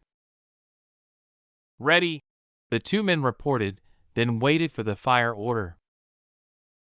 The squad AI, after confirming that civilian casualties would be kept to an absolute minimum through Overwatch, gave the team leader the green light. "Fire, fire, fire," the man ordered, and 2 streaks left 2 launch tubes. The firers stood and rejoined the rest of the team, then everyone continued on their way to their destination. Chapter 533: The End of the Beginning is the Beginning of the End. Ed note: Trigger warning. Torture and gore. The Emperor's Aegis was the best of Aegis, and well deserving of their title, as the most elite special force under the Ares umbrella. Though their training focused primarily on defense, a wise man once said that the best defense was a good offense. Of course, nobody knew exactly who first said that, and sports coaches and military strategists around the world all laid claim to it coming from one of their forebears, but whoever said it was still an incredibly wise man. Thus, the emperor's aegis was also unparalleled in all areas. They could perform counterintelligence operations with the grace of a Nixian, special military operations with the ease of a Reaper, and were still the strongest shield standing between Eren and those who would wish to target him. So capturing a few terrified cultists was as easy to them as drinking water or snapping their fingers. 20 minutes after they had captured the last fleeing cultists, they returned to the underground base, where the prisoners were put in the holding cells for Eren to experiment on. Eren stepped into the prison section of the facility and glanced around. On the surface, it looked no different from the rest of the base, with softly glowing runic lines and incomprehensible fractal patterns on the walls, but these ones were different. They had been laid with the intent to detect, trap, and trace any mana coming from any source that wasn't him. He stepped into the first cell, where a naked man was secured to the wall with clamps on his upper and lower limbs and around his neck, chest, and waist. Eren waved his hand, and a refreshed rune flew to the prisoner, waking him from his induced slumber. The man looked around, turning his head from left to right, then realized he had been captured. "Please, please," he begged. "I didn't do anything. I swear, I didn't egg." He twitched as 20,000 volts passed through his body from the restraints. Tasers ranged from 50 to 80,000 volts, depending on the manufacturer and whether they were intended for civilian or government use. However, tasers would often not only incapacitate their target, but would render them unconscious as well. Therefore, the voltage Eren was applying to the imprisoned cultist was much, much lower.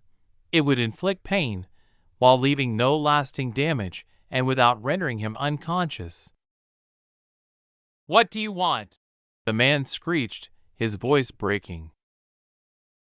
"I want to see what happens," Eren calmly replied. What happens when you kill yourself?" The man was flabbergasted. He had no intention whatsoever of suicide. "I don't want to die," he screamed. Just then, a purple light flashed at his eyes, and his expression went slack. He stopped struggling and stuck his tongue out, intending to bite it off and bleed to death. "Got it, sir," Nova told Eren. "Do we need anything more from this one?" Eren replied. "No. More samples will be needed for our trap and trace, though." "Good thing we have spares, then," he coldly said, then turned to the prisoner. "For crimes against humanity, I hereby sentence you to death. The sentence is to be immediately carried out." The voltage being passed through the clamps increased. 30,000 volts, 40,000, 50,000. Soon, it reached as high as 250,000 volts, and the scent of burning flesh wafted off of the captured cultist along with wisps of smoke. Once the equipment measuring his vital signs registered complete brain death, the electricity stopped flowing. Eren coldly watched the execution from start to finish.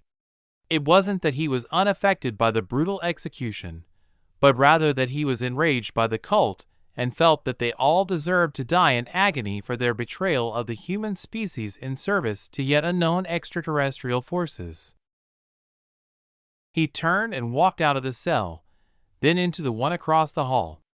The prisoners were secured to the walls, so the doors were open, and the man in the cell had watched the entire process of the interrogation and execution of the first prisoner. "I'll talk.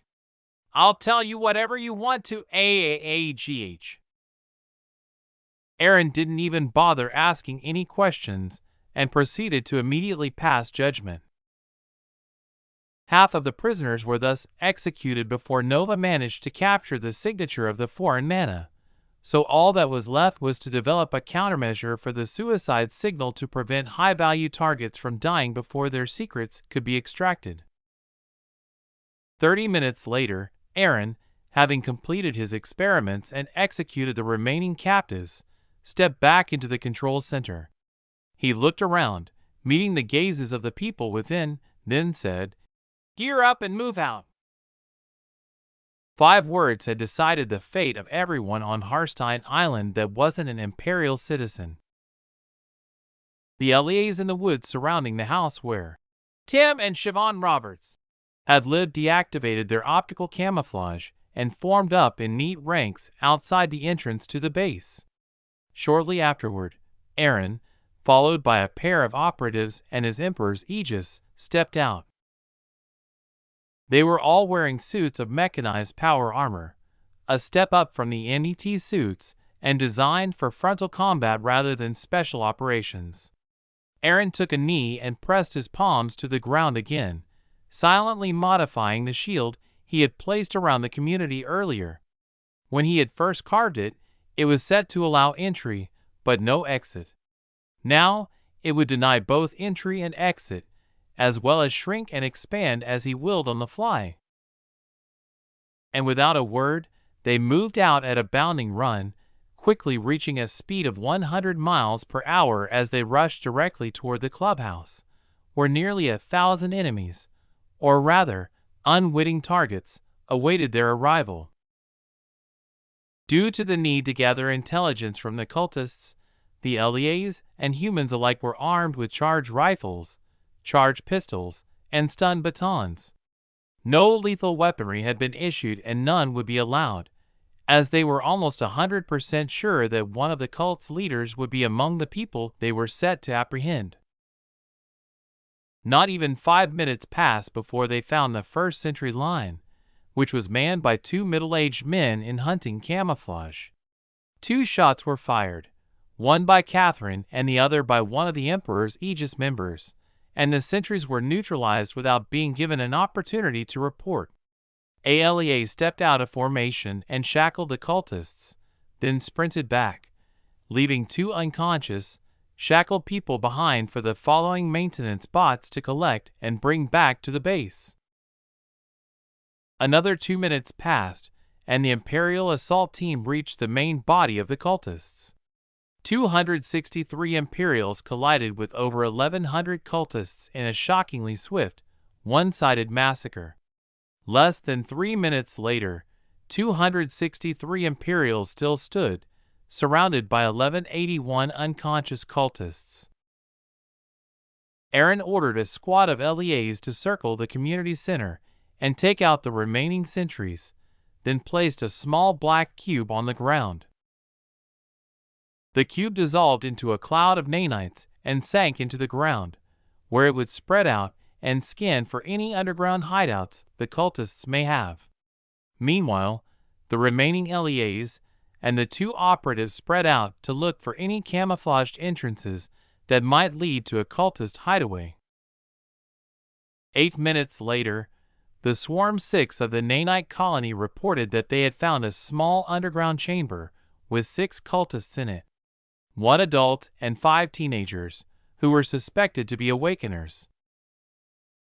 Aaron sneered, then shrank the shield to just the area around the community center. Closing his eyes, he drove his consciousness deep into his mana heart and triggered it to absorb all of the mana inside the shield, save for the mana that was naturally present in his people and protected by his own runic mark. As the mana drained from the surroundings, a strange phenomenon occurred. Everything was drained of color and appeared in grayscale, like a black and white movie. Then, it began wavering like a mirage before ultimately disappearing. Soon, a perfectly hemispherical crater was all that was left where a quaint community center had once existed. In the middle of the crater were 6 cultists, and surrounding them were 240 LEAs.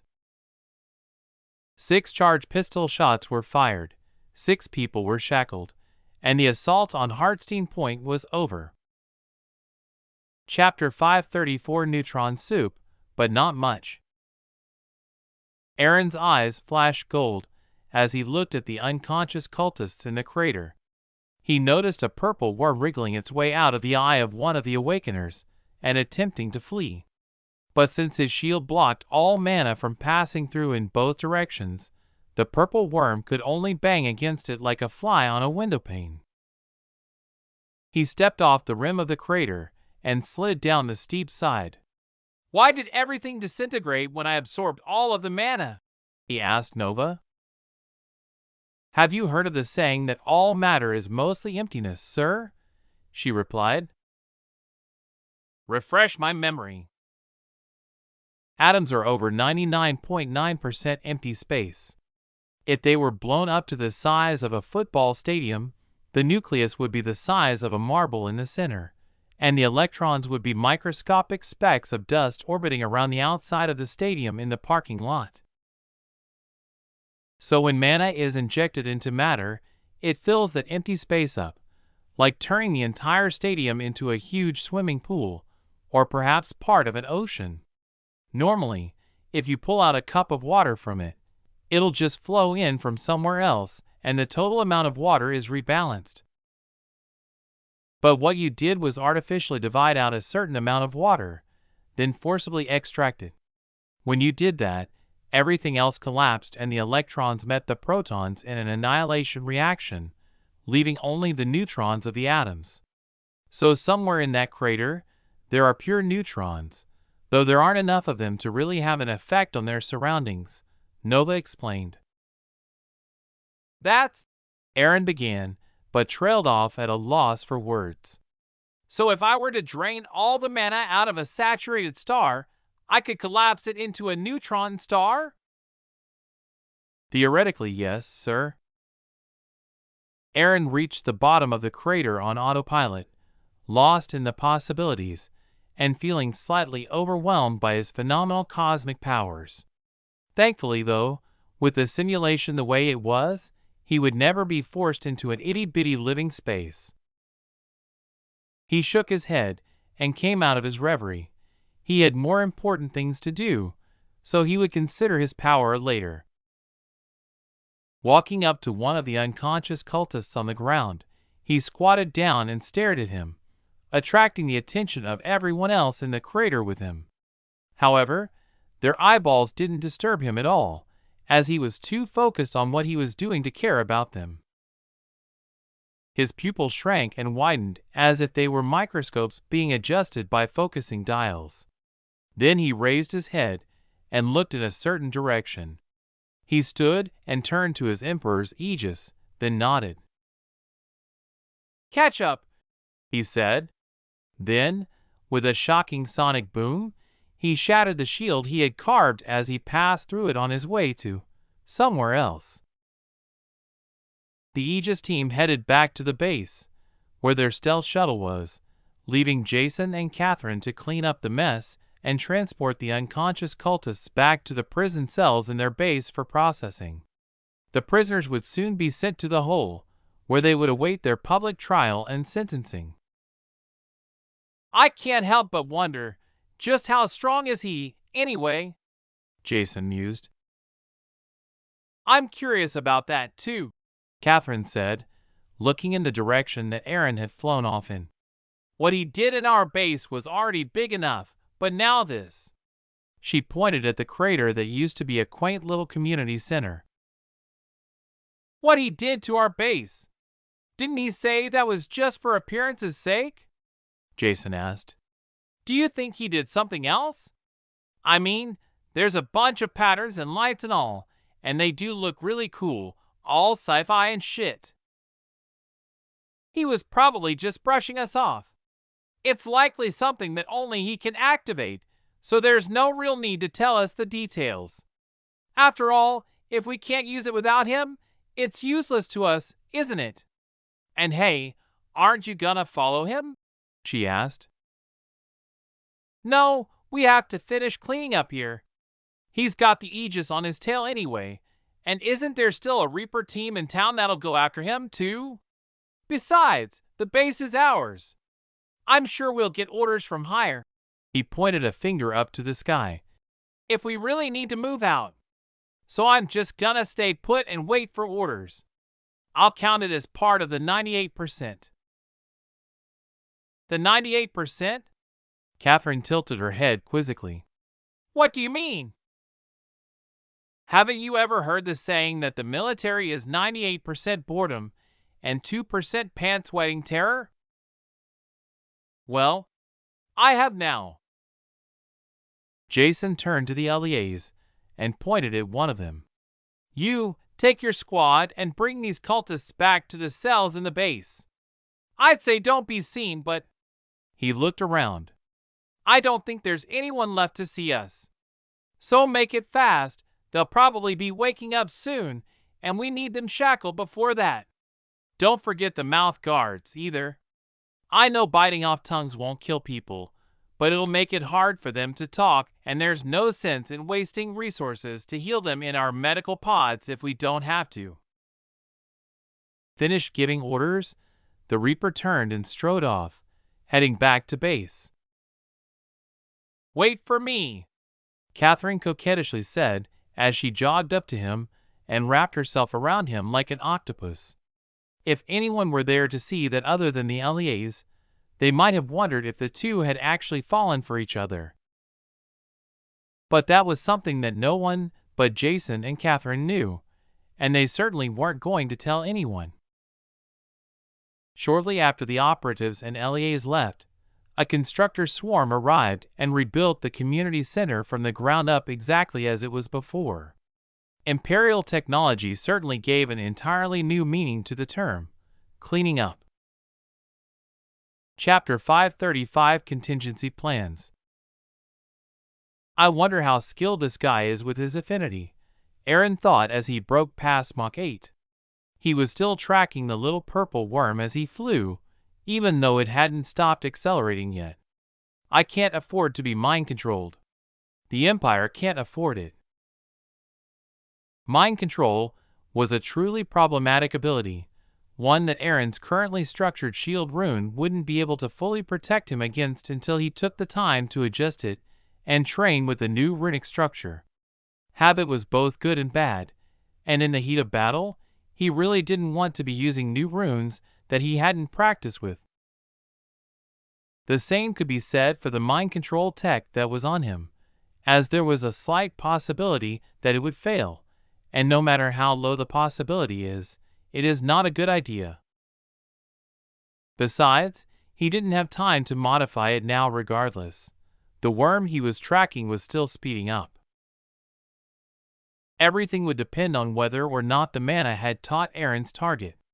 He certainly hadn't released any information on how to use law mana or higher, so the person he was tracking down must have an esoteric affinity. And that likely meant there would be unforeseen issues during the upcoming fight. But despite Aaron's erratic thoughts and the other things going on in his mind, his eyes still glowed golden as he focused on the purple worm in the distance. If he hadn't absorbed every bit of mana in the shield earlier, he wouldn't have been able to distinguish it from the background rainbow of colored motes in his vision. In fact, he was already having difficulty spotting it now, even knowing it was there. There you are, he murmured under his breath as he watched the worm fly into a tall office building and not come out the other side. He came to a full stop and hovered over the office building, calling up the map of his surroundings to figure out where he was. If there were Imperial citizens around, he couldn't just go in guns blazing. He increased his altitude to the edge of the stratosphere as he looked at the map. Amarillo, eh? It turned out that he had flown all the way to Amarillo, Texas, and was currently hovering above the Fisk building. It wasn't the tallest building in the city by far, but it was one of the oldest, and a very well-known feature of the downtown cityscape. Standing just over 50 meters tall, it had long been added to the National Register of Historic Places, having been completed in 1927, and once holding the crown of the tallest building in the city, though it had fallen out of the top 10 since then. Nova, what do we know about Amarillo? He asked, and a demographic and historical breakdown appeared before him in a virtual display window. 73% Imperials. I'll need to take a stealthier approach. How about the mana map of the city? Excluding the possibility of a false positive, it's high. Scans show it as a level 8 location centered around the Fisk building and thinning from there as it reaches out to the city limits. Nova responded, overlaying a mana density image in Aaron's view of the city. Aaron nodded and opened a compartment in the thigh of his SHIE armor, super hard intermediate tactical armor, pulling out a dozen small black cubes the size of standard casino dice. He threw them down toward the city, and they disintegrated into nanite colonies, linking their swarm vis to his HUD. Give me a real-time street-level view of the city, especially the downtown area around the Fisk building. Also, search for underground facilities that aren't included in blueprints, he ordered, and the status display representing the nanite super colony in his HUD turned yellow to indicate that they were currently on mission. Finding himself with some time on his hands, he continued reading the information about the city below him as he hovered in the sky under a veritable fortress of invisibility, stealth, and concealment runes. The fuck was that? Rick groaned as he felt the mother of all headaches slam into him. He rubbed his eyebrows and called for Katrina to bring him some painkillers as he digested what he had just seen. The lackey he'd been monitoring had been in hiding underground, but rather than dig out an entrance into the sealed bunker, the Empire had just deleted the entire fucking ground, knocking the last remaining cultists unconscious in the process. And the worst part was that he had no clue how they had done it. 1 minute, everything was fine, then the next minute it was over. It was like someone flipped a switch and everything fucked off to somewhere else, leaving the people behind in the lurch. They're getting closer and closer to me. I need more time. Just a few more weeks and everything will be in place, he muttered as Katrina came into his room with a glass of water and 2 pills. He took them from her and swallowed the pills dry, then guzzled the water. She kept her head lowered and only looked at him out of the corner of her eye. She was worried about his mental health. Lately, he had been talking to himself more and more and relying on pharmaceutical aids more than was remotely healthy. At least he's keeping his illegal drug habit under control, she thought. But I don't know how much of that is his self-control, and how much is just the lack of availability after the Empire swept up all the drug traffickers. Rick looked up at her and shouted, "Get the fuck out!" He threw the empty water glass at her in a momentary rage. Go make yourself fucking useful somewhere. Katrina could only nod and quietly leave the room. Then she heard him shout through the door, "And clean up this fucking mess!" A few minutes later, the painkillers kicked in and Rick could be considered about 90% recovered after his most recent body hop. Though he didn't know it, the turbulence he experienced when pulling his consciousness back into his real body had been caused by the worm bashing itself against Aaron's shield, as well as the mana trace the Emperor had left on it to ensure he didn't lose it. He turned on the desk light and pulled open the small filing cabinet full of neatly sorted contingency and emergency plans his think tank had come up with, then pulled out a folder and opened it, skimming over the contents. As he read, lost in thought, he started tapping the desktop with his knuckle in a rhythmic fashion, almost like he was a metronome keeping time for a struggling music student during their practice session. I have to rush some plans forward and prepare some leverage in case my base is discovered. It'll give us time to evacuate and move to the backup facility, or at least most of us. He closed his eyes and entered the purple world, looking for a specific thread of belief. Chapter 536 Emergency Measures. Amarillo, Texas.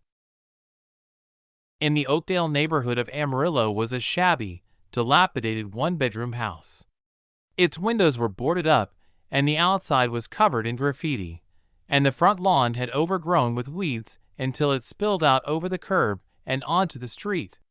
Inside, a young man was sleeping on a pile of old U-Haul moving blankets. He opened his eyes, a purple glint flashing through them, and sat up. He pulled an old flip phone out of his pocket and called the Imperial Police Agency's non-emergency number, then reported that a homeless person was squatting in the house he was in, then sat back to wait for the police to arrive. A few minutes later, there was a knock on the door. The young man opened the door and, as he had expected, two men in neat Imperial Police uniforms were standing on the porch. The taller of the two officers gave a friendly smile and said, "Hello, sir. I'm Officer St. Pierre, and this is my partner, Officer Mendoza. We received a report that someone here may be having some issues with housing. May we come in and have a chat?" Sure, thanks for coming, I guess," the young man replied. "Oh, right, I'm Dave. Nice to meet you." The young man nervously stammered and stretched out his hand for a handshake. Officer St. Pierre returned the handshake, but the moment their hands touched, Dave's eyes flashed purple again, followed by the same purple glint passing through the police officer's eyes. They returned to normal fast enough, though, that Officer Mendoza didn't catch the abnormality. Dave turned to Officer Mendoza and repeated the process. Then both officers stood before him like statues with blank looks on their face. "The Empire sure creates some strong-willed people," the young man complained to himself, knowing that he would be having another massive headache waiting for him when his consciousness returned to his own body. He'd had to drain nearly all of the faith he gathered over the past 2 weeks to break the mental defenses of and take over two mere Imperial Police officers. The overdraft from that would be downright vicious, especially since he needed to force all of it through a single thread of belief and work remotely.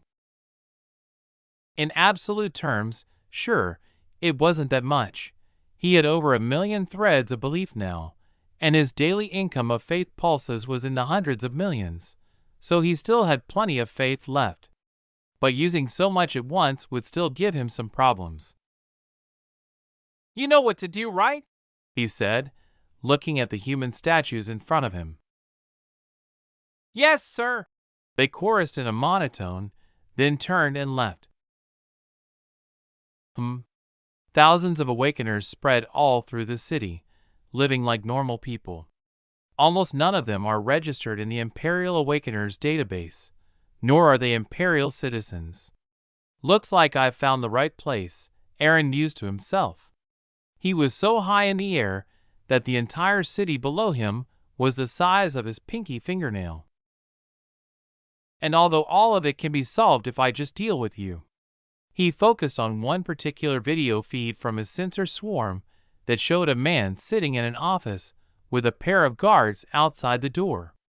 "I can't simply just do that without risking whatever programming you planted in them erupting after your death and turning the streets of my city into rivers of blood." "Fuck!" he shouted. Without the Awakeners being registered in the Imperial Awakeners database, or even being Imperial citizens, there was no way of telling what affinities they had awakened to. Add to that the level of destruction that even known Awakeners are capable of dishing out in a short time, he feared that pulling out the cult from the Empire's side would be devastating to citizens and non-citizens alike. He thought for a moment, then asked, "Where's the standby force?" "The Emperor's Aegis is 15 miles outside town, with their stealth fields engaged awaiting further orders. Ares is on high alert, and the Amarillo Cube called a full force recall 10 minutes ago. Police and fire have been notified and are on standby. They're calling in all of their members, who aren't already on shift as we speak," Nova answered. "Suggestions?" We need to take out all of the targets at the same time I deal with the cult leader, he asked. He was currently focused on how to kill the cultists, rather than capturing and parading them in front of the Empire for a public trial and sentencing. But that said, the thousands of Awakeners in the city would provide a substantial number of troops in the Empire's Penal Legion, so if they could be captured without risk of civilian casualties, he would much prefer it. How about snipers? Can we get enough of them here in such a short time? There are thousands of targets, and they all need to be taken out at the same time. Athena says she can have them all mobilized and present in 20 minutes. And what about the Penal Legion? If we kill them all, wouldn't that be a waste? They can't be saved, sir. Who can guarantee that whatever programming they're under won't erupt in the future? It's better to wipe them out now than have them explode down the line and wreak havoc. Eren thought about it and conceded the point. He already knew that they would have a problem with supervillains, and cutting these thousands of Awakeners out now would mean fewer problems in the future, but he still sighed at the waste. Okay, tell them to be fast about it. I'll use that time to make my final preparations, Eren said, his expression grave. He was about to execute quite a few people without trials, and he felt that it should be handled with the gravity and solemnity it deserved. Chapter 537 Downfall, Part 1. Nova, Eren called out. Yes, sir? Can you reprogram the surveillance nanites to search for any explosive devices and disarm them? He asked. Yes. They've already spread through the entire city, so detection will be easy. But they'll have to gather to disarm. Won't that mean we don't have real-time eyes on all of the targets? Nova said. It depends on how many there are. If there's just a few of them, we can call the bomb squad for disposal. If there are a lot, we'll have to use the nanites. Understood, sir. I've reprogrammed them to search for explosive devices. The new scan will take a little over 4 minutes. Eren nodded and turned over on his back, gazing up at the sky above him. It was daytime, so he couldn't see the stars, but Nova helpfully overlaid them on his vision, knowing his habits as she did. The next few minutes passed in silence, then Nova said, "The scan is complete. The nanites found 4 explosives, one on the I-40/I-27 interchange, one at the airport, one at Carver Elementary School, and one at Amarillo College." Have you informed the police to send out disposal experts? Yes, sir. Good. Rhett asked the nanites for surveillance and monitoring again. Right away, sir. Ares Reaper command. Athena was rather satisfied with the Empire's armed forces. Not only was each and every trooper multiple cuts above any military ever created in the history of humanity, but she even had the best special forces under her. Every single Reaper was trained to a high standard, and all of them could quite easily be called a one-man army. They were proficient in every aspect of warfare, from tactics and strategy all the way down to individual skills. Thus, each and every one of them was a highly qualified sniper. The only thing that the official snipers in each team had that the others didn't was a personality profile that fit being a sniping specialist. Just like the demolitions experts all enjoyed the spectacle of big booms, sniping specialists enjoyed the thrill of the hunt and taking down high-value targets unaware. So in every single team, barring the one that was still on cleanup duty in Washington, got the same orders to pick up sniper kits and move out, they logged out of the simulation, moved to the quartermaster, and picked up rifles that were already set to their personal specifications. There was no hesitation or nervousness in their actions. It was clear that, to them, it was just another Tuesday. The teams neatly filed down the station's arms to the docking ring, jogging to their individual stealth shuttles in single file and peeling away from the group as each team reached their shuttle. Once they were loaded into their shuttles, they leaned back in their seats and triggered the augmented reality briefing. There are over 2,000 targets that require simultaneous precision takedowns currently incognito in Amarillo, Texas. Lethal means only, no saving heads for later headbagging. These targets are likely to be programmed by the progenitor cult and could take hostile actions at any time without warning. They are all awakened, and none of them are in the database, nor are they Imperial citizens. The briefing continued for a few minutes before Athena asked, "Any questions?" One of the Reapers raised his hand, and the others in his team chuckled at him. He sheepishly put his hand down and said, "Yes, ma'am, I have a question." "Go ahead, Corporal." "Since they're all Awakeners, doesn't that mean our targets are kids?" "Technically, yes. But also no. They're targets that have been programmed by the cult to attack innocent civilians." "Will that be a problem for you, Corporal?" Athena said. "No, ma'am," the corporal replied, though he was obviously in a shit mood at the thought of carrying out a wholesale slaughter on teenagers. After that question was asked, every single Reaper, all 3,000 of them, felt the weight of what they were about to do settle on their shoulders. Taking down the targets in front of them today meant saving hundreds of thousands, if not millions of lives tomorrow. It was the cruel calculus of war, a lesson that was only now being brought home in their minds. Somewhere over the Gulf of Mexico, the EV Beowulf was headed toward the coast of Texas at full speed, expecting to meet a cargo of stealth shuttles carrying Reaper teams along the way. The massive supercarriers were still fulfilling their duties as patrol craft for the Empire, and the Beowulf was just the one that happened to be nearest to North America when the bell rang. Before the Empire had taken its initial shape, the 10 supercarriers had each been assigned a specific patrol area, but now all 10 of them had the entire planet as their patrol areas, a measure that came about because the world had just gotten smaller, in a metaphorical sense. "How long until we pick up our cargo, Wolf?" the captain asked. 8 minutes, 37 seconds, Captain Wolf, the ship's AI, answered. "Very well. Maintain course and speed. Inform Higher that we're en route and on target." "Yes, Captain." "Yes, Captain."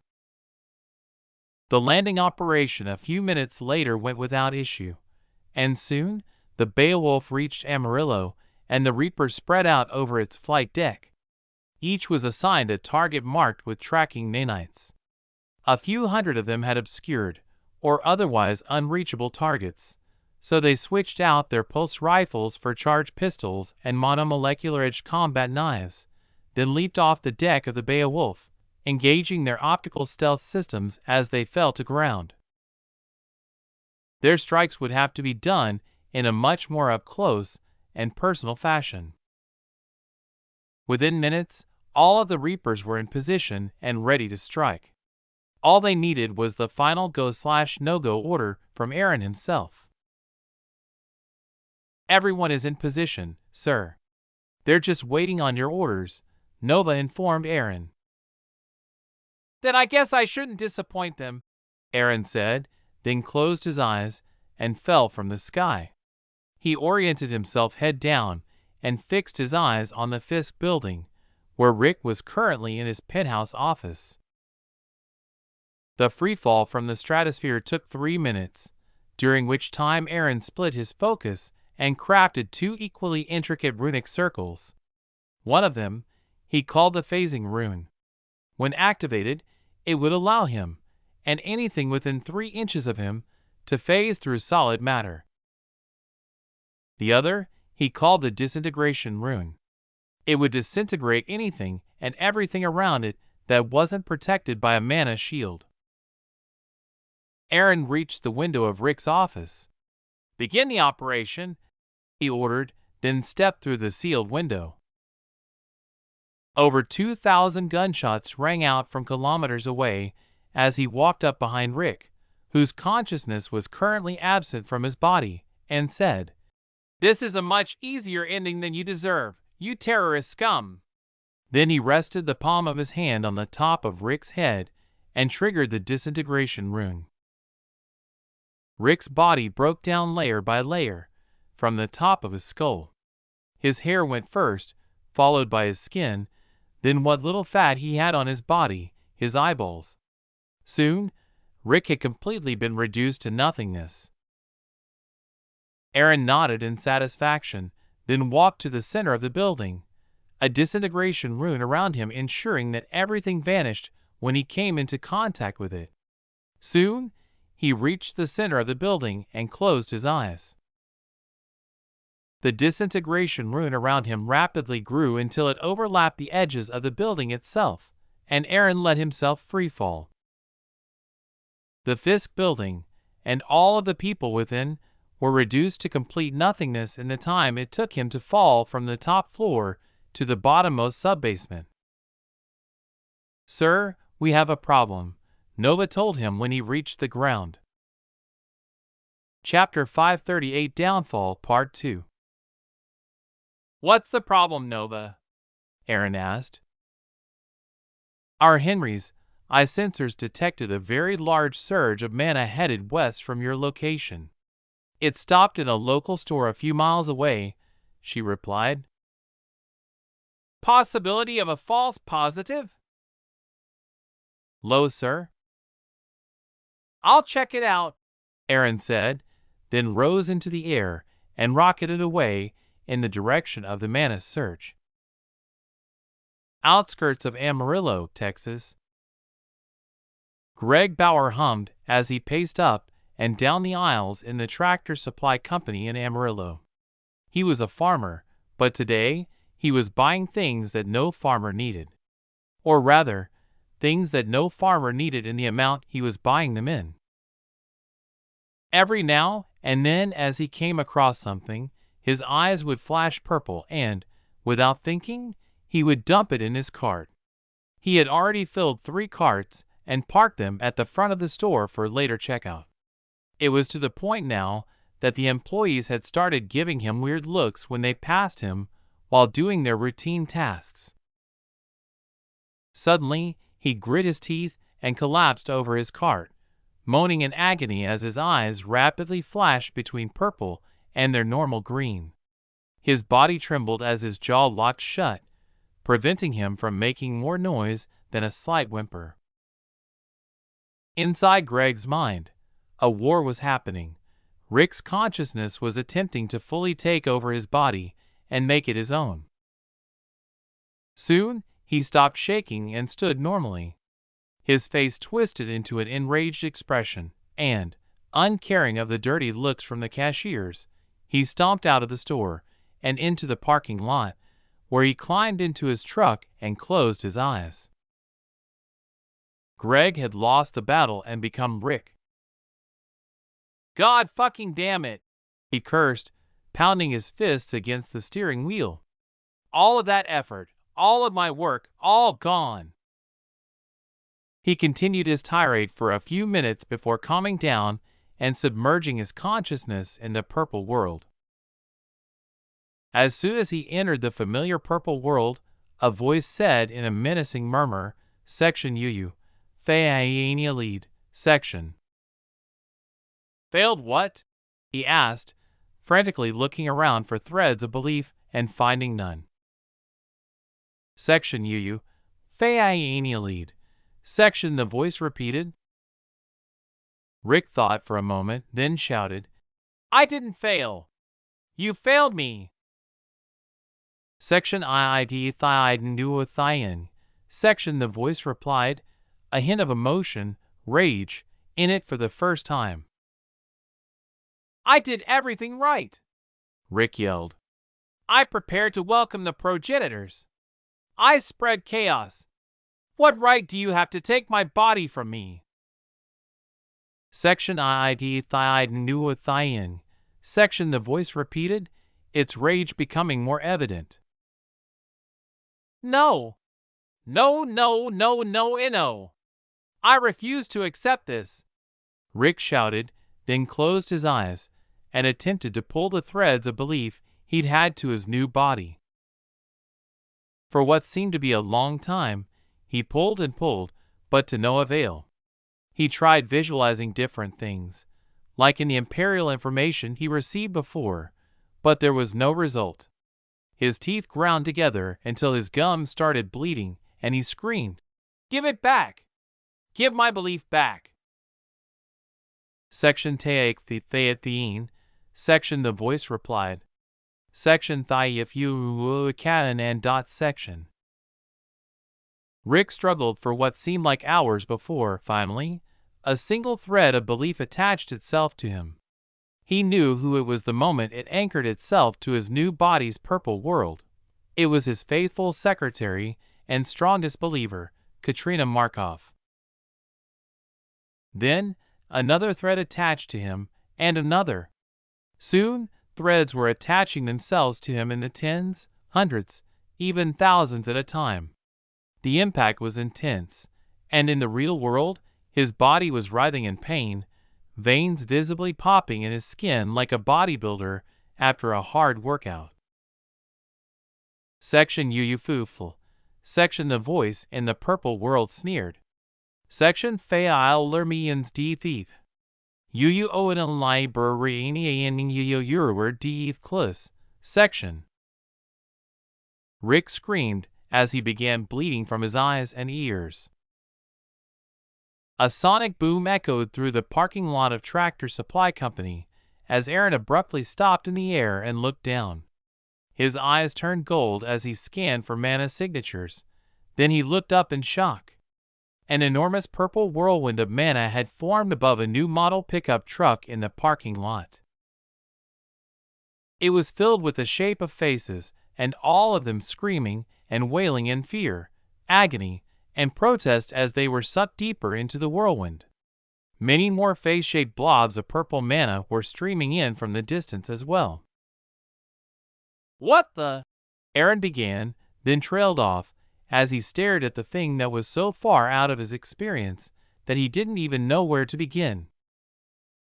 He dropped to the ground next to the driver's side door of the pickup and looked at the man inside. He was an older middle-aged man with white hair and a bit of paunch.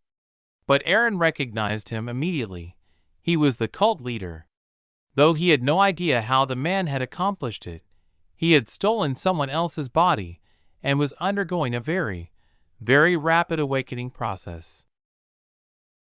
Aaron couldn't allow that to continue, so he snapped his fingers and a shield extended from him and surrounded the truck. It blocked the whirlwind outside of it, and the new cult leader's body within was forced to wake up. The time since the process had begun was far too short, so he had yet to fall into a protective coma. It's you, tyrant!" the cult leader panted, agony still etched in his expression. "Call me whatever you want, I don't care," Aaron said. "Any last wishes?" "They're coming," Rick said.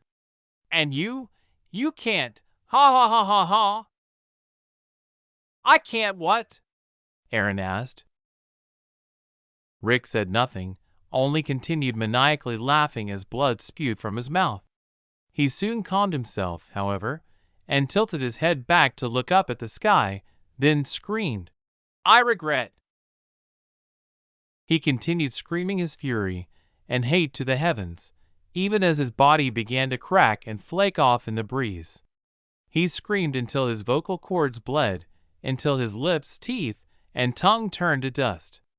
Even after he could make no more sound, he raised his fist to the sky as his body crumbled to ash in the driver's seat of the pickup truck he had been sitting in. Aaron gazed at the ash for a moment, a complex expression on his face.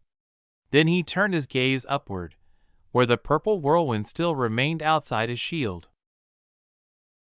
The face-shaped blobs had stopped coming to join the whirlwind, and the vortex continued turning in the air, though more slowly now. Section Uyuwian. Fufurorin Nu. Section The vortex murmured to Aaron, growing more faint as it spoke. I'll win next time, too. Now begone, he replied, waving his hand as if he was shooing away a fly. Soon, everything returned to normal, leaving Aaron alone in the parking lot with his thoughts. Chapter 539. Now back to your regularly scheduled program. Katrina Markov was sitting at a desk in a small, windowless room that had been used as a janitor's closet before. To her left was a door, and on the wall in front of her was a corkboard filled with pictures, sticky notes, and small pieces of crumpled paper, napkins, and discarded cups. All of the items pinned to the board were connected by red strings. It looked like a conspiracy theorist's dream. She'd had a bad feeling all day and needed to calm down. Looking at her evidence board was the way she took her mind off of problems and bad feelings. So she'd been in the room ever since Rick had retreated to his office with strict orders to leave him undisturbed. Who did it? She thought. She'd been investigating the murderer of her husband and child for 4 years, and had uncovered what she believed to be the tip of a conspiracy iceberg. Whether or not it actually was a conspiracy was debatable, to say the least, but at least she believed it to be one. What still eluded her, however, was the person at the top. Suddenly, she felt a sharp pain in her chest and couldn't help but gasp. What was that? She thought. She was in good health, and still young at only 28 years old. She controlled her diet very well and exercised daily, and there was no history of heart disease in her family. So why did it feel like someone just stabbed her with an ice pick? The sharp pain came again, more intense this time.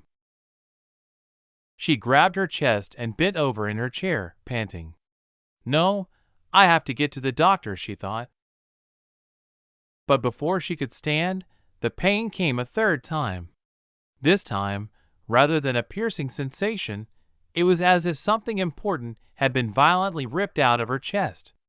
She felt something flowing out of her, slowly at first, but speeding up as the seconds inexorably ticked past her. She tried to stand, but fell to the floor and could only crawl toward the door of the small room she was in. As she crawled, her skin began cracking like shattered porcelain. She looked down at the fine web of cracks on the back of her hand and screamed. She continued screaming and crawling even as she slowly crumbled, as her arms and legs dissipated, until her vocal cords disappeared. The last thing Katrina Markov saw in her life was the handle on the door to the room she had spent countless hours in, chasing her obsession. You know, Imperial Tech is cool and all, but I kinda miss doing things the old-fashioned way, Catherine complained to Jason in the control center of the underground base they were in. What do you mean by that? Jason asked, curious. The whole brain dump thing. It's just too easy. It takes all the fun out of interrogation. Interrogation isn't supposed to be fun, you know. Jason gave her an odd look, wondering if the woman he was with was a psychopath or just bored. With women, he thought, there was a fine line between the two, and he had never been good at telling the difference. I know, Catherine sighed, spinning around in her chair. It's just, it takes something away from the whole spy game, you know? I get it. It's kinda like how Reaper enhancements make it feel like we're bullying little kids on the battlefield, right? Exactly. You know you're built for bigger and better things, but you're stuck on easy mode even if you normally play on hell difficulty, Catherine said, pouncing on her partner. Their playful banter was interrupted by a screech from the direction of the prison cells. They exchanged glances. Then Catherine leaped off of Jason's lap and sprinted to the locker where they kept their emergency gear. Jason followed shortly after. "The fuck was that?" he asked. "You're asking me, but who am I supposed to ask?" They grabbed their kits and sprinted to the prison, weapons held at the ready. But when they got there, the sight they saw was disturbing, to say the least. The cult members they had captured were dissolving into sparkling particles that drifted in the air and fell to the ground before disappearing. They looked at each other again for a long minute, until Catherine broke the silence and said, "So, how are we supposed to report that?" Minutes later, on television screens around the globe, a breaking news bulletin began. "We apologize for interrupting your regularly scheduled broadcast with this breaking report," the anchor began. "Just minutes ago, people around the world began collapsing." The screen switched to a shaky cell phone camera recording of someone on the ground in the middle of a crowded supermarket, an almost inhuman screech ripping out of their throat. The news anchor switched to voiceover narration and continued. "Reports are coming in from around the world of a wave of brutal disappearances. Everyone affected exhibits the same symptoms: extreme pain, collapse, and finally..." The video cut to another location, this one in Times Square, which had been damaged, but not completely destroyed, in the attacks at the beginning of the year. A woman was rolling around on the ground, wailing and shrieking and tearing at her hair. She began cracking, then finally dissipated into dust, and a wave of panic passed through the crowded landmark as people stampeded out of the square, thinking it was some kind of biological or chemical attack. The narration continued apace. "They disintegrate into dust from the outside in," the news anchor said in a grave tone. "According to the Akashic Record, there's been thousands of reports so far, and they're still coming in. My producer just informed me that the number is now in the hundreds of thousands and still rapidly climbing. We here at the Imperial Broadcasting Agency are now asking that if you, or anyone you know, is currently or has been affected by these disturbing events, please report it to your nearest Imperial official as soon as possible. Otherwise, please remain calm and shelter in place. More information will be announced as the event unfolds. Thank you, and now back to your regularly scheduled program." Chapter 540: Aftermath and Investigation. Aaron turned and looked around the parking lot. He had thought they were alone, but now he realized that, other than him and the pile of dust that used to be a cult leader, there were others who had witnessed the events. A short distance away, people who had been loading supplies in their cars and trucks were pointing at him. Thankfully, things had happened so fast that none of them had had time to pull out their phones and start recording before everything was over. And people further away had been too absorbed in their own errands to pay attention to a distant argument. Only a very small portion of the population was awakened and could actually see anything happening. To everyone else, it just sounded like a normal argument, if they could even hear it at all. And not everyone, especially not the kind of people, read, farmers, that shop at Tractor Supply Company, were constantly recording everything in hopes of catching a major event that would give them a boost in visibility on the internet. Aaron, however, had scanned and recorded the entire process of Rick's disintegration. It was, after all, something he would very shortly need to get to the bottom of. Only after everything was over and done, and the Imperial Police had arrived, did he breathe a sigh of relief and rocket off, intent on boarding his personal shuttle and heading back to Avalon Island to supervise the aftermath. "Give me an update on the situation," he said after he boarded his shuttle and began the journey back to the main cube. There were a number of large bombs discovered, but the Imperial police successfully defused them. The cult was in the process of building new Anfo bombs, but they were intercepted in a rather weird way, Nova reported. Note: Anfo bombs are better known as fertilizer bombs. Anfo stands for ammonium nitrate/fuel oil and was used by Timothy McVeigh in the Oklahoma Federal Building bombing of 1995, among other incidents. It's why fertilizer purchases are tracked and regulated by the government. Mythbusters also did quite a few episodes featuring Anfo. It was one of the most common explosives highlighted on the show, from what I recall. Here's a clip of them making a cement mixer disappear using it. https://www.youtube.com/watch?v=4ICHUHRF_S0. Weird way? Aaron asked. He was pretty sure they had only targeted the cult's awakeners, so hearing that something weird happened to non-awakener cultists was a bit unexpected.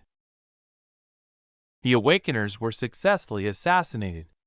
2,493 awakeners were targeted, of which 2,118 were neutralized by long-range sniping. The others were beheaded to ensure the kill. None of them were able to make any waves. But other than that, there are a number of people who are disintegrating in the same fashion as the cult leader, who we now know was Rick Ashley, a native of Montana who grew up in a militia compound, and we believe they were the cultists and other followers of the progenitor cult. The first instances of people disintegrating happened moments after you attacked the Fisk building and killed Mr. Ashley. Are they only happening here?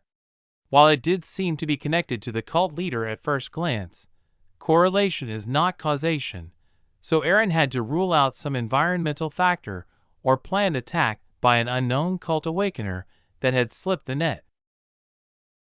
No, sir. The phenomenon is occurring all over the world.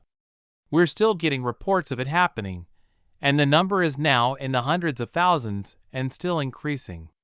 There's a significant number of them that we've already identified as linked to the cult, and we're tracking in Operation Hunting Dog, enough to statistically rule out other possibilities for the disintegrations, Nova said.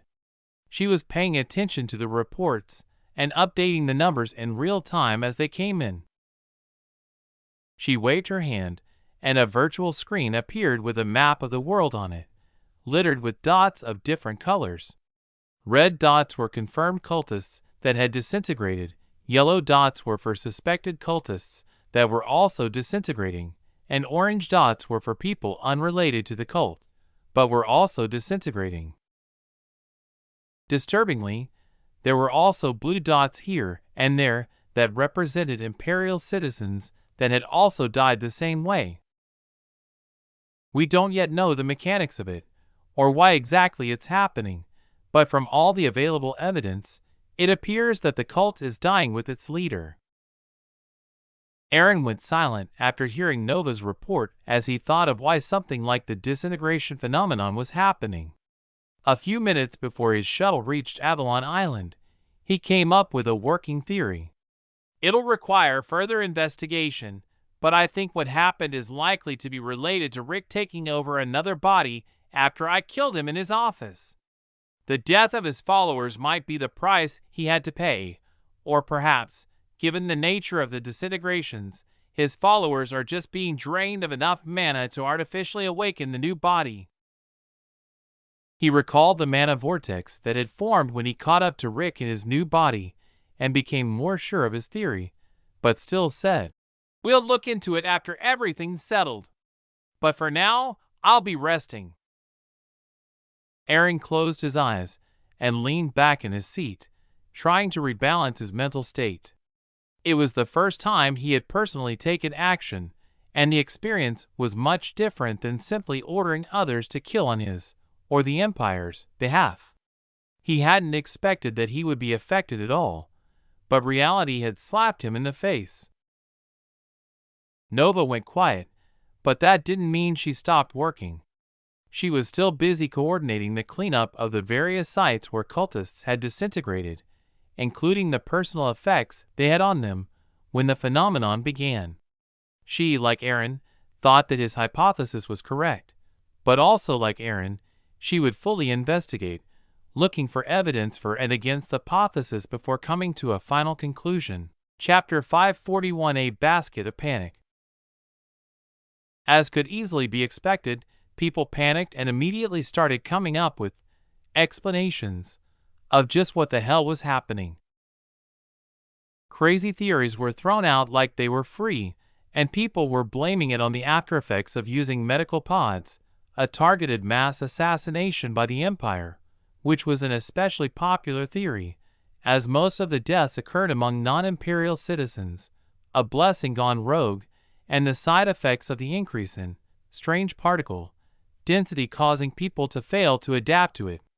Those were just the most popular among the many theories being spread by panicking people or those abusing it to gain fame. At Black On, the Empire is finally moving on us. Beware of those with overly solicitous behavior, because they all have ulterior motives. #mass killing, #the snap, #the vanishing.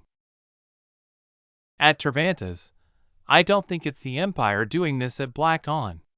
It's more likely to be some blessed losing control over their superpower, or maybe just failure to adapt to the new particle density. #think more, #panicless, #the snap, #the vanishing.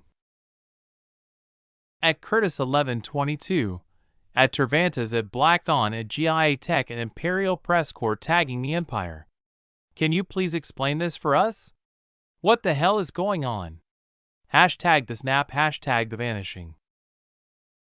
Ed Note: Yes, I know that Avengers: Infinity War came out in 2018, so it wouldn't normally be present in universe, but the deaths were so similar to what happened when Thanos snapped his fingers that we couldn't help but move its release date forward so it existed in universe here.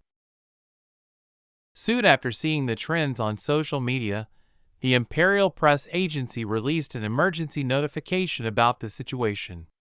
They mentioned that it was still under investigation, and that a formal response would be forthcoming as soon as the investigation yielded results. Anyone who wanted to follow the investigation was provided with a direct link to the Akashic record, where they could be updated with the progress in real time if they didn't want to wait for the official statement. That calmed the masses a little bit, at least, but speculation continued running rampant, and the statement was even used by some as evidence of their speculations being true. The Imperial Health Agency was just as busy as the Imperial Press Agency.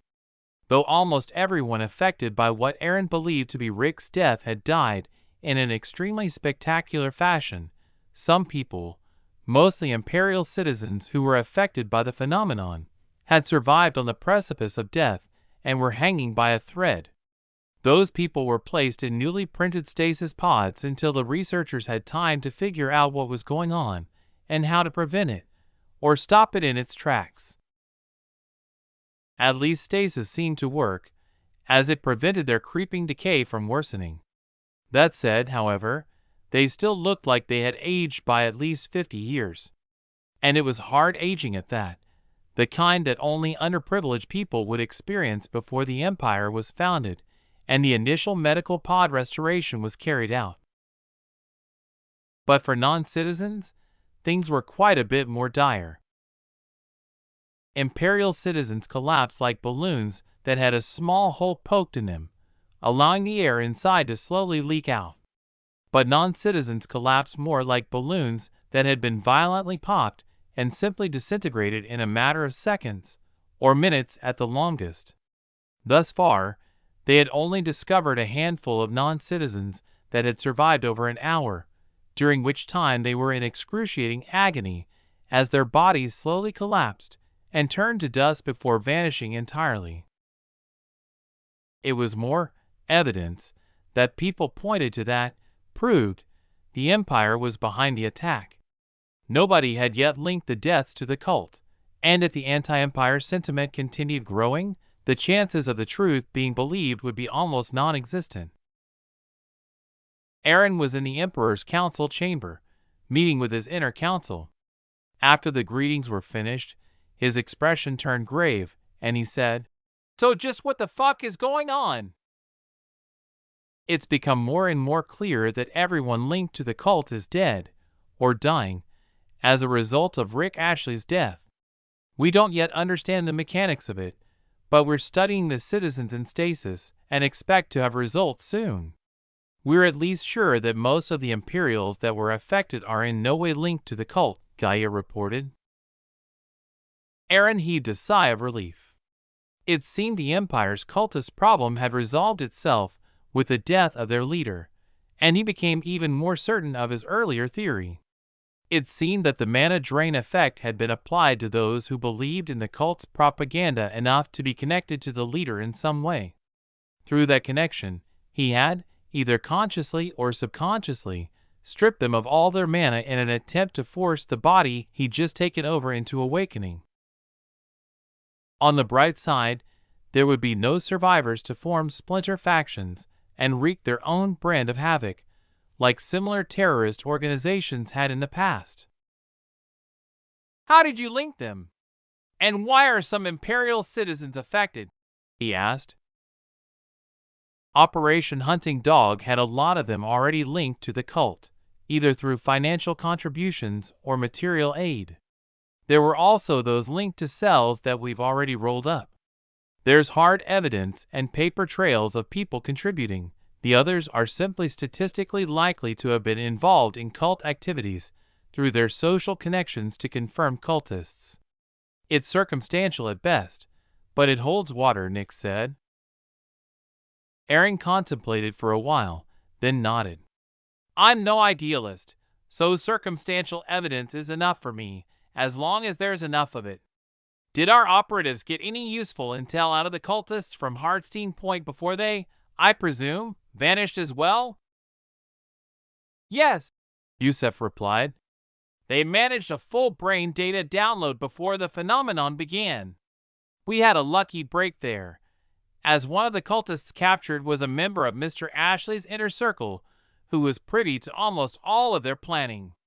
Combined with the evidence from the reconstructed Fisk building in the simulation, we also have a full picture of the entire cult." He smiled wryly, then continued, "Our luck was their misfortune. Their reliance on analog methods and hard copies of information would have made it impossible to destroy everything even if we'd used a more traditional method of storming the building." Chapter 542 for immediate public release. Mostly. We also now know what affinity the cult leader awakened. He awakened with an esoteric affinity to faith aspect mana. Knowing that gives us some clues as to its operation, so we have avenues to research that will prevent it from affecting us going forward. We'll know if we've succeeded for sure once our affected citizens have their disintegration permanently stopped, Nova reported, as she was the one keeping track of the relevant research in the Lab City Gold Labs. "That's a relief," Aaron sighed. "About the evidence, is there any reason anyone can think of why we shouldn't make it public?" There was a possibility that some of the cult's documents might need to be classified for national security, but as he had yet to receive a detailed briefing or any of the evidence himself, he couldn't say for sure. The human members of his inner council looked to the AIs present at the meeting, as they hadn't had time to read through it themselves, either. "There's some information in them with speculation that hits pretty close to the truth," Nix finally said. "What speculations?" Aaron asked. "There's a trail of data that suggests the cult knew about our ability to read, store, and manipulate memory. Turns out the cultists I caught going into the simulation were simply just bait that the cult leadership threw out in order to prove or disprove their hypothesis. I apologize for missing that. I was too certain of my own abilities and our technological advantage, and let those fish slip the net, and did exactly what the cult researchers needed me to do." It's okay, Nix. Everyone makes mistakes. Aaron comforted the most human-like of his higher-order AIs. Just don't let it happen again, understand? Yes, Your Imperial Majesty, Nix said, her usual laconic tone and expression replaced with grave solemnity as she dropped to one knee before him. I swear that I'll never repeat a mistake in the future. Good, the Emperor said, then turned to the rest of his inner council. We can classify that as gold-level information under Omega classification. It'll require keyword and letter clearance as well.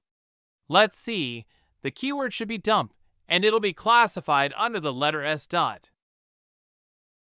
Ed note, top secret isn't the highest classification level. Beyond top secret, there are a number of categories that are much, much higher, such as keyword clearance, letter clearance.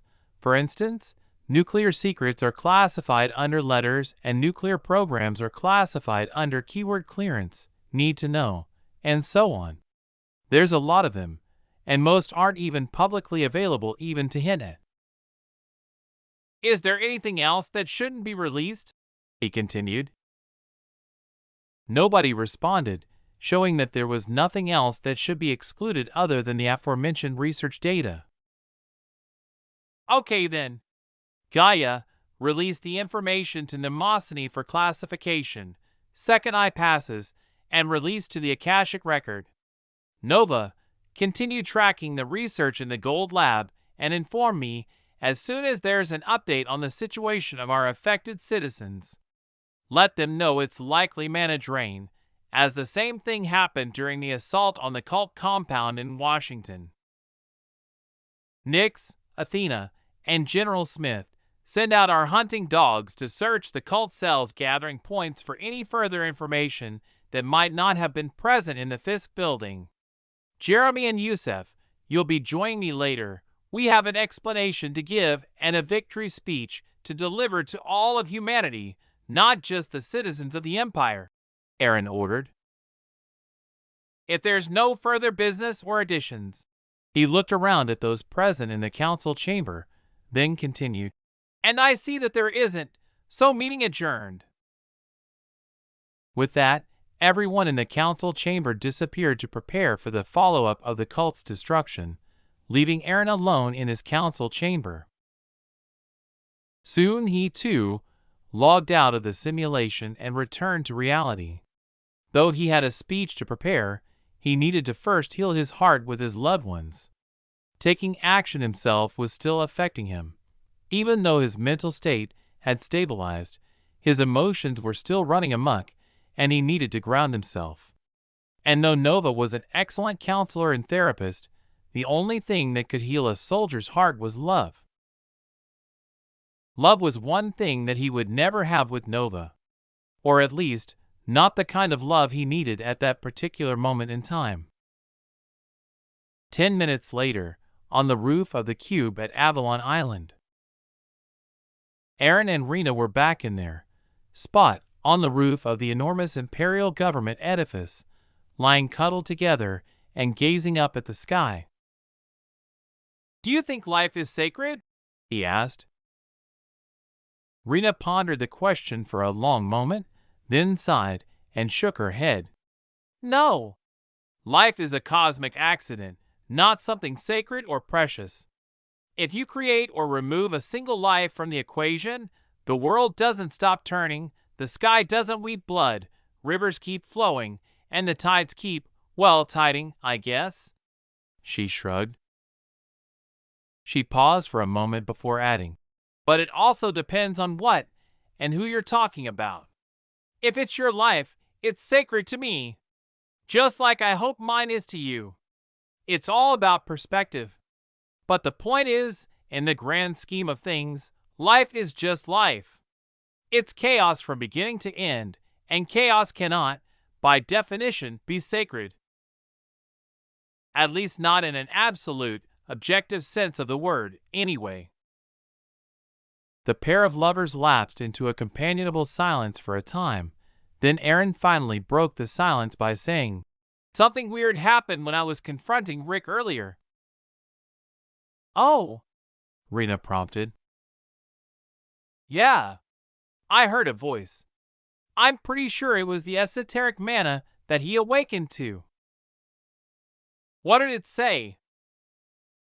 Aaron waved his hand, and a video of his confrontation with Rick, recorded from Aaron's perspective, played on a virtual screen for him and Rena. Weirdly, however, the voice of the mana wasn't caught on it, nor was the mana vortex. He backed the video up to the point where the vortex first formed and manually added the details he recalled to the video file as it played, then paused it where the voice spoke and said, "Here's where it spoke to me. It said, 'You win for now,' before the vortex finally dissipated. And I can't help but wonder what it meant by that." "It's fine," Rena said. "I'm sure you'll figure it out in the end. You are, after all, the most brilliant man who ever lived." Chapter 543: The Whys and Wherefores. Before the panic and fear-mongering could spread further, a notification was pushed to every device on the planet, imperial or otherwise. The Emperor would shortly be making a speech explaining the whys and wherefores of the disintegrations. The notification was enough to bring everything in the world to a screeching halt, as, other than those who were asleep and thus missed it, or those doing important jobs, everyone sat and stared at their screens, upon which was displayed the imperial seal.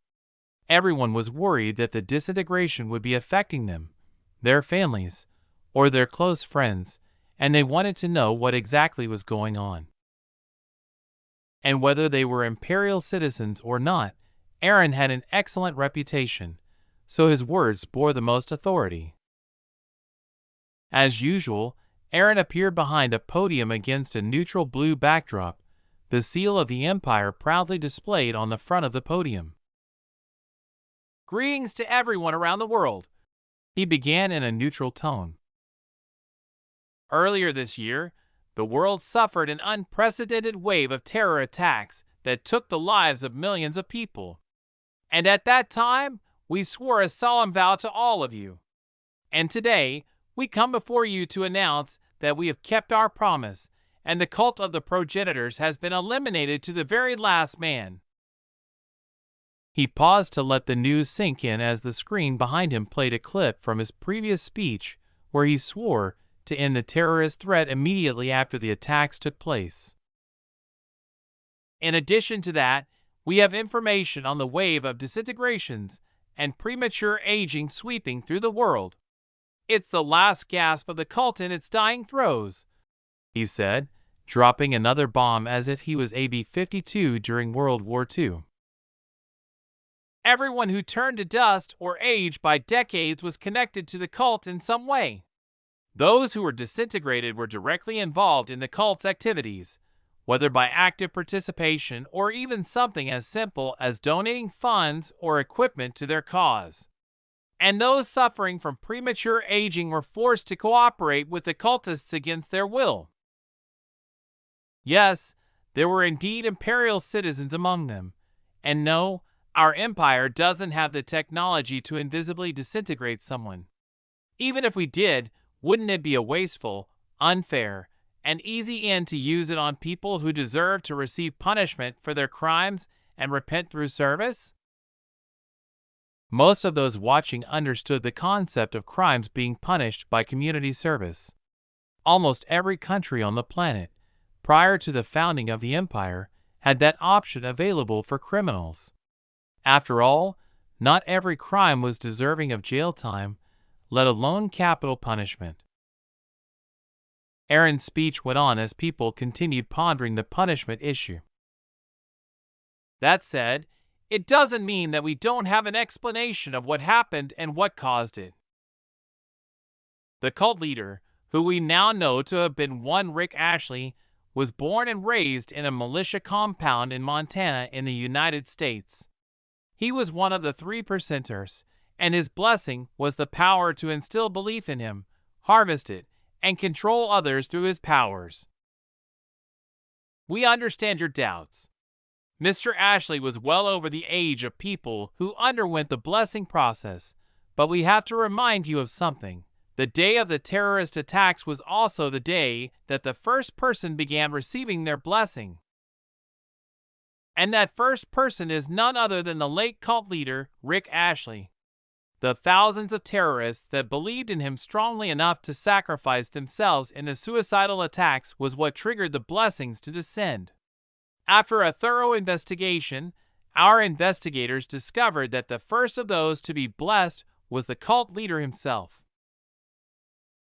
His action of mass human sacrifice, both of his own followers and of innocent people, was the final blow to an already cracked and weakened dam that held back the flood of blessings. It was also what led to his specific blessing, which we will call the power of faith. Through that power, he was able to gather information from malcontents in the empire, as well as assume direct control of those who believed in him. Another aspect of it was that he was able to force people who otherwise wouldn't obey him into obedience and compliance with his demands. Aaron's gaze grew stern as he continued. Before he died, he was working on another attack that would have taken place during the New Year celebration. The plan our investigators uncovered was that he would control thousands of blessed people to wreak havoc and cause massive casualties, then frame it as an imperial attack on non-citizens. Thankfully, our people were able to discover his plans before they could be carried out, and in a coordinated strike, eliminated all of the brainwashed and reprogrammed blessed that he had gathered in Amarillo, Texas. He paused to let people consider the potential consequences of an attack like that, then changed the subject.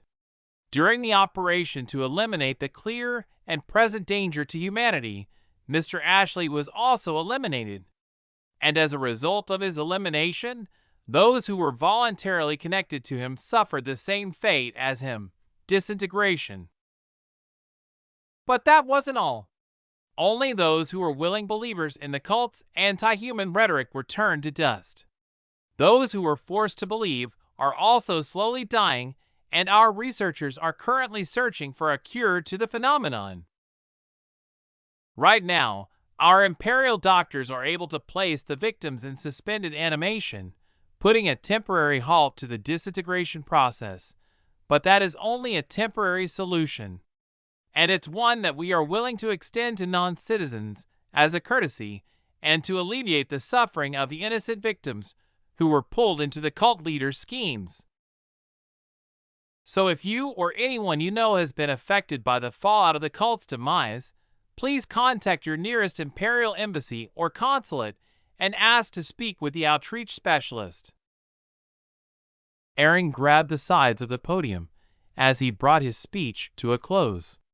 We founded the Terran Empire with the idea that humanity needs to stand united as one in order to face the inevitability of a hostile universe. Even if the visitors that are currently on their way to our solar system are friendly, who can guarantee that the next visitors will also be friendly? Or the one after that? So even if you chose to decline the offer of imperial citizenship at the Empire's founding, our doors will always remain open to you, and our goal is not to make you suffer, but to allow you the freedom to choose your path. And as such, we will definitely not let you suffer the consequences of an attack on us. Not now, and not ever. Chapter 544. They eventually grow out of it. Aaron had decreed that the remaining days of December would be an imperial holiday. As such, everyone was given the option of taking the 10 days off for a paid holiday, or choosing to work for double pay. That included both government employees and private companies alike, a move that was popular with employees, but not nearly as popular with the enterprises employing them. As for himself, on the other hand, he was still working without pay.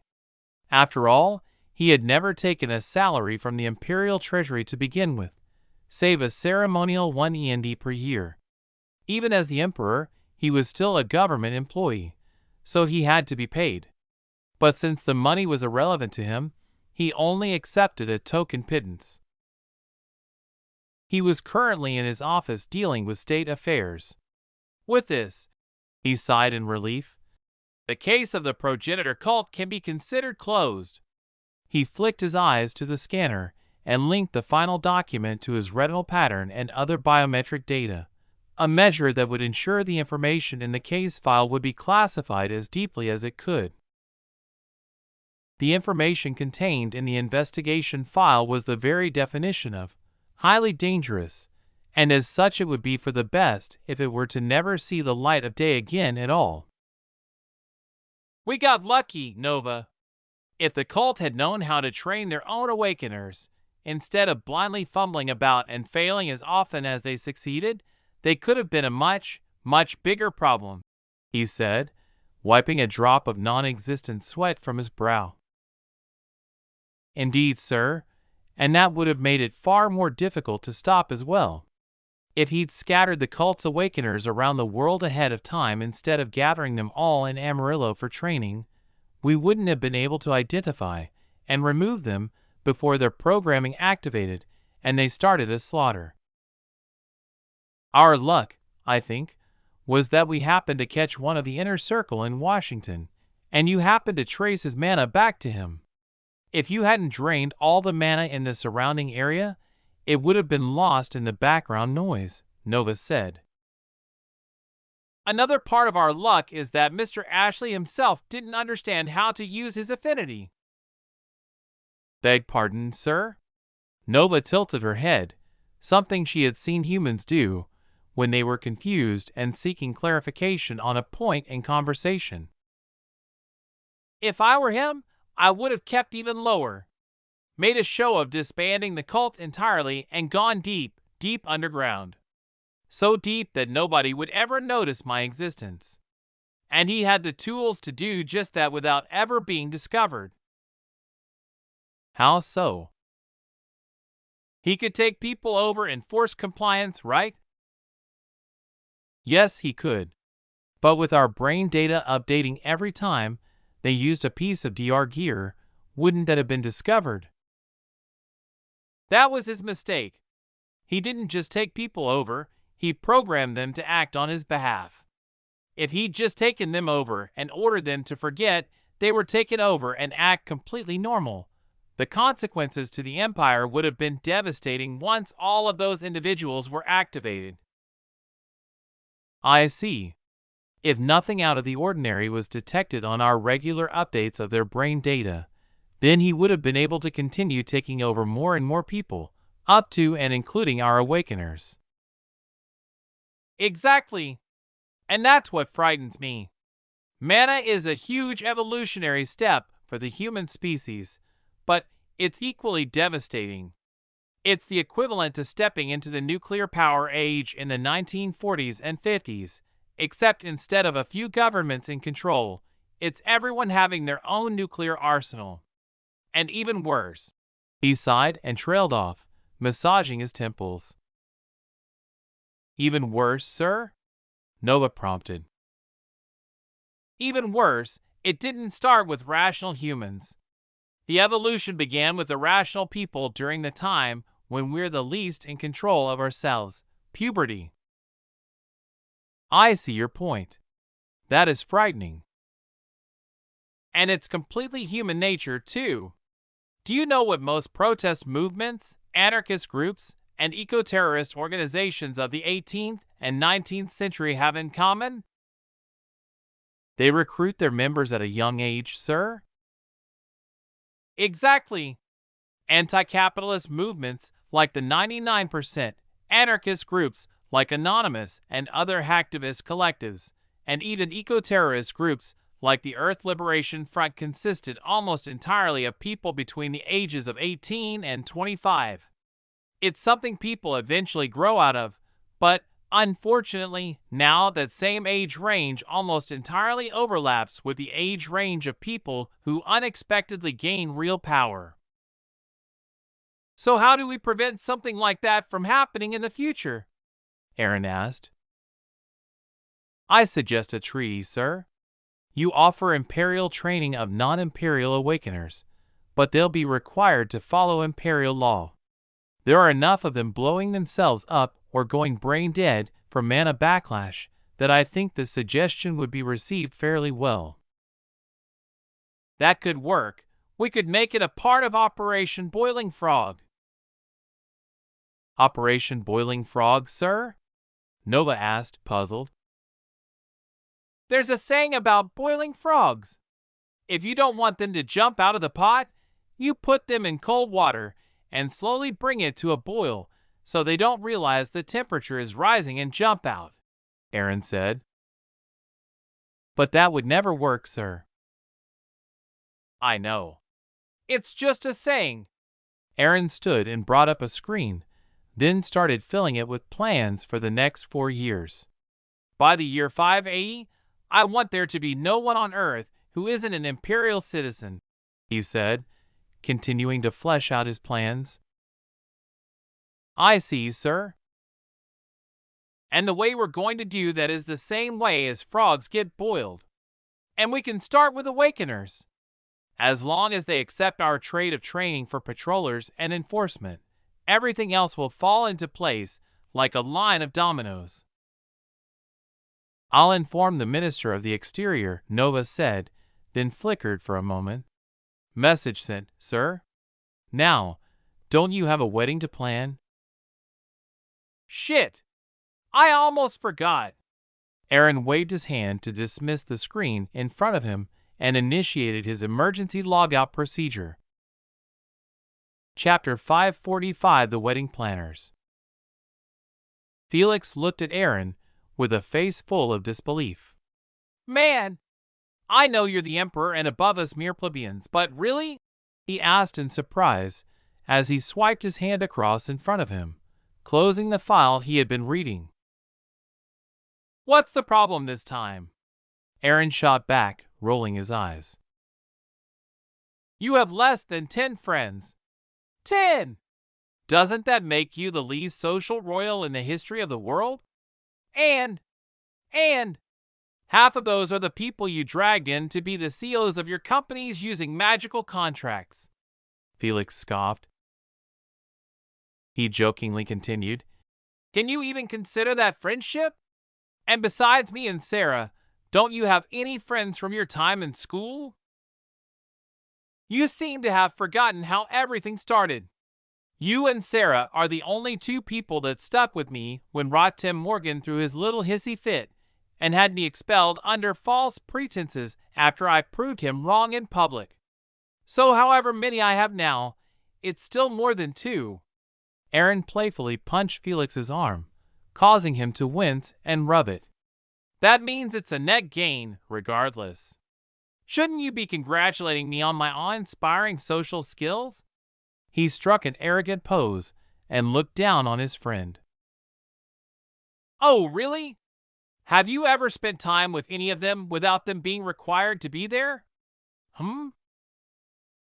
Aaron went quiet, thinking back over the past few years and trying to recall if he had ever spent any downtime with his other friends outside of board meetings or formal events. Not finding any instances that he could recall, he realized that he had only ever spent time with them when they were required to be with him, and his shoulders slumped a bit. Sarah slapped Felix in the back of his head, and he turned and pouted at her. Knock it off, you 2. Play nice, she said. The 3 friends went quiet for a while, then Aaron said, But I have more than 500 people I can invite to my wedding. He looked at Felix and Sarah with a smile that positively dripped with fake arrogance and true pride. What about you 2? Do you have 500 people you can invite to your wedding? Sarah blushed all the way down to her chest. She was wearing a spaghetti-strap tank top and had fair, Irish skin, so the blush was very obvious. WHWH, what wedding? She spluttered. Felix, too, stammered something but couldn't quite spit it out. Aaron looked at his friends and laughed, having scored another point in the trio's long-running game where they tried to provoke each other into speechlessness. He tossed another file to Felix and displayed it on a holo-screen in front of him. What's this? Felix asked. The file Aaron had thrown him was named guest_list.qt, and it indeed had more than 500 names neatly arranged in categories by how close Aaron was to them. He scanned the list, and a subtle frown crossed his brow. "Why invite Ares troops to your wedding?" he asked. "Are you expecting an attack?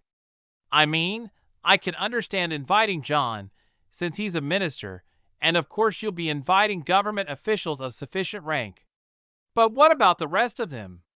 If someone's going to cause trouble at your wedding, maybe you should hold it in the simulation instead of reality." "No, I'm not expecting any trouble at the wedding, and no, I can't hold it in the simulation. It has to be held in reality. We can't do all of our government functions, social or not, strictly in the simulation. Those troopers are just the first members of Ares, the ones that I personally recruited and interacted with face to face," Aaron answered. "So what about the scientists? You haven't interacted with any of them face to face."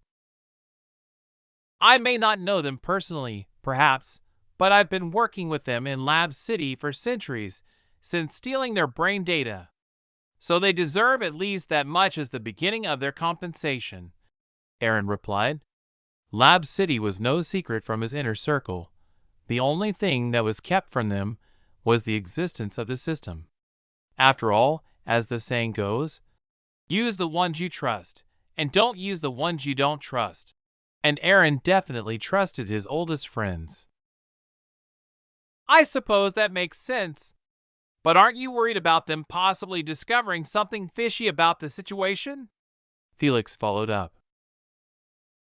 "Well, yes and no. It isn't like I absolutely have to tell them it's compensation, you know. After all, they're all incredible researchers that push the boundaries of science on a daily basis, and my empire is going to be a science-focused one. We need to push our tech level as far as we can as fast as we can," Aaron answered, slightly bringing down the mood as everyone there was reminded that they were on something of a doomsday clock. "But that's beside the point," he continued. "We're here for a happy occasion. We have a wedding to plan." Everyone at the table took a moment to readjust their mindset, and Felix lightened the mood by clowning around as they picked up where they left off in their planning. The guest list was the first thing to be worked on, and, between Aaron and Rena, the guest list rapidly climbed to the thousands. It included close family members, close friends, work acquaintances, government officials, scientists, teachers, influential people, and Sarah even managed to get a lottery-style lucky draw contingent added to the list. After all, it wouldn't be very politically proper to introduce class divisions when Aaron had been working so hard to eliminate all divisions that had historically plagued humanity. Then they moved on to the venue, where it was decided that the wedding would be held in reality at a government tower that they would rush to complete. It would be hard to find a venue that could fit all of the guests they had invited while still having some form of meaning and pomp and circumstance to it. Sure, they could hold it at a sporting arena if they wanted to, but it wouldn't have the same sense of gravitas that a newly completed government tower would. And although they would be holding the wedding in reality, it would also be open to everyone in the public simulation via live stream, and those watching from home on other assorted devices. That way everyone could either say they were there or watched it live. Chapter 546, Good Behavior Leave. "So everything's final then?" Rena asked, gesturing to the list of people eligible for the lucky draw attendance at their wedding. "Aw, wait! There's a girl that asked me for an autograph when I was on my European tour. Come to think of it, I wonder if she ever solved the problem I gave her." Aaron looked around and saw the strange expressions on the other people at the table with him. He suddenly realized how what he had said could be misinterpreted and sputtered. Why you people? Who do you think I am?" "Sheesh." "She was the front desk attendant when I was checking out of the hotel, and she recognized me and asked for an autograph. That would have been that until Nova looked through her information and discovered she was a talented engineer. So she set a question that, if the girl answered it correctly, she'd find some rewards from Nova. He shuddered at the cold shoulder he was expecting from Rena later. Even though he was almost positive they were just fucking with him, he had a sinking suspicion that he would be sleeping alone tonight. Everyone went silent for a few seconds, then Sarah coughed in an attempt to disguise her laughter, and the silence broke as everyone started chuckling. Everyone, that is, except Aaron, who was less than impressed to have been made the butt of the joke. "She did, sir. She's currently an employee at Hephaestus, and was one of the engineers that helped with the final touches on the Fortress City designs," Nova said against the backdrop of Aaron's friends' laughter. "Add her to the list for a chance to attend my wedding in person," Aaron said. "Yes, sir," she replied. She added the girl to the list and asked, "She's on it, sir. Anyone else?" "I think that should be everyone, right?" Aaron said as he swept his gaze across the other people at the table. They all shook their heads, indicating that they were fine with the lists as they stood. "Looks like everything's settled," Rena said with a content smile on her face. Everyone she wanted to attend her wedding was already on the guest list. Even her father, who was still in jail serving his sentence, would be granted leave to attend the wedding. It was a privilege that was extended to all prisoners who were on good behavior and weren't facing execution for their crimes. "If that's all, then we shall bid you two lovebirds adieu. Rena and I have somewhere to be that isn't shining a light on your romantic world," Aaron said with a grin. He took Rena's hand and walked out of the room, leaving Felix and Sarah to their own little pink bubble. The last thing Aaron heard as he was walking out of the room was Sarah asking Felix, "So how many kids do you want?" Rena covered her mouth with her hand and snickered when Aaron threw her the sound clip as they were walking down the hall. A peculiar-looking helicopter landed atop a luxurious skyscraper in Istanbul, attracting the attention of all who saw it. Only one person could be a passenger in that helicopter, and everyone knew who it was because of the ostentatious imperial seal on its doors. The emperor's private seal was above the imperial seal, displayed in its full majesty, and everyone knew what it meant with just a glance. They had seen it more than once, after all, and every time it was either a very important occasion or some event that would change the lives of many, many people. The peculiar helicopters were also something of an imperial fashion statement as well. Even though every vehicle introduced by the empire, whether it came from one of the emperor's companies or not, was at his disposal, he would choose to travel in this particular style of helicopter each time. It wasn't the most advanced, nor was it the fastest or the heaviest armed, and it wasn't even the most luxurious. It was, in fact, one of the older designs, and one that had faded out of use since the invention of gravity plating. What it had going for it, however, was one simple fact: the Emperor of the Terran Empire seemed to prefer using it. "Welcome to the House of Hope, Your Majesty and Your Highnesses," a man of Indian descent said as he extended a hand to welcome Aaron, Rena, and Henry. "You don't seem too happy to see me, Jai. You're even sweating a bit," Aaron said with a smile. "To be fair, Your Majesty, we weren't informed you would be arriving until you were about a minute away. So I had to drop everything and sprint all the way here." Jai Chakrabarti, CEO of the SIAS Foundation, laughed, pulling a neatly folded handkerchief out of his jacket's breast pocket and wiping the sweat from his brow with it. "Well, are you hiding something?" Aaron grinned. "Unfortunately, Your Majesty, I'll have to disappoint you. There's nothing to hide in the first place, whether it be public or private." "Then what's with that godawful expression, man? Lighten up a bit, will you?" Aaron patted him on the shoulder. We need time to prepare to welcome you, Your Majesty. A surprise visit from the Emperor of all mankind is probably the very last thing we expect on any given day. There's hundreds of children living here, Jai. If it isn't always in a condition I can see without prior warning of my arrival, that just means it isn't fit for children to live here in the first place. Aaron's tone grew serious as he continued. So is that the case, Mr. Chakrabarti? Let's go in and you can see for yourself, Your Majesty, Jai said as he pointed at the elevator that had been waiting for them throughout the conversation so far. Sure, let's go have a look, shall we? Aaron took Henry's hand in his and wrapped his other arm around Rena's waist, then followed Jai to the elevator as his Emperor's Aegis airdropped in throughout the entire area, making that particular neighborhood one of the safest places on Earth.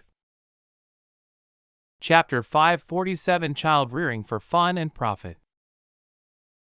Aaron, Rena, and Jai were having a conversation in a room filled with toys, play mats, and small desks.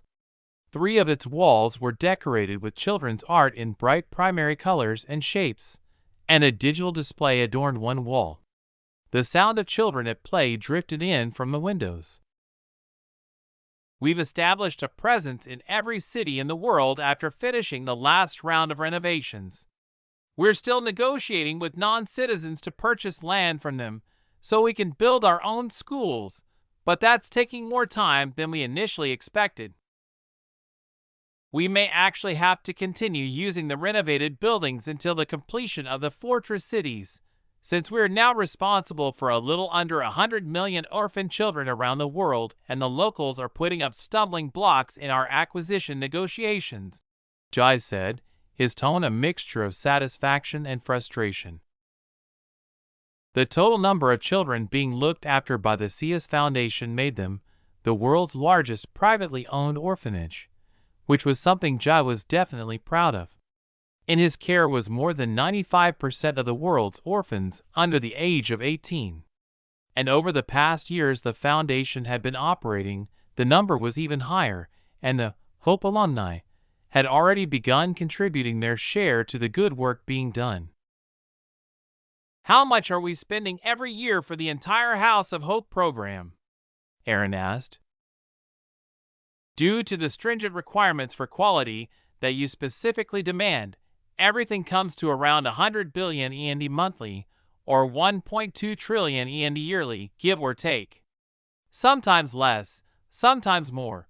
It really depends on one-time expenses like large purchases or construction, which we always use local contractors for.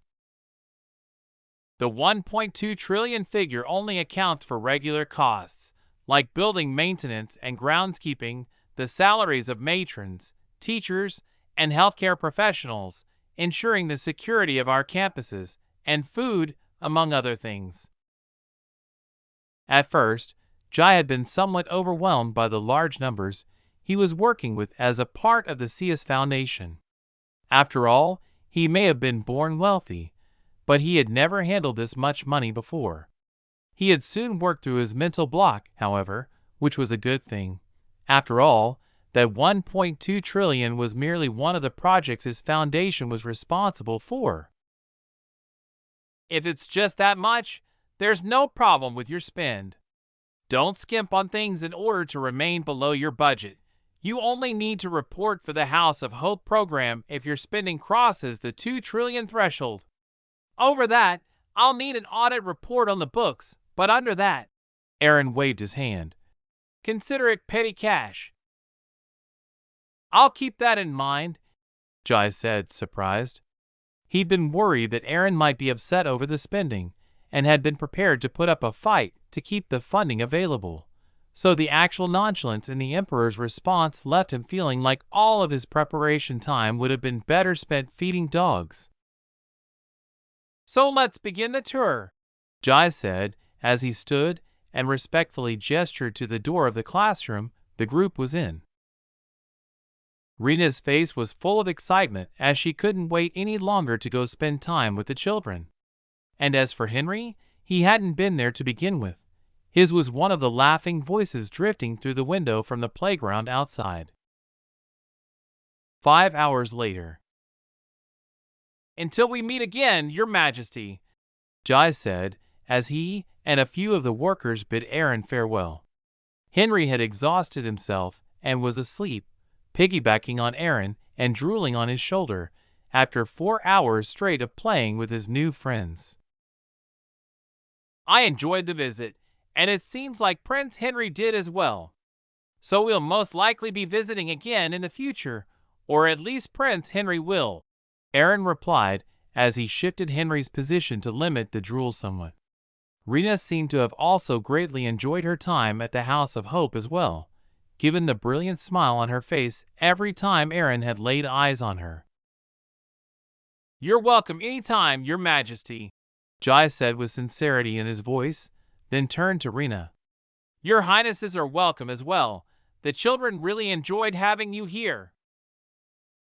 "We'll keep that in mind, Mr. Chakrabarti," Aaron said, then boarded his waiting helicopter, which immediately left. "You look tired, too," Aaron said to Rena as he laid his little brother in a reclined seat and strapped him in. "You should take a nap." "I will in a little bit. First, though, I have to admit that I'm rather curious about the House of Hope project and have a few questions." "Ask away." "I know you hate people living disadvantaged lives when they don't have to, so that's probably the main reason you're spending all this money to raise orphans. But I can't help but wonder if you have any ulterior motives as well, so do you?" she bluntly asked. Why should she let questions eat her from the inside, when she knows that Aaron would always give honest answers to any question she asks him? He would also never judge her, either, a luxury she greatly appreciated after having been brought up in an old money family where judgment was the only constant. Aaron smiled and answered, "Yes, there's a plan, though bringing it to fruition is contingent on a specific change in Earth's recent circumstances." "So spill it, mister. What's that devious mind of yours plotting?"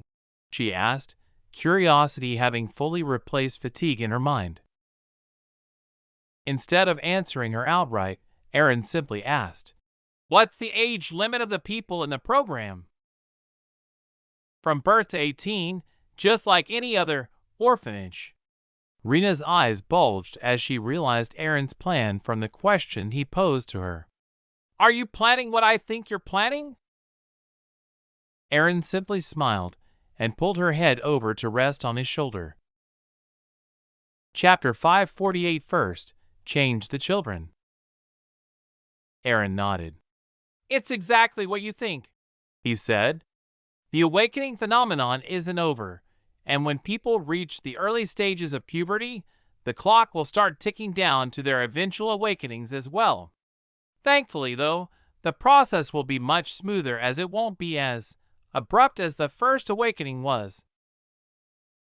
So, to prevent the orphans who are soon to awaken, the House of Hope plan was brought forward and made the main thrust of the CS Foundation's activities.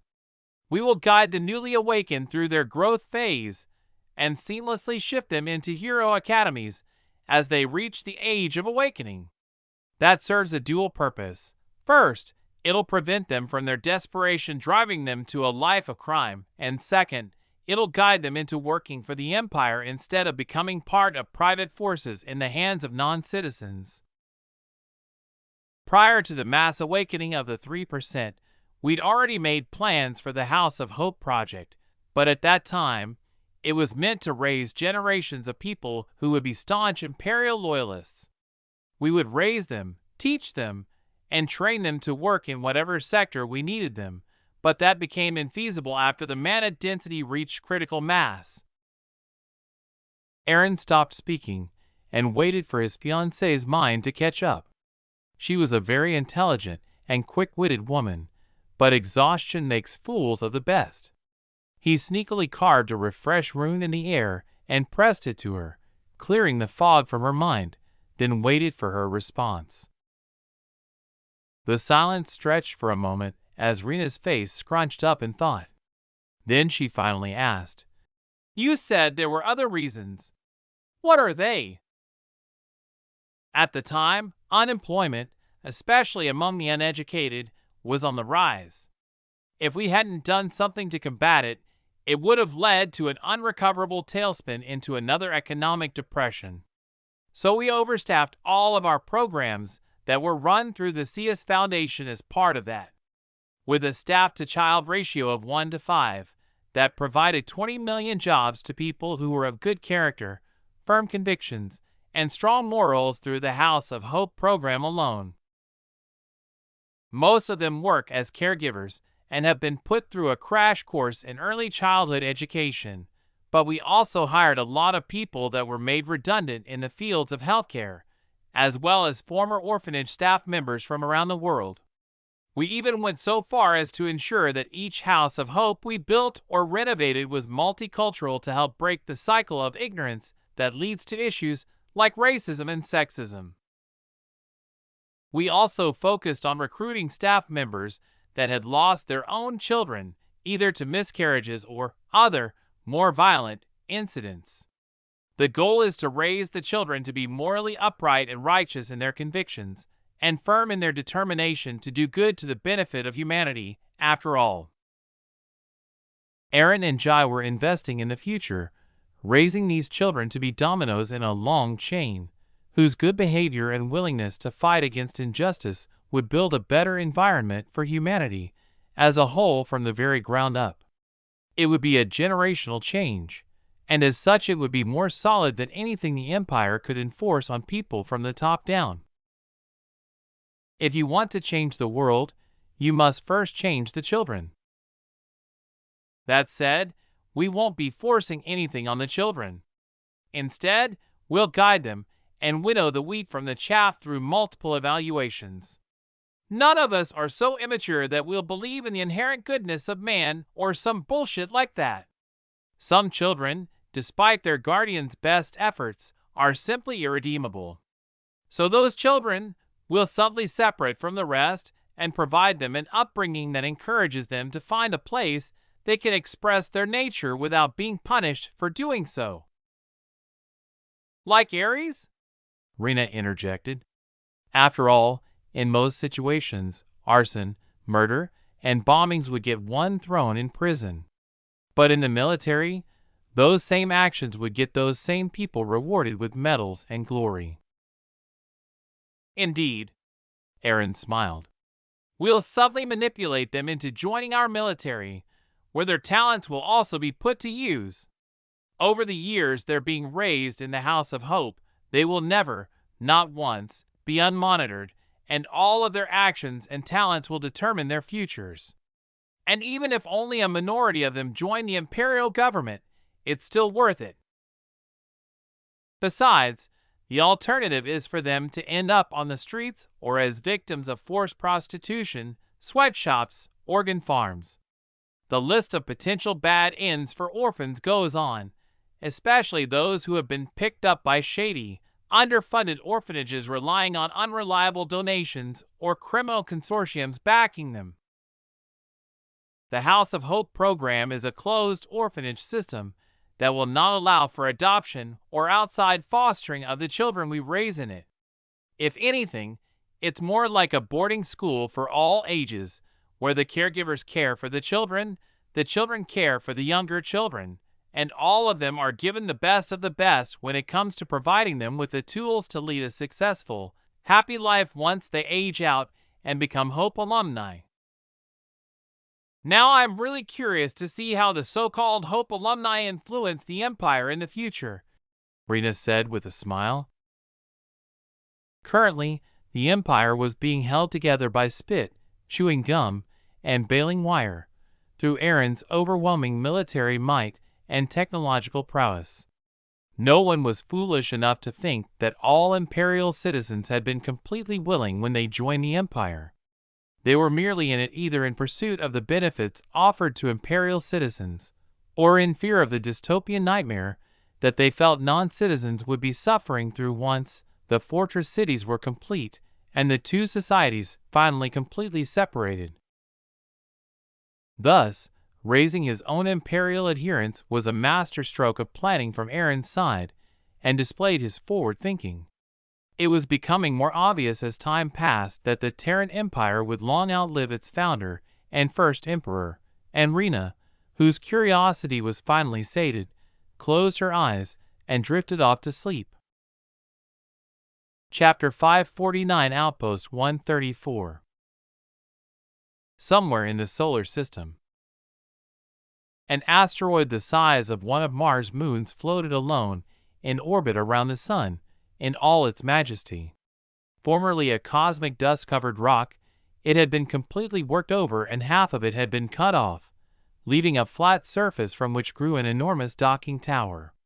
The half that remained was still a natural rock, though the cosmic dust coating it had been swept away, leaving the surface clean, while the docking tower was made of a dark gray Hadfield steel alloy, as most of the Empire's hardware in space was. A study in contrasts, the natural half of the asteroid was dark, while the docking tower was brightly lit with brilliant flashing lights and painted signage highlighting the various docking bays of different sizes. Endnote: Picture Omega from Mass Effect 2.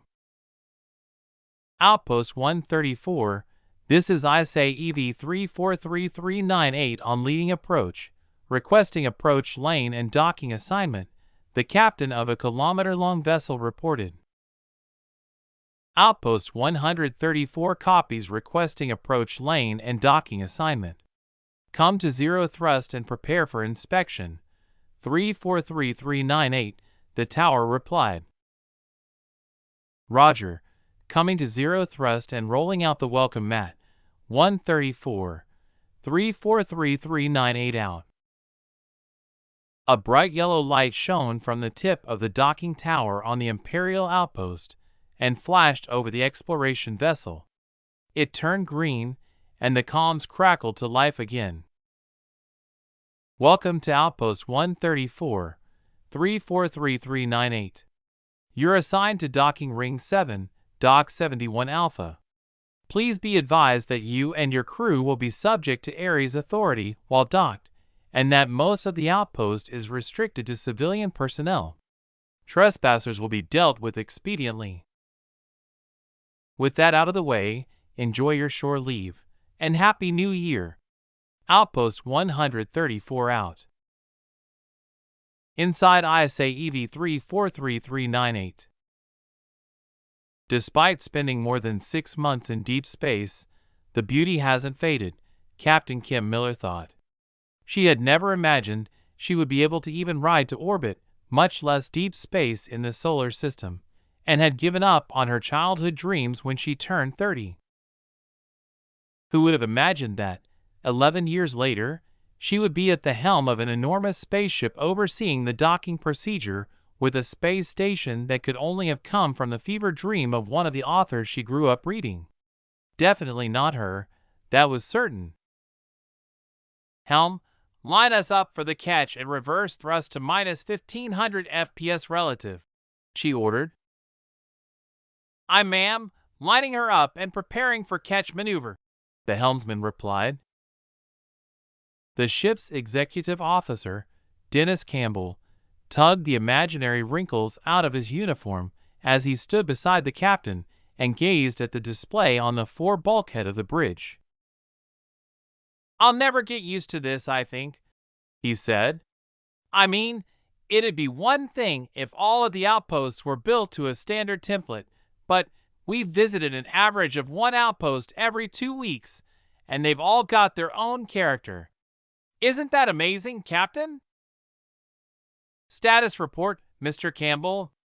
Save the observations for when we're not docking a 1,000,000-ton vessel with an outpost the size of Deimos and focus on the task in front of you," the captain rebuked. "Aye, aye, ma'am. All stations reporting all green and cleared for the catch," the XO reported, feeling chastened. Captain Miller was right. Even though it was a routine procedure, they had experienced enough potential catastrophic failures during their training in the simulation to know that they needed 100% of their focus when performing the complex lineup and catch procedure. Ed note: when docking with a moving object that's in orbit in space, the vessel docking begins the procedure ahead of the object they're docking with. Then, they come to zero relative velocity, the same speed as the thing they're docking with, and line up with the docking port before slowing down and letting the bigger object catch up to them before finally docking. Hence, line up and catch. Captain Miller acknowledged the report, then asked, 398, any update on our schedule? No, ma'am. Nothing in the database right now. Just a week of shore leave for the New Year celebrations, and a note to attend a briefing on station here in Outpost 134, the ship's AI replied. Looks like we've got some proper shore leave this time, not just a refuel and refit cycle, the ship's engineer, Scotty, excitedly said. No matter what their name was before joining the Imperial Space Agency, all ship's engineers were called Scotty, just like all medics in every branch of the military were called Doc. Scotty had joined the dangerous exploration mission for two reasons. The first was curiosity. He just plain wanted to know what was out there, and whether it would go bump in the night or be like diving into a pot of gold. And the second reason was the generous bonuses he could earn, bonuses that would go a very long way towards supporting himself in a manner that he would like to become accustomed to. After all, the strict regulation the Empire was still under while its fledgling economy grew to a point where it would be independently viable ensured that 500 END was enough to survive in the Empire. But there was a vast gulf between survive and thrive, and he desperately desired to bridge that divide by sating his curiosity. It would be killing two birds with one stone. Going into the program, he had thought that it would be more dangerous than it had proved in actual practice. The only times he had died were all in the simulators, where the crew's instructors would throw them into desperate situation after desperate situation, waiting for them to fail so they could chew them out afterward. Eventually, however, they began succeeding, and their number of successes grew until they had been assigned to an exploration vessel. Thus, he was caught unawares by how easy the job of ship's engineer was made by the automated maintenance bots and constructor swarms at his disposal. The only times he would have to step in would be when the multiple layers of failsafes failed and left him as the sole bulwark between a successful mission and a failure that led to some, if not all, of the crew dying miserably when all systems went down and the vessel went Dutchman. He supposed that was the reason that justified the large bonuses he was paid. The risk of space exploration was minute, but very, very real. Chapter 550: Curiosity versus Security. So, did you figure anything out? The communications officer, Lieutenant Perez, asked Scotty. Not a damn thing, Scotty answered, clearly frustrated. The Empire is more than it seems on the surface. Scotty was almost 60 years old and had spent the past 30 years of his life on the bleeding edge of engineering as a professor emeritus of MIT. Then he was one of the first people to successfully graduate from the engineering track of the Imperial Space Agency's training program, making him among the most skilled engineers on Earth. But despite all of that, he still had no clue as to just how the hell the Empire had built so many outposts throughout the solar system, when just a year before, man had barely set foot on the moon. And to top it all off, not a bit of the Empire's space program had leaked whatsoever. Not the outposts, not the ships, and not even the machines used to build the outposts and ships, or the tools used to build the machines themselves. His innate curiosity was absolutely murdering him. Looks like you need higher security clearance, my man. Yeah, sure seems that way, doesn't it? Scotty sighed and slumped his shoulders. He knew the difficulty of increasing security clearances and how long the process took, having undergone security vetting at the highest levels before during his career at MIT. You aren't giving up, are you? You're out here risking your life to sate your curiosity, so you can't give up now, Lieutenant Perez said. Yeah, sure seems that way, doesn't it? Scotty sighed and slumped his shoulders. He knew the difficulty of increasing security clearances and how long the process took, having undergone security vetting at the highest levels before during his career at MIT. You aren't giving up, are you? You're out here risking your life to sate your curiosity, so you can't give up now, Lieutenant Perez said. No, I'm not giving up. I was just thinking about the process of grinding my way up the chain of security clearances. Right now, I'm just a tiny speck of dust compared to the real movers and shakers in the Empire. And earning trust takes a very, very long time. I was with MIT for 20 years before I finally got onto a top secret project, and that wasn't even keyword or letter clearance. And now, with our lifespans practically doubling, who knows how long it'll take for me to climb the ranks again, Scotty explained in a resigned tone. Now that you mention it, I wonder how the Empire is going to deal with retirement. It used to be that people could retire in their early 60s, then spend their twilight years gorging themselves on the fruits of their earlier labors. But now, with the average lifespan skyrocketing to 200 years, and the time dilation in the simulation doubling that, can you imagine how people will react when they realize they have to work for hundreds of years before retirement age? People will absolutely revolt when that particular nugget of information hits home. The comms officer shuddered as his whole body broke out in goosebumps. I'm sure the powers that be have already thought of that. They've thought of everything else, after all, so I doubt there's anything two specks of dust like us can contribute. Scotty sighed again. Commander Campbell noticed the comms officer and engineer merrily chatting away instead of paying attention to their job, and shot the two men a look. They stiffened for a moment, then turned back to their consoles, staring at them and performing the last-minute tasks in preparation for the catch maneuver. The others on the bridge noticed as well, and turned their attention back to their respective tasks as the outpost slowly caught up to them, relative to their position. Time crept by until the ship's AI announced, "Bolter limit approaching, report status for catch maneuver." All of the bridge officers did their final checks and signaled their readiness. Helm, bring our speed to minus 50 FPS relative, Captain Miller ordered, then triggered the ship's AI to announce the imminent docking completion. All of the lights in the exploration vessel dimmed to a soft yellow, and 3 whooping alert tones sounded as the AI announced, "All hands, prepare for docking." Repeat, "All hands, prepare for docking." The announcement played 3 times consecutively, then the countdown began. Docking in 10, 9, 8, 1. Docking complete.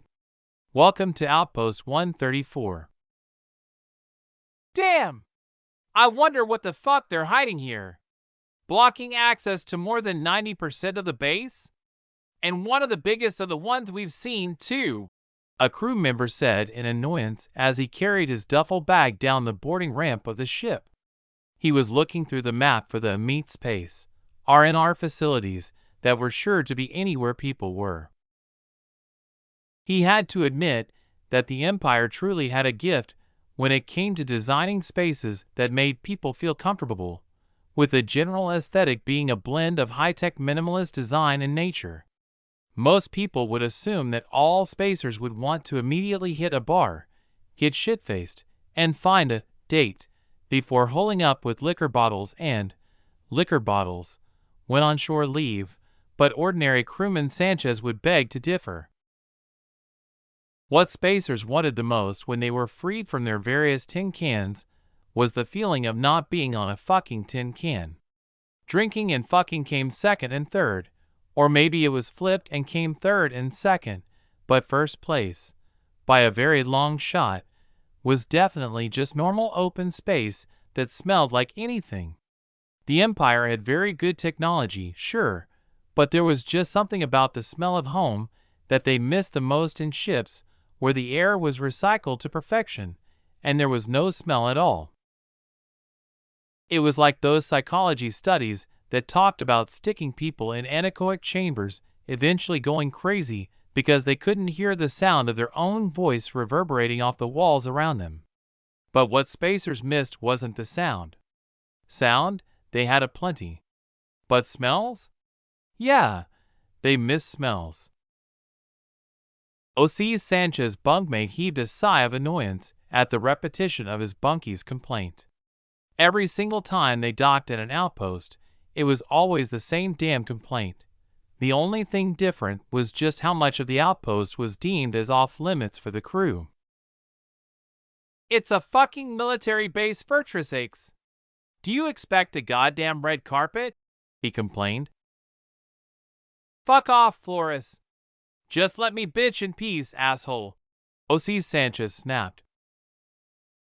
O.C. Flores zipped his lips and headed to the base rapid transit shuttle in silence. The rest of the crew that had been released to shore leave in their batch exchanged glances, and they all came to the same decision as Flores. Just ignore Sanchez, and he would fade into the background. Living in close quarters as they did, tolerance and shutting up went a long way toward preventing conflicts from escalating. And with such a hard-ass captain and XO, nobody wanted to be called up on a captain's mast.